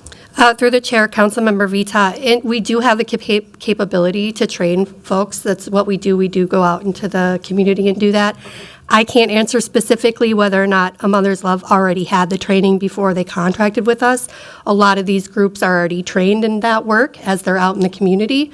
So I'm not exactly sure if we provided the training at the time of the contract, but they would have been trained nonetheless. Okay. And then just the final things for my colleagues. In my experience, I don't know that people do this alone. Like go out and do needle cleanup. So like just the one individual. So I really think we should think, I personally like the contracted version where community members who look like the people in those communities go do the needle cleanup, similar to the violence interruption work or whatever work is being done in that community. I don't know that having an individual become a city employee, one person going out to clean up needles throughout the city is I don't know about that. That gives me pause. I really would like us to think about how we continue to contract or what we do to make sure that the needle cleanup is representative of those communities. I mean, I'm just thinking about the two authors, immigrant populations. I would like to see contracts with folks who speak Somali and who speak Spanish out doing needle cleanup. That would be more helpful, in my opinion, than just having one person who is only English speaking cleaning up. I know Lisa and A Mother's Love, they have a diverse group of people who go out with them, but I'm just kind of those things are what's going through my head. Like, we would probably get a better benefit of contracting for these services, in my opinion, than just having one person that's a city staff person that goes out and tries to do this throughout the city. Thank you, Council Member. Next, I'll recognize Council Member Jenkins. Thank you, Madam Chair. I just briefly want to get clarity from Deputy Commissioner Ritchie. You mentioned that there is a new RFP that's being considered right now. Would whoever the selected entity is, will they replace A Mother's Love, or will this be in addition to A Mother's Love? Welcome back. Through the chair, Councilmember Jenkins. Or it may be A Mother's Love that responds and gets the contract. We don't know, but yeah. Thank you, Councilmember Jenkins. Through the chair. This would be in addition to the Mother's Love contract. So if this amendment fails, which I doubt it will, but if it failed, there would still be cleanup happening. Additional cleanup other than A Mother's Love would still be taking place. Councilmember Jenkins, through the chair, that is the idea with that RFP as soon as we get that contract out the door, yes. Got it. Thank you very much. Thank you.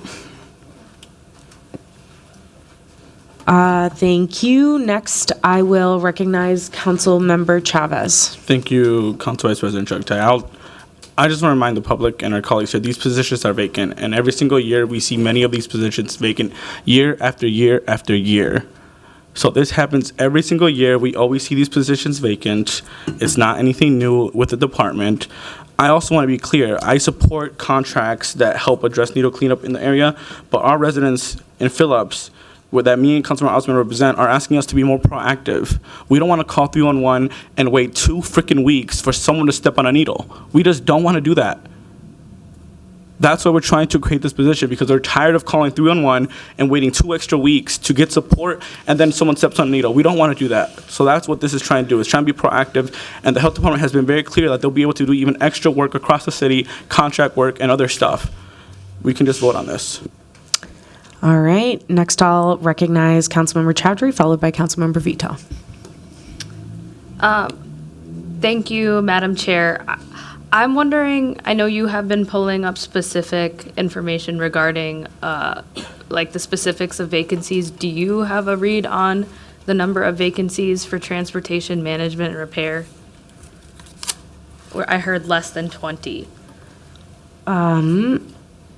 For sure. So let's take a look. As of the memo that was sent to us by HR, there are 1, 2, 3, 4, 5, 6, 7, 8, 9, 10, 11, 12, 13, 14, 15, 16, 17, 18, 19, 20, 21, 22, 23, 24, 25, 26, 27, 28. 28 vacancies in transportation maintenance and repair. Now, as was noted by Director Sexton, not all of those are for public service worker 1 or public service worker 2 classifications, but the vast majority are for sure. Thank you.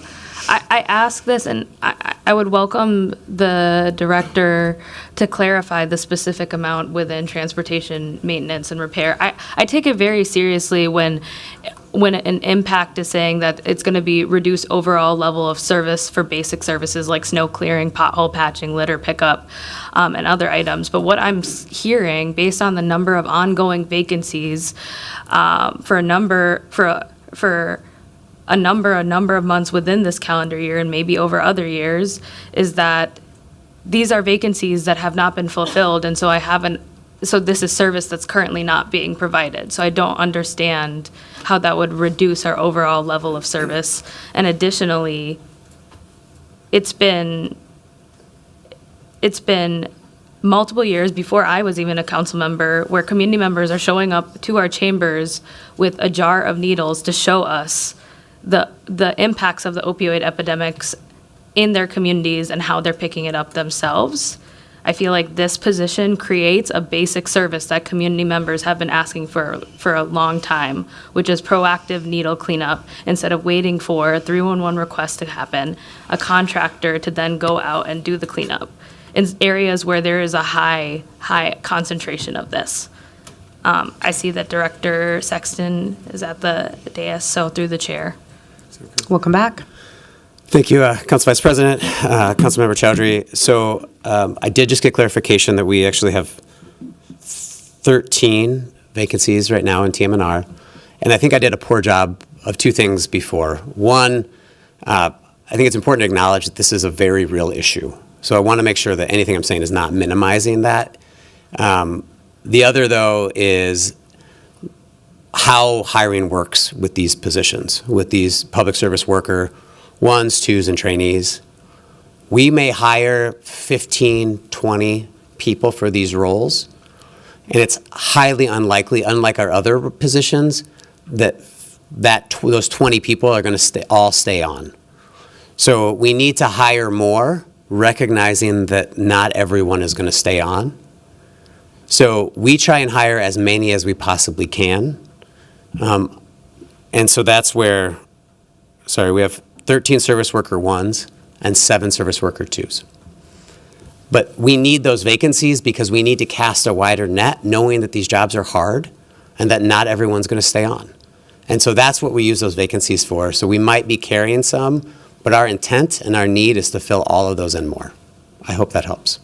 Thank you, I appreciate it. I think from my perspective, just weighing everything out, I think taking one position out of the 13, I am not seeing how one position would reduce significantly a level of service as we're waiting for these to cycle through. I see this amendment as creating a basic service that has been missing for a very long time within the city of Minneapolis that residents are asking for within the Southside Green Zone and other areas that are impacted. So I'll be supporting this amendment for that reason. Thank you. Next, I will recognize Councilmember Palmisano. Thank you, Madam Chair. I want to point out that Director Sexton said earlier that these are tough jobs, and there is turnover in these jobs because they are hard jobs. They are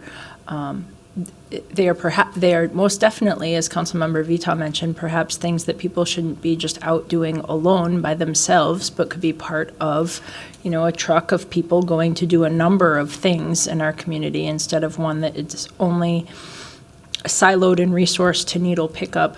Our park board gives premium pay when workers go out and do needle pickup, and when they do, they have to wear a Tyvek suit. So that having one human being going out into these different communities doing needle pickup in a Tyvek suit feels very different than community support coming in from community partners, people like Lisa Clemens and others that have been mentioned who look like, are approachable within these different communities, trying to sort of encourage others to safely come in and help with this effort and to beat back the issue of having needles being thrown on the ground anyway. So to me, one singular person who's resourced only to needle pickup roaming around our community versus having these community partners come and do it, that's a very different feel.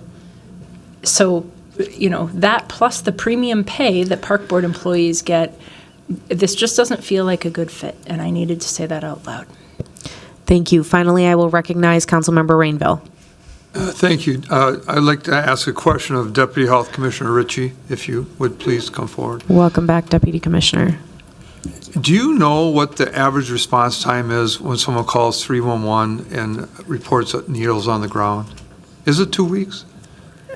Through the chair, Councilmember Rainville, I'm not sure exactly, but I can tell you that I did get a text message from my staff saying it's about 24 hours. 24 hours. Great. Thank you. You're welcome. Excellent. Seeing no further discussion, I will now ask the clerks to call the roll on the Southside Green Zone needle cleanup specialist amendment offered by Councilmembers Chavez and Osman. Councilmember Payne. Aye. Wansley. Aye. Rainville. Nay. Vita. No. Ellison. Aye. Osman. Aye. Cashman. No. Jenkins. Nay. Chavez. Aye. Chowdhury. Aye. Palmisano. No. Vice Chair Koski. Aye. Chair Chuktai. Aye. There are 8 ayes and 5 nays. That item carries. Colleagues, next we are going to move on to amendment number 26. And that one has a revised version that's in the packet that the clerks gave us today. Now, before we begin discussion on this amendment, I will note that we spent about 30 minutes discussing the last amendment, 30 minutes. We have an hour and 15 minutes left here today. Let's see if we can please pick up the pace and get through our work here today. So amendment number 26 is LGBTQIA plus mental health program. It is offered by Councilmember Chavez. Councilmember Chavez, please introduce your motion and move approval. This amendment will help establish an LGBTQIA mental health program via an RFP or contracting with an organization, or it will just stay within the Department of Health. This could help and look in many different ways, whether it's programs for self-care, funding to support mental health awareness and suicide prevention in our community, or other work led by the health department. According to the National Alliance on Mental Illness, while belonging to the LGBTQIA community can be a source of strength, it also brings unique challenges. And we know that data shows that in our community, in the LGBTQIA plus community, individuals are significantly more likely to experience mental health issues like depression, anxiety, and suicidal thoughts compared to non-LGBTQIA people. After talking to the health department, as you noted, Council Vice President, you have a revision in this, an amendment. So this goes towards the Youth Development and Sexual Health Program. The health department has a community health assessment coming out in 2025, which we will show support related to LGBTQ mental health within this program. So staff could potentially leverage their existing work and use these funds for that too. Councilmember Chavez has moved approval of amendment number 26. Is there a second to that motion? Second. That item has been properly moved and seconded. Colleagues, is there any discussion or questions? I will first recognize Councilmember Vita, followed by Councilmember Cashman. Thank you, Chair. I'm just wondering if there's a current model that we're going to be replicating for this, for 25K seems really low for this sort of program. And so I'm just wondering, is there a model that we're going to be replicating? Councilmember Chavez, would you like to address that question? I would love to add more money if I would have support for that. So if the concern is about the funding stream, I'd love to add more dollars to this. However, given the constraints that we are talking about up here, I kept that at $25,000. However, after speaking with the health department, this is something that their department could observe under their department and work. So I don't have any concerns. I guess, maybe I asked my question wrong or didn't say enough. It's not just the 25K, it's what are we getting for 25K? What is this going to do? And the second piece to that is, I know an LGBTQIA group just got some of the trauma dollars out of the neighborhood safety department. Are we replicating or duplicating services that are under contract already? But more than anything, what is going to be done for 25K, or what's the hope of what's getting done for 25K?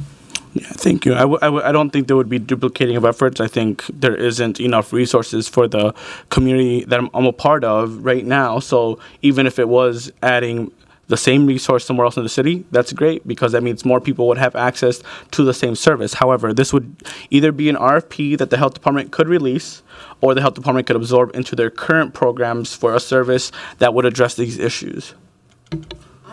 I agree with you, Councilmember Chavez, but as someone who's worked off of grants my entire career, $25,000 is not the amount of money that you go like running for, especially with it being a one-time allocation, no future in, okay, what is this going to do next year? They're like, people are busy trying to get the larger amounts of money to sustain their organization. So I'm really just trying to get to the bottom of the expectation of this. Is this going to be of value for groups? And do we and I understand what you mean about like, another part of the city, but we don't know for certain that someone from another part of the city is going to apply. It could be the very group that apply for these trauma dollars.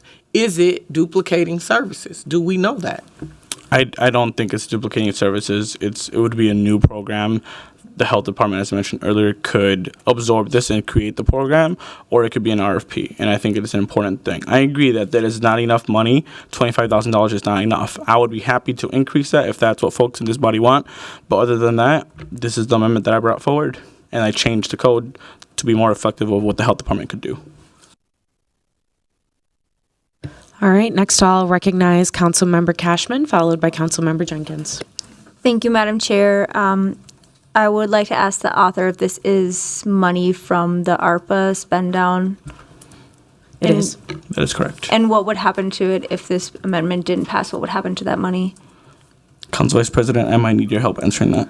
It'll remain in the cash balance. So, okay, I am going to be voting no on this because I still think it's a better use of that extra money to reduce the property tax levy, which I understand would happen if that money wasn't spent. it would not reduce the levy. It would just be in fund balance. So it's like something falling to the bottom line. It would not reduce the levy. We debated an amendment last week that would have put that money. That amendment failed. So there's, even if subsequent amendments that touch the ARPA leftover, or the $780,000 that are a part of the ARPA revenue replacement project, I apologize for using incorrect language there. That does not automatically mean it suddenly is a part of reducing the levy. Unless there was an amendment brought forward, or like a budget amendment walked on tomorrow for some reason. For $25,000, sure, yes.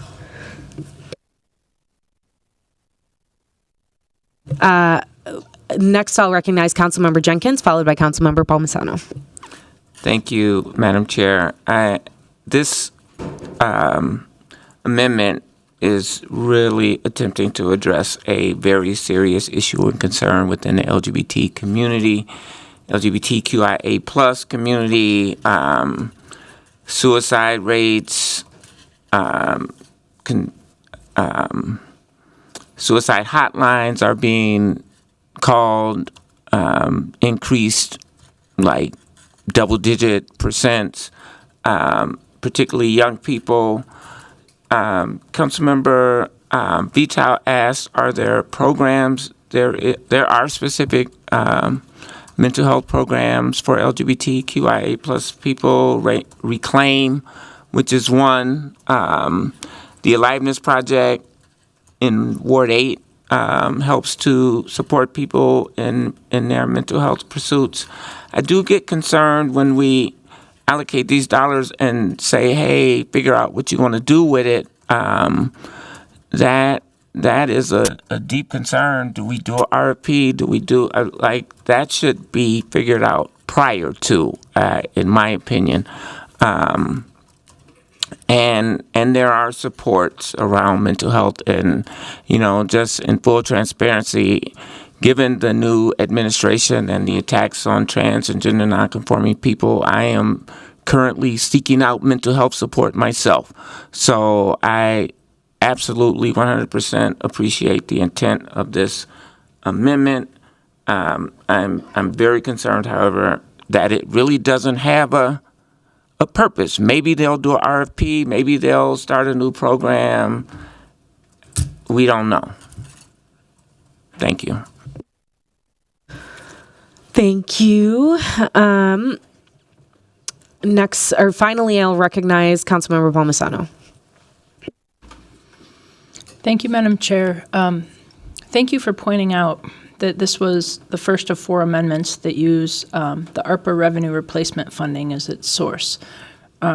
we need to call this source, we need to refer to it as the use of fund balance, but this is something that could help us reduce our levy next year at this point, because as you mentioned, that motion failed. That motion failed, and this source could have reduced the property tax levy another 0.15%. But even if it's not used this year, those funds could fall to the bottom line. We're declining 2 chances to lower the levy for our residents, for business owners, and for property owners this year and next. So I think we need to be clear about that. I'm curious about the operational impact that this might have in the health department, and Commissioner Chaplin or Director Ritchie, if you could opine on that, I would appreciate that. Guess I can't see around this big post, so I didn't realize that. Deputy Director Ritchie, what is the operational impact here to the health department of this one-time $25,000 appropriation? Welcome back. Thank you very much, Deputy Commissioner Ritchie from the Health Department. Councilmember Palmisano through the chair. I've had only about a week or two to sit with this amendment, so I can't really be specific about the operational impact, but with $25,000, as mentioned, we would either absorb that into existing programming in our youth development and sexual health program area, which is what this amendment would go to, or we would do an RFP, which can be a couple month-long process. Thank you. I'm not sure that residents in our city, particularly younger residents of our city, that are LGBTQ, aren't necessarily want to know that city government is here to help them one time with their mental health needs. I don't think that this ends up becoming a city program. There are community partners that can do this in a more steadfast way. Per Councilmember Jenkins talking about hotlines and such, I mean, God forbid we stand up a one-time, 1-year-long hotline that then goes defunct after that. I would hope that then this would be on the health department and on their existing capacity to manage a small RFP like this and create this programming. I support the goal of this amendment and the mental health needs of the LGBTQIA plus community, but this will increase our spending, and I'm concerned about our staff capacity to manage such a program. Colleagues, mental health takes an enormous lift.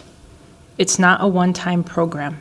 It takes a lot of infrastructure to put it in place, and it takes a long time to set up these kinds of programs. I would be happy to reconsider this if another funding source is identified. Thank you. With that, colleagues, we have the LGBTQIA plus mental health program amendment offered by Councilmember Chavez before us. I will ask the clerk to call the roll on item number 26 as revised. Councilmember Payne. Aye. Wansley. Aye. Rainville. Aye. Vita. Aye. Ellison. Aye. Osman. Aye. Cashman. Aye. Jenkins. Aye. Chavez. Aye. Chowdhury. Aye. Palmisano. No. Vice Chair Koski. Aye. Chair Chugtai.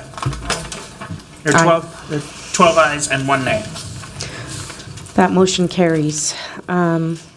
Next, we are going to move to item number 27, which is an amendment on public health response to unsheltered homelessness. This is offered by myself, Councilmember Chavez, and Councilmember Chowdhury. I will begin by introducing this amendment, moving its approval, and then we will open up discussion. So this item is it appropriates specifically within the new unsheltered homelessness response contractual services change item or budget proposal. This is new spending in the mayor's recommended budget.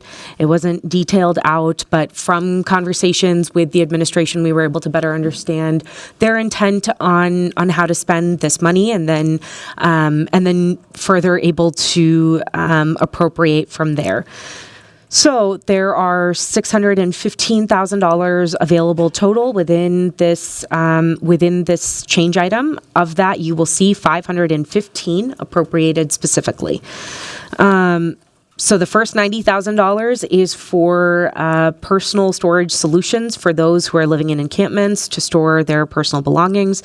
Next, there's $15,000 for hand washing stations for those who are living in encampments. And we know from conversations with regulatory services and Director Velasquez, who's here in the audience today, that the cost of hand washing stations is significantly lower than the cost of several of these other items. So it's a flat rate of $95 a month plus a $9.50 fuel charge. And then $160,000 is for portable bathrooms for those residing within encampments. The fee for that is about $5,000 per month, and then some additional maintenance charges. And then $250,000 ongoing is for the Hennepin County Continuum of Care shelter providers. And warming shelters.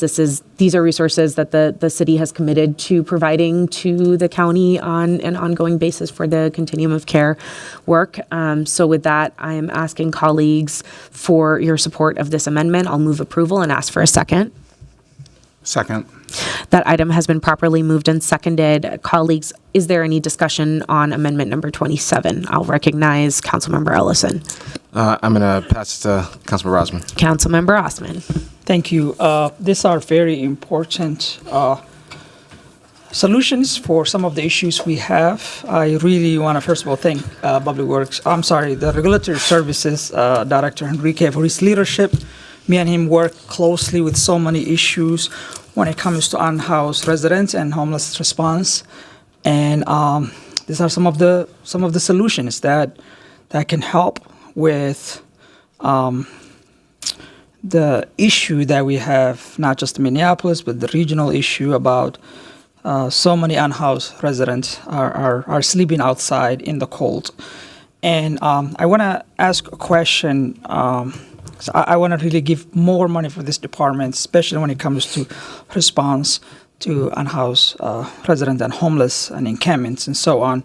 So, Director, could you please state or talk about the contractual service proposal? What are some of those that might be affected? And if you can give us some example, because I'll just be out there. I want to make sure that we're giving you all the tools you need to succeed when responding encampment in my district. And I'm super happy that we have added a couple full-time employees that will help responding encampments. And I don't want those to be taken away. So just if you could talk about contractual service proposals within the department. Thank you. Welcome, Director. If you'll begin by introducing yourself. Certainly. Thank you so much, Vice President Chuck Tai and committee members. I'm Enrique Velasquez, the Director of Regulatory Services. Through the chair, Councilmember Osman, in terms of the specific services that we were looking at, many of the different items that are itemized here were in the mayor's proposal as well. The ones where we deviated are likely the hand washing stations and portable toilets. Those were two that were added that we had previously funded through the use of American Rescue Plan Act dollars that weren't carrying forward into the mayor's recommended budget proposal.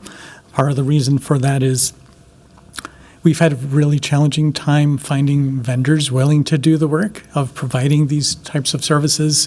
Over the past 18 months, we've gone through 3 different vendors and have had to repeatedly do quite a bit of extensive work to find them and to just nurture those relationships so that they stay engaged in the space and keep on providing those kinds of services for community, not just for the individuals in the encampments, but for the greater community in which those encampments are located, so that the individuals at the encampments or activity on the encampments aren't necessarily spilling over into the surrounding neighborhoods.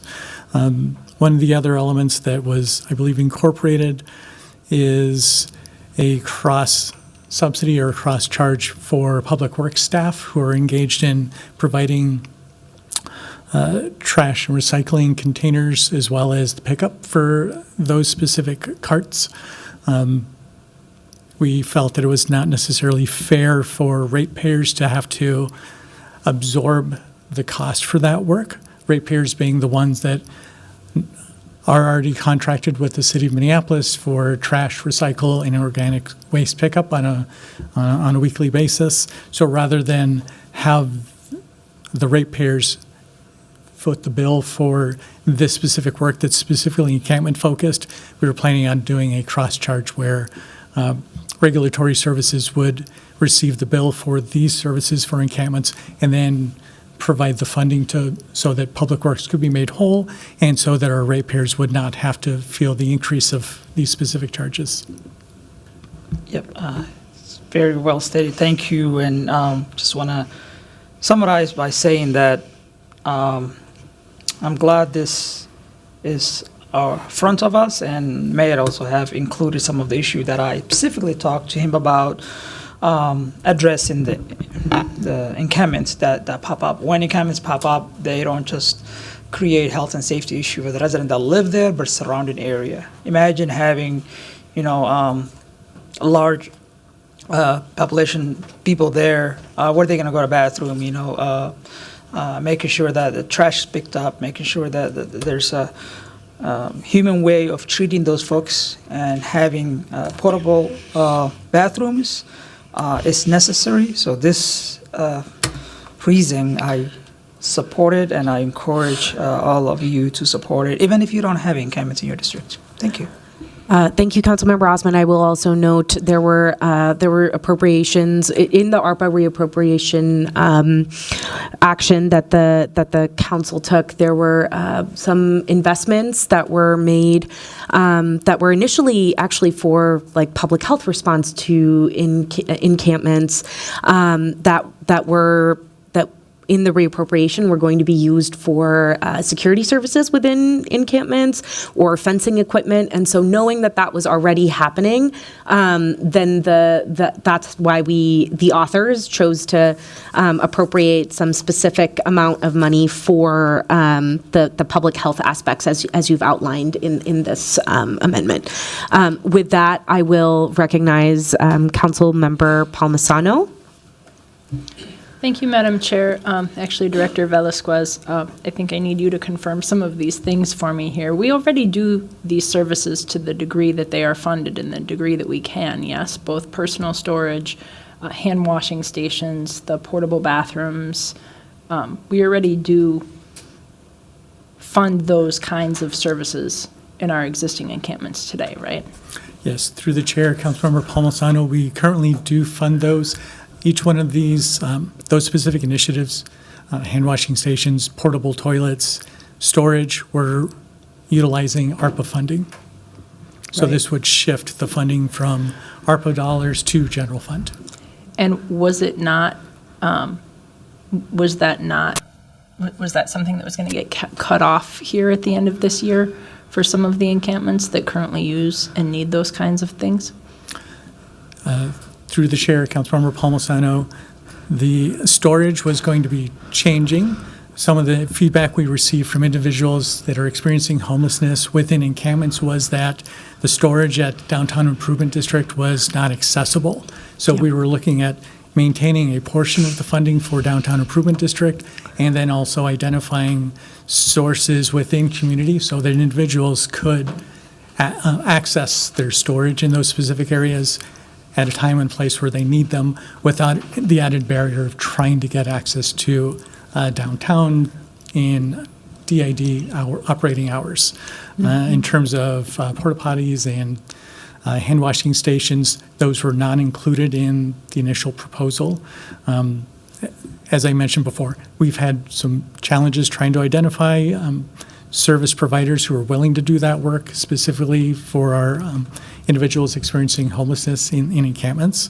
It was quite a significant challenge, and as we look to expedite the number of closures, the feeling was that if we're able to close them more quickly, then that would somewhat solve a portion of the problem where we wouldn't necessarily have people in encampments who would need hand washing and portable toilets.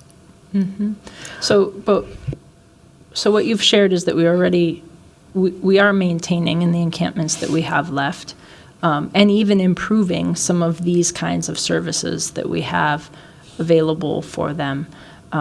And the director's comments here today brought my inquiry about the ratepayers for solid waste, actually a legal requirement to rest. But the problem is this is another increase for our residents wrapped up in just a different way. And that's a hard thing to swallow for me. Can you comment on how this appropriation might impact other existing services or other concerns that you might have? Certainly. Thank you.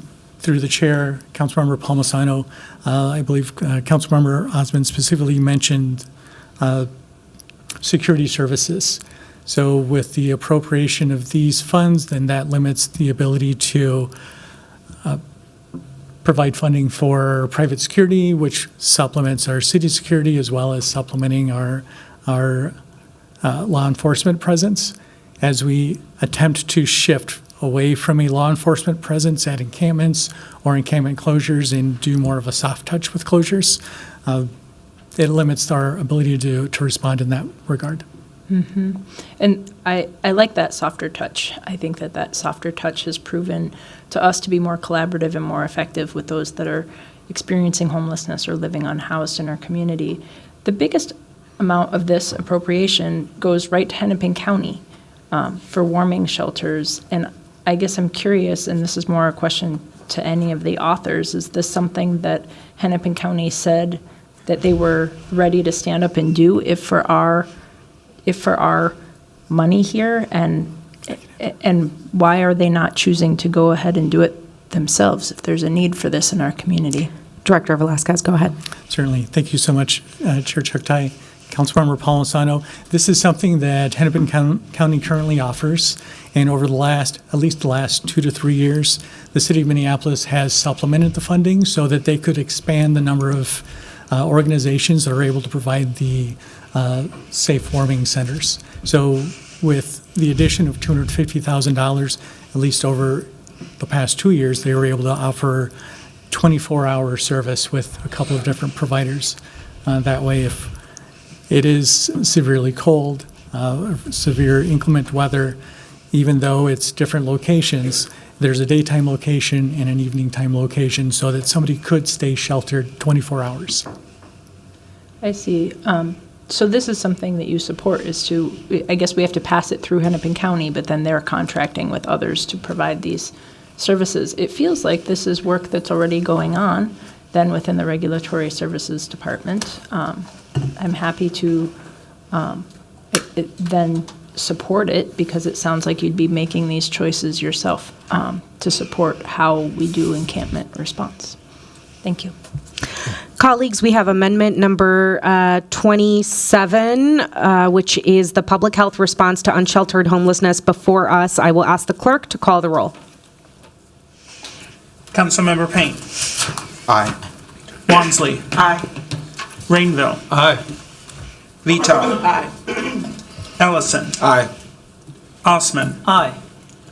Cashman. Aye. Jenkins. Aye. Chavez. Aye. Chowdhury. Aye. Palmisano. Aye. Vice Chair Koski. Aye. Chair Chuktai. Aye. There are 13 ayes. That motion carries. We will now move to amendment number 28, which is the revised emergency housing vouchers amendment that is before you in the packet that the clerks gave us. This motion is offered by Council members Wansley and Osman. I will recognize Council member Wansley to introduce and move approval of this item. Thank you, Chair Chuktai. So I am excited to bring this budget proposal forward today. This proposal will allocate funding to a program by Hennepin County and the Minneapolis Public Housing Authority to provide permanent housing and wraparound social services for about 50 families and 50 individuals who are chronically unsheltered. The program will replicate an initiative that was federally funded during the height of the COVID pandemic, which Hennepin County called among the most effective tools they have seen for addressing homelessness in our community. In the budget proposal, you can read documents from Hennepin County and the Minneapolis Public Housing Authority outlining what the implementation of this program will look like if it is approved. And I want to emphasize that the county has boasted a 97% success rate in preventing individuals who have been housed from this initiative from returning to homelessness. This is part of a growing national housing first approach to homelessness. And many residents have observed that the city's current approach to homelessness is not only inhumane, but it also has not actually reduced the number of residents who are experiencing homelessness. And taxpayers have spent millions of dollars on encampment evictions, but again, our city has essentially nothing to show for it. So instead of spending our resources on those ineffective initiatives, we have the opportunity to actually redirect those resources to getting people off of the street and into dignified permanent housing with social services that they need to be both healthy, stable, and successful. In addition to being a much more humane approach to homelessness, there is also ample evidence to suggest that this will also significantly be more effective. Data from the last several years indicate that there is about 450 to 650 unsheltered individuals in Hennepin County on any given day, which is the best available data that we have been given, considering the city of Minneapolis does not track the number of unhoused individuals in the city at this current moment. This funding could potentially move 150 residents from the streets into housing, meaning that we could be providing housing for 20 to 30% of the city's unhoused population with this budget amendment alone. So this budget amendment could meaningfully reduce the amount of homelessness in our city and could serve as a starting place for increased multi-jurisdictional investment in a housing first strategy. In regards to the revised amendment in front of you, we did decide to shift funding sources as a result of having some more clarifications about recent hirings and reclassifications of what we were going to use in regards to vacant positions. We are now proposing shifting $680,323 from MPD's overtime fund to support these vouchers. The rationale is for two reasons.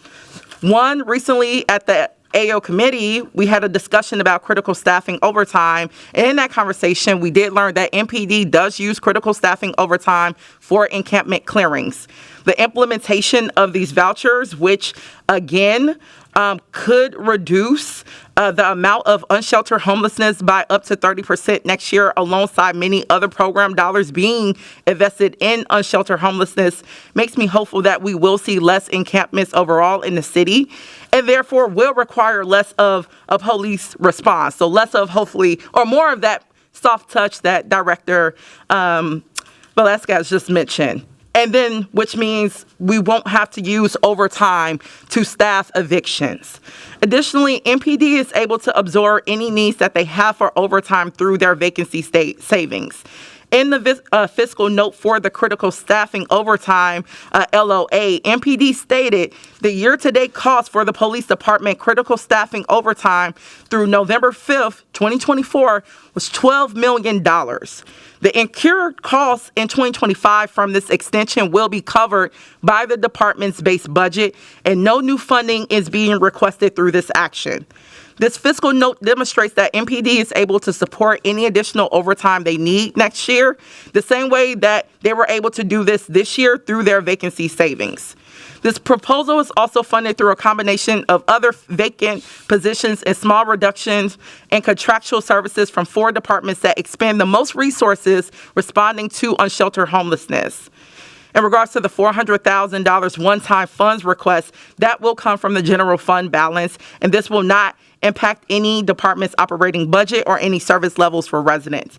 Again, I want to emphasize that the data shows that this is one of the most effective or cost-effective things that we could do at the municipal level in partnership with our governmental agencies at the county level and with our public housing agencies to really reduce unsheltered homelessness in our city.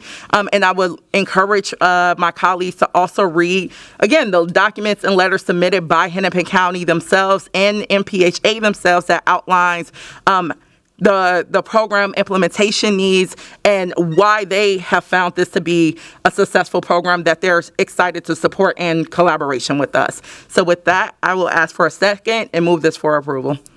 Councilmember Wansley has moved approval of this item. Is there a second? Second. That item has been properly moved and seconded. Colleagues, are there any questions or discussion related to this item? I will recognize Councilmember Palmisano. Thank you, Madam Chair. I'm just comparing the old version that was in our binders with the new one that we got today. So I guess I'd like to ask the author, would you be willing to kind of net out for us the changes from the old proposal to the new one? I know the old one took 4 existing FTEs from different departments. It looks like this one perhaps takes 2 FTEs. So I will admit, Councilmember Wansley, if you'll turn your mic on. Thank you. Thank you, Chair Chuktai. I will admit, I do not have the old proposal in front of me, but what I do believe is that we changed, we changed items number 1, if you will see, where originally in the old proposal it said decrease the budget for the Office of Community Safety for the public safety aid positions. Those are the ones where we learned more clarification of, and that's why you see a new item in the revised proposal for CPED. And why we're actually taking the gap provided by not having those vacancies, along with also the vacancies that we cannot use for, I believe, item 6. There were additional MPD vacancies that we also learned were no longer eligible. So it ended up coming to about 4 vacancies that totaled that $680,000, which we're proposing to use through the critical overtime through MPD. I see. And then could you share with us the decrease then in budget for finance and property services by $365,000 roughly? What does this do? Yes. So originally, if you look at number 5, we proposed taking a vacant position, but in conversations with finance and property services, we have come to agreement that we would not explicitly take that position, and they have other vacancy savings that they could use in order to support this particular allocation. So that's why we worded it the way that we did. I see. The use. Are there still general fund dollars here? Yeah, it looks like for the $400,000. The use of general fund dollars means we are increasing the budget. We are increasing the budget then in future years. Those funds are no longer available to be used next year to reduce the property tax levy. I imagine we are able, you're part 7 here, we're able to create this. You have it very specifically to fund emergency housing vouchers with MPHA and Hennepin County. Are we able to do that through a motion here instead of through some kind of a bidding process? I think another vendor actually did our guaranteed basic income pilot. Are we able to do that just because those are other government agencies and so they're trusted, or is there, could you share with me the wisdom from your perspective as to we're doing this work because it just helps them get further in down their list of eligible people to receive this kind of funding? So we chose this partnership because, again, county and MPHA really referenced this as being an effective model that they sought in reducing unsheltered homelessness. And we've already been in existing partnerships with them through the Office of Homelessness that's located in CPED.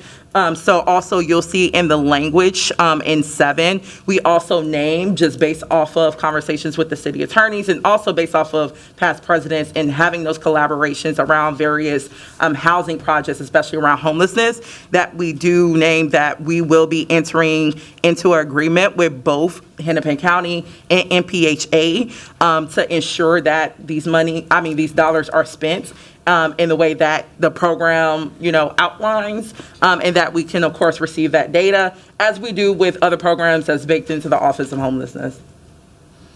Thank you. I'm curious from COO Anderson Kelleher's perspective, how this might impact the operations of all of these different sources of money. We'll come back. Thank you, Vice President Chugtai, Councilmember Palmisano. I want to start by saying this is the sort of program that the administration can support. The sources are not supportable right now. And if the author would consider laying it over, I think we could have a conversation about alternate sources for the program. The program is an effective program. We see value in it. The way that it's funded in the amendment, the revised 28, is not acceptable, though. Can I respond, Chair Chuck? Oh. We're on Councilmember Yes. Palmisano's time. Yes. Oh, it seems like we're posing a question. Okay. sorry. Go ahead. Go ahead.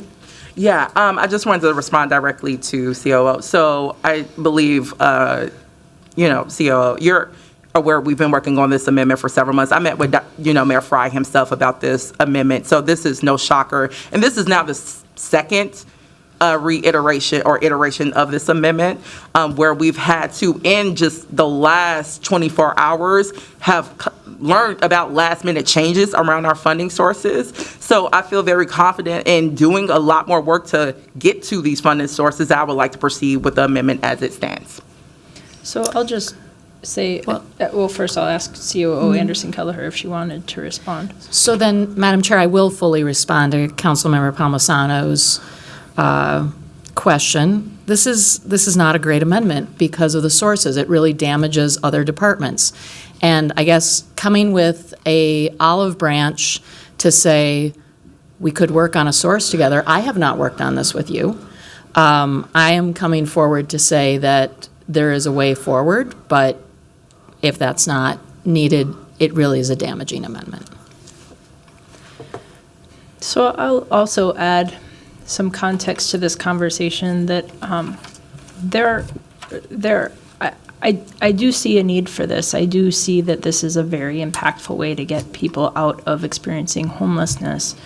I wonder if the city should be doing this type of work, or it would be better left to the county, who is our social services partner. And taxpayers pay money to the county to account for these kinds of social services. So we need to be careful when we do that. Thank you. Next, I'll recognize Councilmember Cashman, followed by Councilmember Rainville. Thank you, Madam Chair. I just wanted to ask the author a little bit more about how you landed on these numbers. For example, $1.4 million ongoing, and the amount of people that this would serve as 50 individuals and 50 families. How did you get to those numbers in terms of how many people would be served by that? And then how did you decide that this was the appropriate amount of money for the, for the city to put towards that? Mm-hmm. Councilmember Wansley, would you like to address that question? Absolutely. And I shared this in our meeting too, Councilmember Cashman, that I would definitely point you right back to the proposal that we got directly from Minneapolis Public Housing Authority, where they lay out very much on the back of their letterhead, where they talk about why, and I want to name, it wasn't Councilmember Wansley who came up with these numbers. It was the subject matter experts who ran this program who came up with these numbers. And they literally say, I'll just quote here, to create a city-funded emergency housing voucher program that operates similarly to the federal program. MPHA estimates the first year of full leasing, including upfront cost of program implementation, would cost an estimated $1.8 million. After a year thereafter, it would cost an estimated $1.4 plus annual inflation increases of rental subsidies and administrative fees, and then it lays out the rest of the context. So, and then the following page, you'll see it breaks down, again, singles to families. So again, that's why we included those documentations directly from the agencies themselves, who lay out the programmatic components of why 1.8 million is needed for this year, and the 1.8 includes that 400,000 one-time cost, and then why 1.4 will be the subsequent balance going forward. And again, how that then supports us at getting to that 150 figure of 50 families and 100 families and 100 individuals. I see 50 families and 50 individuals a year. Yes, that's what I just said. Okay, and then the second question that I had was about, I'm sorry, I'll get back in queue because I forgot my second question. Wonderful, thank you. Next, I'll recognize Councilmember Rainville, followed by Councilmember Palmisano. Thank you. I also want to express a sentiment that this program is successful. It's been proven. I do question the funding sources as well. And I just want to pass on a philosophy that I've been lucky enough to get from past council members when I ask them for advice, that the more the city does for the county or the federal government or the state, the less they will do for us. And so if we want to take almost $2 million of our taxpayers' dollars, which are successful, there's no question about that. We can help these people. But then that lessens the call for the county, the federal government, the state government. So I will not be voting for this. It's those other taxing jurisdictions that have the obligation as compared to the city of Minneapolis. Thank you. Next, I'll recognize Councilmember Palmisano, followed by Councilmember Ellison. Thank you, Madam Chair. In general, I try to stay out of these squabbles about who did what when here on the dais, but procedurally, this was something that changed dramatically, not in its intent, but in its sources this morning when I showed up and it was here on the dais. So I heard COO Anderson Kelleher suggest that we take a breath and come back with different sources to achieve the same intent. And I do think that we have until tomorrow night's budget adoption to do that, and I would suggest, though I'm not going to take a motion to table or anything like that, this is up to the authors, but I would suggest we try and come back with other sources that the administration agrees with. This is a massive budget amendment. Thank you. Thank you. Next, I'll recognize Councilmember Ellison, followed by Councilmember Cashman. I'm prepared to support this here now, but I will say that, you know, again, in the past, if the administration is sincere about trying to work with the author on this budget amendment, I think that sincerity should stand whether it passes now or later, because as Councilmember Palmisano said, we have until probably until tomorrow. I think the conversation with the author should continue, and even if it passes now, which I hope it does, I think it's something that we should do. We could pass an amended version again tomorrow, and I appreciate that olive branch, as you referred to it, because it's the kind of thing that used to happen a little bit more, and I you know, as we talked about earlier, I see maybe why it's not happening as much now, but it is also the type of thing that I think amendment authors would jump at and say, absolutely, let's go into a conference room right now and hash this out. And so if that can happen, I think it still should happen, even if we move forward on the amendment as is. So.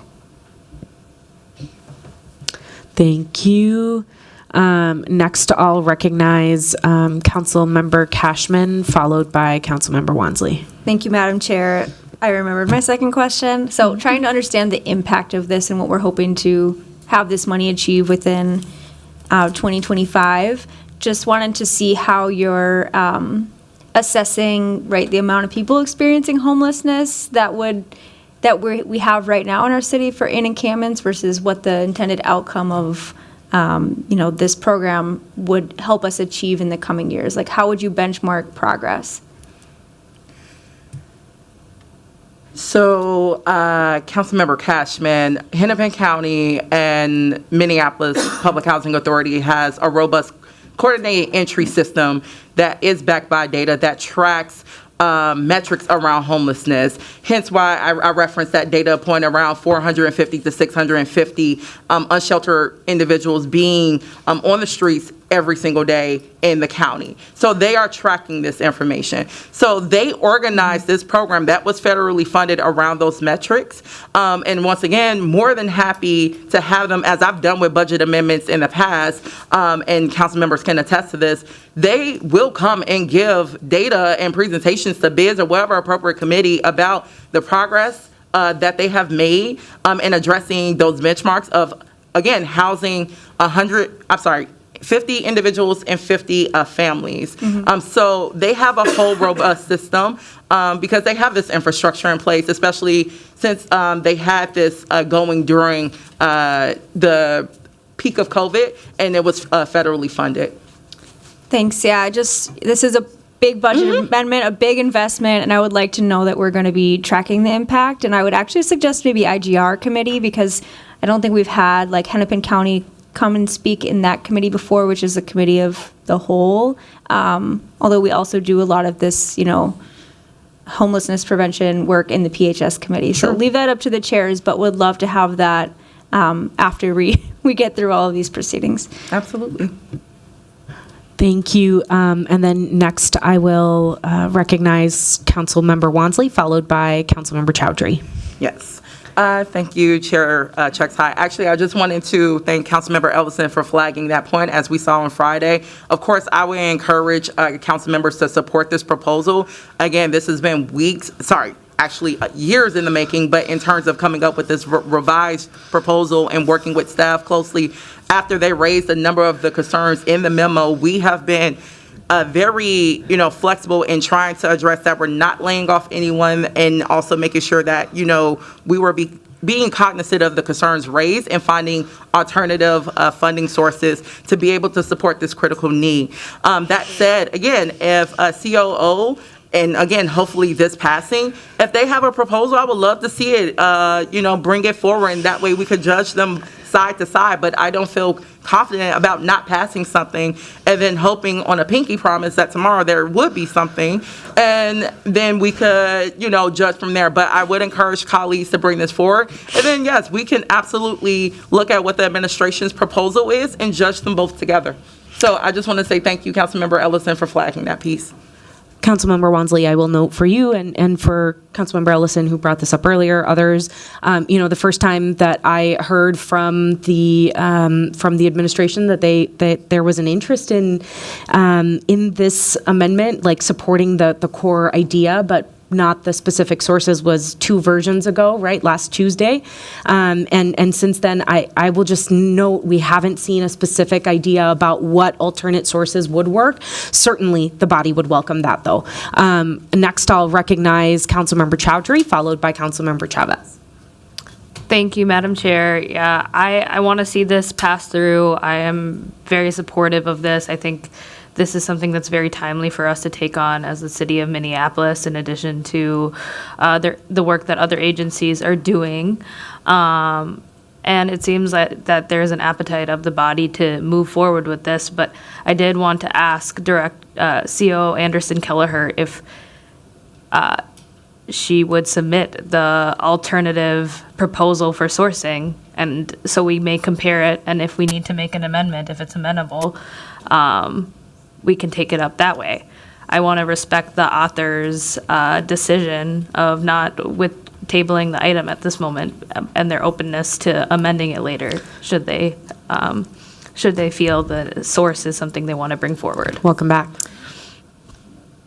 Council Vice President, Councilmember Chowdhury, I think it's best for a conversation between Councilmember Wansley, a couple of staff folks, 1 or 2 from the mayor's office, myself.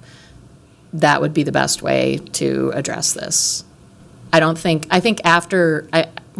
just stop there. I think it's best in a conversation to have a conversation about the alternate source. Okay. All right. Well, I hope that there could be more of a clearer option. Sounds like that there is alternatives that you're willing to do. I'll note that everyone in this body has to take it up, and then I'll also note that there's a willingness again from the authors and others that are not authors to amend if the source is better. So if that exists, I recommend it. We're not at final markup. The budget isn't closed. The budget book isn't closed. So I'll be supporting this at this time, and I'll look forward and hopefully see if there's an alternative source that will be presented to the authors. Thank you. Next, I'll recognize Councilmember Chavez, followed by Councilmember Palmisano. Thank you, Council Vice President Chuck-Tai. I just want to thank Councilmember Wansley and Councilmember Osmond for bringing this forward. I think it makes sense to move forward and pass this today, because I think it ensures that the votes are there, and then it puts it so Councilmember Wansley and Councilmember Osmond's intent isn't changed with the ongoing source, and it's just about finding a different source, and it guarantees and adds more security to this amendment moving forward. So I would just recommend that we move forward. happy to be a part of any conversation that's needed when it comes to finding a different source, but I think it's important that we pass this, and that way the mission and the vision of Councilor Wansley and Councilor Osman isn't changed in those conversations. Thank you. And then finally, I will recognize Councilmember Palmisano, and hopefully we will call the question after that. Madam Chair, what was just said, that is not the spirit of collaboration, and I think we're all converging upon a solution with common intent here. I'm curious, what's the point of passing it now and then trying to negotiate so we can pass an amendment tomorrow? I guess that's a question for the authors. What is the point of passing this now, just to go back and then renegotiate it later? Councilmember Wansley, would you like to address that question? Yeah, I think I actually was clear earlier of I'm more than happy to pass this now to guarantee that we're moving forward with this amendment. And if the administration actually has a credible proposal, they can do this. And I believe my colleagues have mentioned final markup is on Thursday. We have the ability to tomorrow. We have the ability to make edits tomorrow. I know people are planning to bring on walk-ons too, so we have the ability to do that. So I would rather proceed with this proposal. And if people don't feel comfortable doing so, of course, you have the option to vote no. So, more broadly, is the council required to vote on the budget tomorrow night? Is tomorrow really going to be our last budget markup? That's a question. Tomorrow night is our last budget markup. The council is not required. I will actually have the clerk speak to this. Is the council required to pass the budget tomorrow night? Madam Chair, Council Vice President Chugtai, the council is not required to act in its final capacity on the city's 2025 budget tomorrow night. Tomorrow night is an adjourned meeting of the city council from its regular meeting last Thursday. As you'll recall, notice has been given that tomorrow night will be the truth and taxation public hearing required by state law. It is the third and, I assume, final hearing that this body will conduct on the proposed 2025 budget. In past years, of course, the council then, as soon as that hearing was over, proceeded to take up and take final action on the city budget. And in keeping with that long-established practice, it is our expectation that that would also be planned for tomorrow night, and the council's calendar is predicated upon that assumption. However, that is not required under the city charter or state law, and if the council is not ready to take up final action on the budget tomorrow, of course, it's at the council's discretion as to when and how that final action would be taken. And of course, we would work with the council, especially budget committee chair and council president, to make sure that the body is able to give the public notice about when that action would be taken if it's not tomorrow night. So then, Madam Chair, I would suggest we shouldn't constrain ourselves, especially if we can't find compromise. Especially if we can find compromise and we can improve these budget details. I think what would be the worst is getting into some protracted need to do this, to get it to the mayor's desk, to give him something he would have to veto, and that would take quite a bit longer of time. So overall, some of the comments that I've heard feel like a self-imposed timeline with a record-setting number of amendments. Councilmember Ellison said earlier in this conversation that let's just have the grace and the space to make some compromises that we all can live with here. And I think that applies to this very significant budget amendment. Colleagues, before anyone else starts to get in queue, I am going to note that we will not be using the remainder of Amendment 28 discussion to devolve into whether or not we're passing the budget tomorrow. That is not what we will be doing with the remainder of the discussion on this item. Councilmember Ellison, and then Mr. Clerk, you are ready to call the roll. I just wanted to say there was the question of why negotiate this why pass it now and negotiate it further. And I just wanted to say, I think Councilmember Osman and Councilmember Wansley's intent is that they feel they've done their homework, they're ready to pass this now, and that the offer to negotiate was not extended by them. The offer to negotiate was extended by our COO, Anderson Kelleher. It is my intent to accept that offer as much as possible and continue the conversation. And so I just want to say that I think I don't want to speak on behalf of the authors. I think that the authors were very clear that they are happy and ready to pass this now as is and potentially not change it. So, but I hope we can get to some unity here. Mr. Clerk, call the roll on the revised number 28 emergency housing vouchers offered by Councilmember Wansley and Councilmember Osman. Councilmember Payne. Aye. Wansley. Aye. Rainville. Nay. Vito. No. Ellison. Aye. Osman. Aye. Cashman. Aye. Jenkins. Nay. Chavez. Aye. Chowdhury. Aye. Palmisano. No. Vice Chair Koski. Aye. Chair Chuktai. Aye. There are 9 ayes and 4 nays. That motion carries. Next, we are moving to amendment number 29, which is affordable home ownership preservation offered by Vice Chair Koski. Vice Chair Koski, will you please introduce your amendment and move approval? Thank you, Madam Chair. This budget proposal seeks to modify and increase the affordable homeownership preservation budget proposal included in the budget. This budget proposal funds Regulatory Services Resident Navigator Program in partnership with Twin Cities Habitat for Humanity. The program helps low-income homeowners address outstanding housing orders and provides wraparound services that increase housing stabilization. This budget proposal funds to increase funding for the program so that we can maintain our current service levels. I'll move this for approval. Thank you. Vice Chair Koski has moved approval of item number 29. Is there a second to that motion? Second. The item has been properly moved and seconded. Colleagues, is there any discussion related to this item? Councilmember Ellison. Thank you. I am struggling just a bit to support this. We're running into a context in our housing market where homeownership, new builds, all these things are becoming more constrained. I don't want to be an obstacle here, and I've often advocated for both of these departments to get more funding. I always think it's better when CPED and Reg are friends. They work, well together. And so from taking from one to give to the other I'm struggling with a bit here. And from the source, the Minneapolis Homes Program, I guess I'll ask if the author knows, and I know we can always call up staff, which I actually hate doing, but do we know how many potential homes could be funded, how many homeownership opportunities we could potentially miss out on here by allocating this amount in the budget to this end? Vice Chair Koski, would you like to address that question? Yes, I'm happy to have staff come up. I also just want to note that we are also making sure that we keep the individuals in the homes that we help them get into with this program. So I think if you can also address how many individuals we are able to help keep in homes as well, will help us make that determination. Okay, thank you. Directors Hansen and Velasquez, if you want to come up and briefly address that question. Council Vice President, members of the committee. So it's about 195. It's a homeowner or so. I have to give you a precise. It's not that big of an impact. About 15 people. Director Velasquez, we get along very well between the two departments. He's told me about 15 households they could help.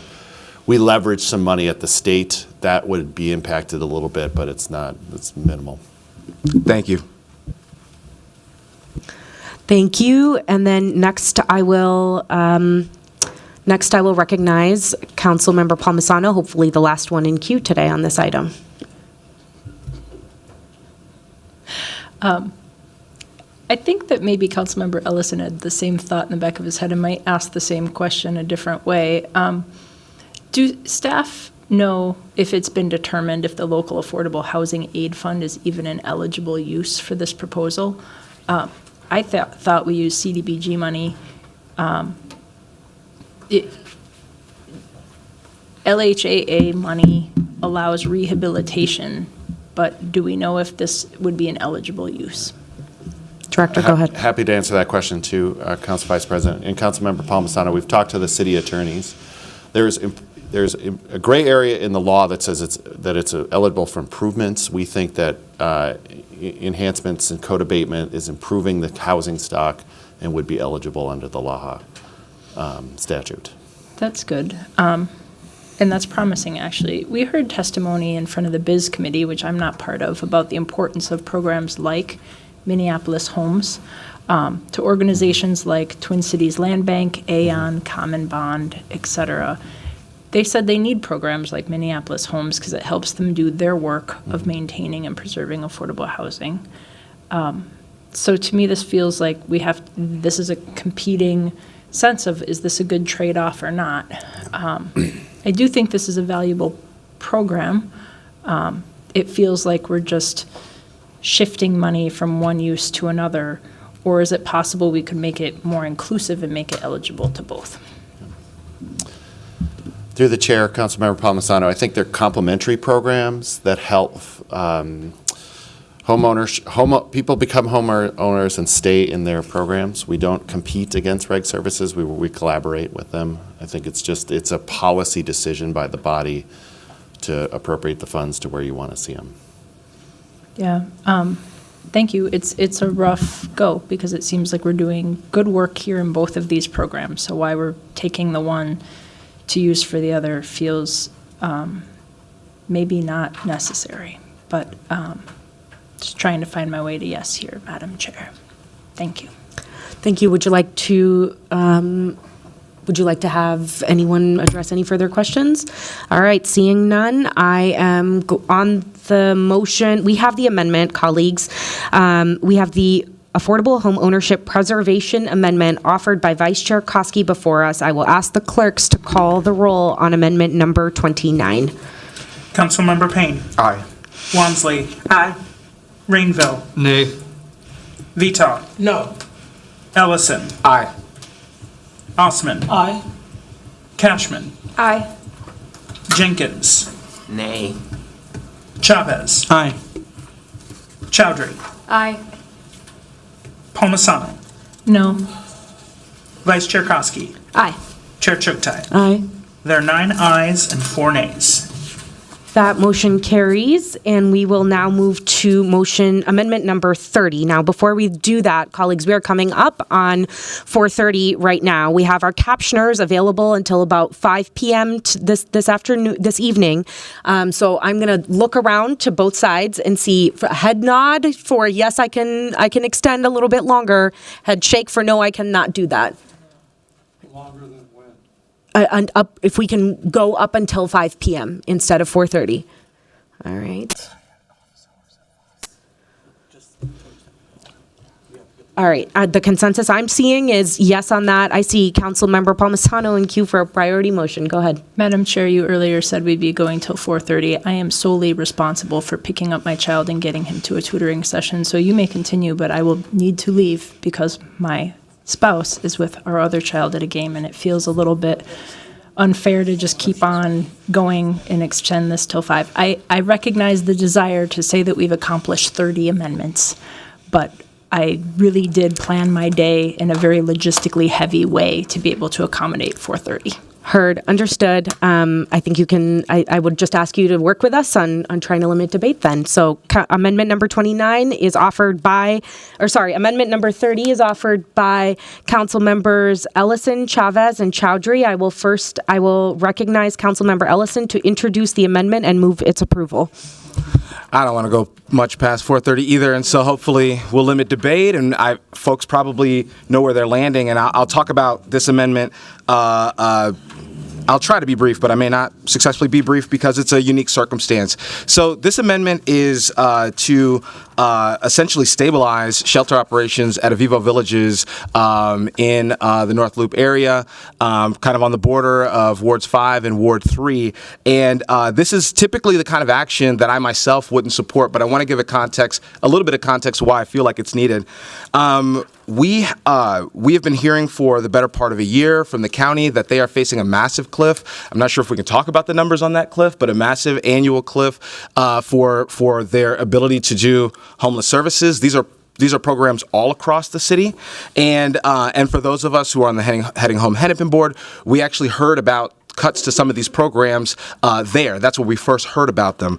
And in reaching out to Avivo, to get an understanding of their cliff and, where they thought the county initially had told me that they thought the operations there would have to cease at the end of this year, at the beginning of 2025.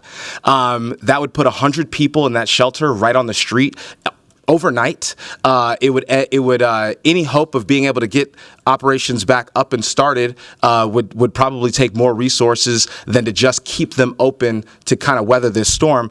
And I want to talk a little bit about why we're here, or why I think we're here. We're here because as the county was going to advocate to fill their gap at the state level, they ran into an impasse at the state to approve this funding. There's a new effort at the county to advocate for this funding. I don't think the city should be in the business of paying for operations. But if we don't, I think that we are dooming Avivo Villages and the Indoor Villages project to shutting down towards the early part of this year. And so those are the stakes. Do we want to stabilize folks where they are? Do we want to do something a little bit unconventional so that we can help them weather this storm and hopefully get this thing back on track with traditional funding sources and funding the portions of this project that we should be? That's really the question. And then as far as the implications here, we're using cash balance for this amount. The amount is $1.6 million. It doesn't fill the whole gap. I'll be working with them to work with philanthropy, the county and the state to help them get through the rest of their gap. But this gets them a significant portion of the way there. And this cash balance, in addition to whatever some of the other items that we're using that also use cash balance, doesn't put us over that threshold. I'm not going to sit here and say the staff's recommends this, but I will say that it doesn't put us over that total threshold for where we are having massive disparate impacts to our bond rating and so on. So that's the context. Happy to try to answer any quick questions, but I think we also can just probably call the roll when we're ready. Councilmember Ellison has moved approval of amendment number 30. Is there a second? Second. That item has been properly moved and seconded. Is there any discussion? I'll recognize Councilmember Palmisano. Thank you, Madam Chair. I'll be here until 4:30. I love Avivo Village's work. I speak about this in community often, and I think we need to continue their work somehow. Maybe in part with the help of our local faith community, which has been very supportive in both organized ways and also just an outpouring of support.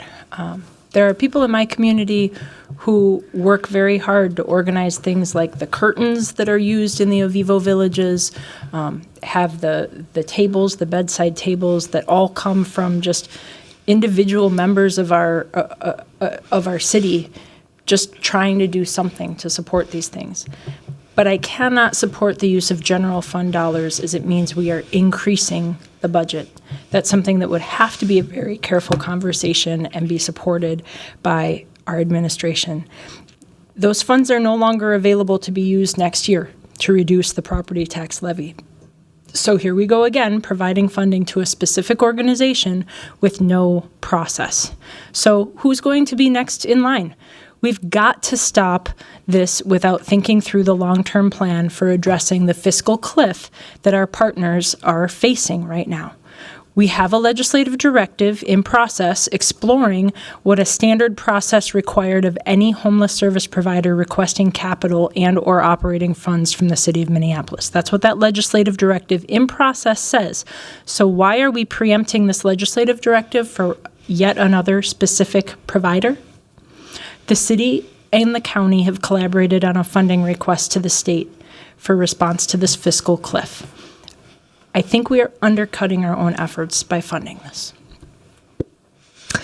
Thank you. Seeing no further discussion, we have the Avivo Village Stabilization and Shelter Operations Grant Amendment offered by Council Members Ellison, Chavez, and Chowdhury before us. I will ask the clerk to call the roll on Amendment number 30. Councilmember Payne. Aye. Wansley. Aye. Rainville. Nay. Vito. Aye. Ellison. Aye. Osman. Aye. Cashman. Aye. Jenkins. Aye. Chavez. Aye. Chowdhury. Aye. No. Vice Chair Koski. Aye. Chair Chuktai. Aye. There are 11 ayes and 2 nays. That item carries. Next, we will move to amendment number 31, which is the revised Senior Housing Code Abatement Amendment offered by council members Wansley, Koski, and Chowdhury. The revised version is reflected in the binder that is before you. I will recognize point of council. order. Yes. I don't know, Chair, I just want to check, did we conclude our discussion on whether we're ending at 4:30 and 5? It seemed like there was significant division within the body. The most of what I saw was that folks would be willing to stay a few minutes longer, and I want to try to get through a couple more here. Can we do a hand? I don't think that's okay. You said 4:30. All right, if I have a that's what- community meeting in my ward that I need to get to. It's 4:30. Understood. All right, can we, do folks want to do by hand? Can you stay? Can you stay for another 15 minutes? Can you stay for another 15 minutes? All right, I'm not seeing that there's enough people who can do that, so with that, we have completed through item number 30. Just do it. At this point, I will adjourn I'm sorry, I'm going to start again. If there is no objection, I will adjourn this meeting to 10 a.m. tomorrow morning, December 10th, in these chambers for us to continue with Markup Day 3. Thank you all.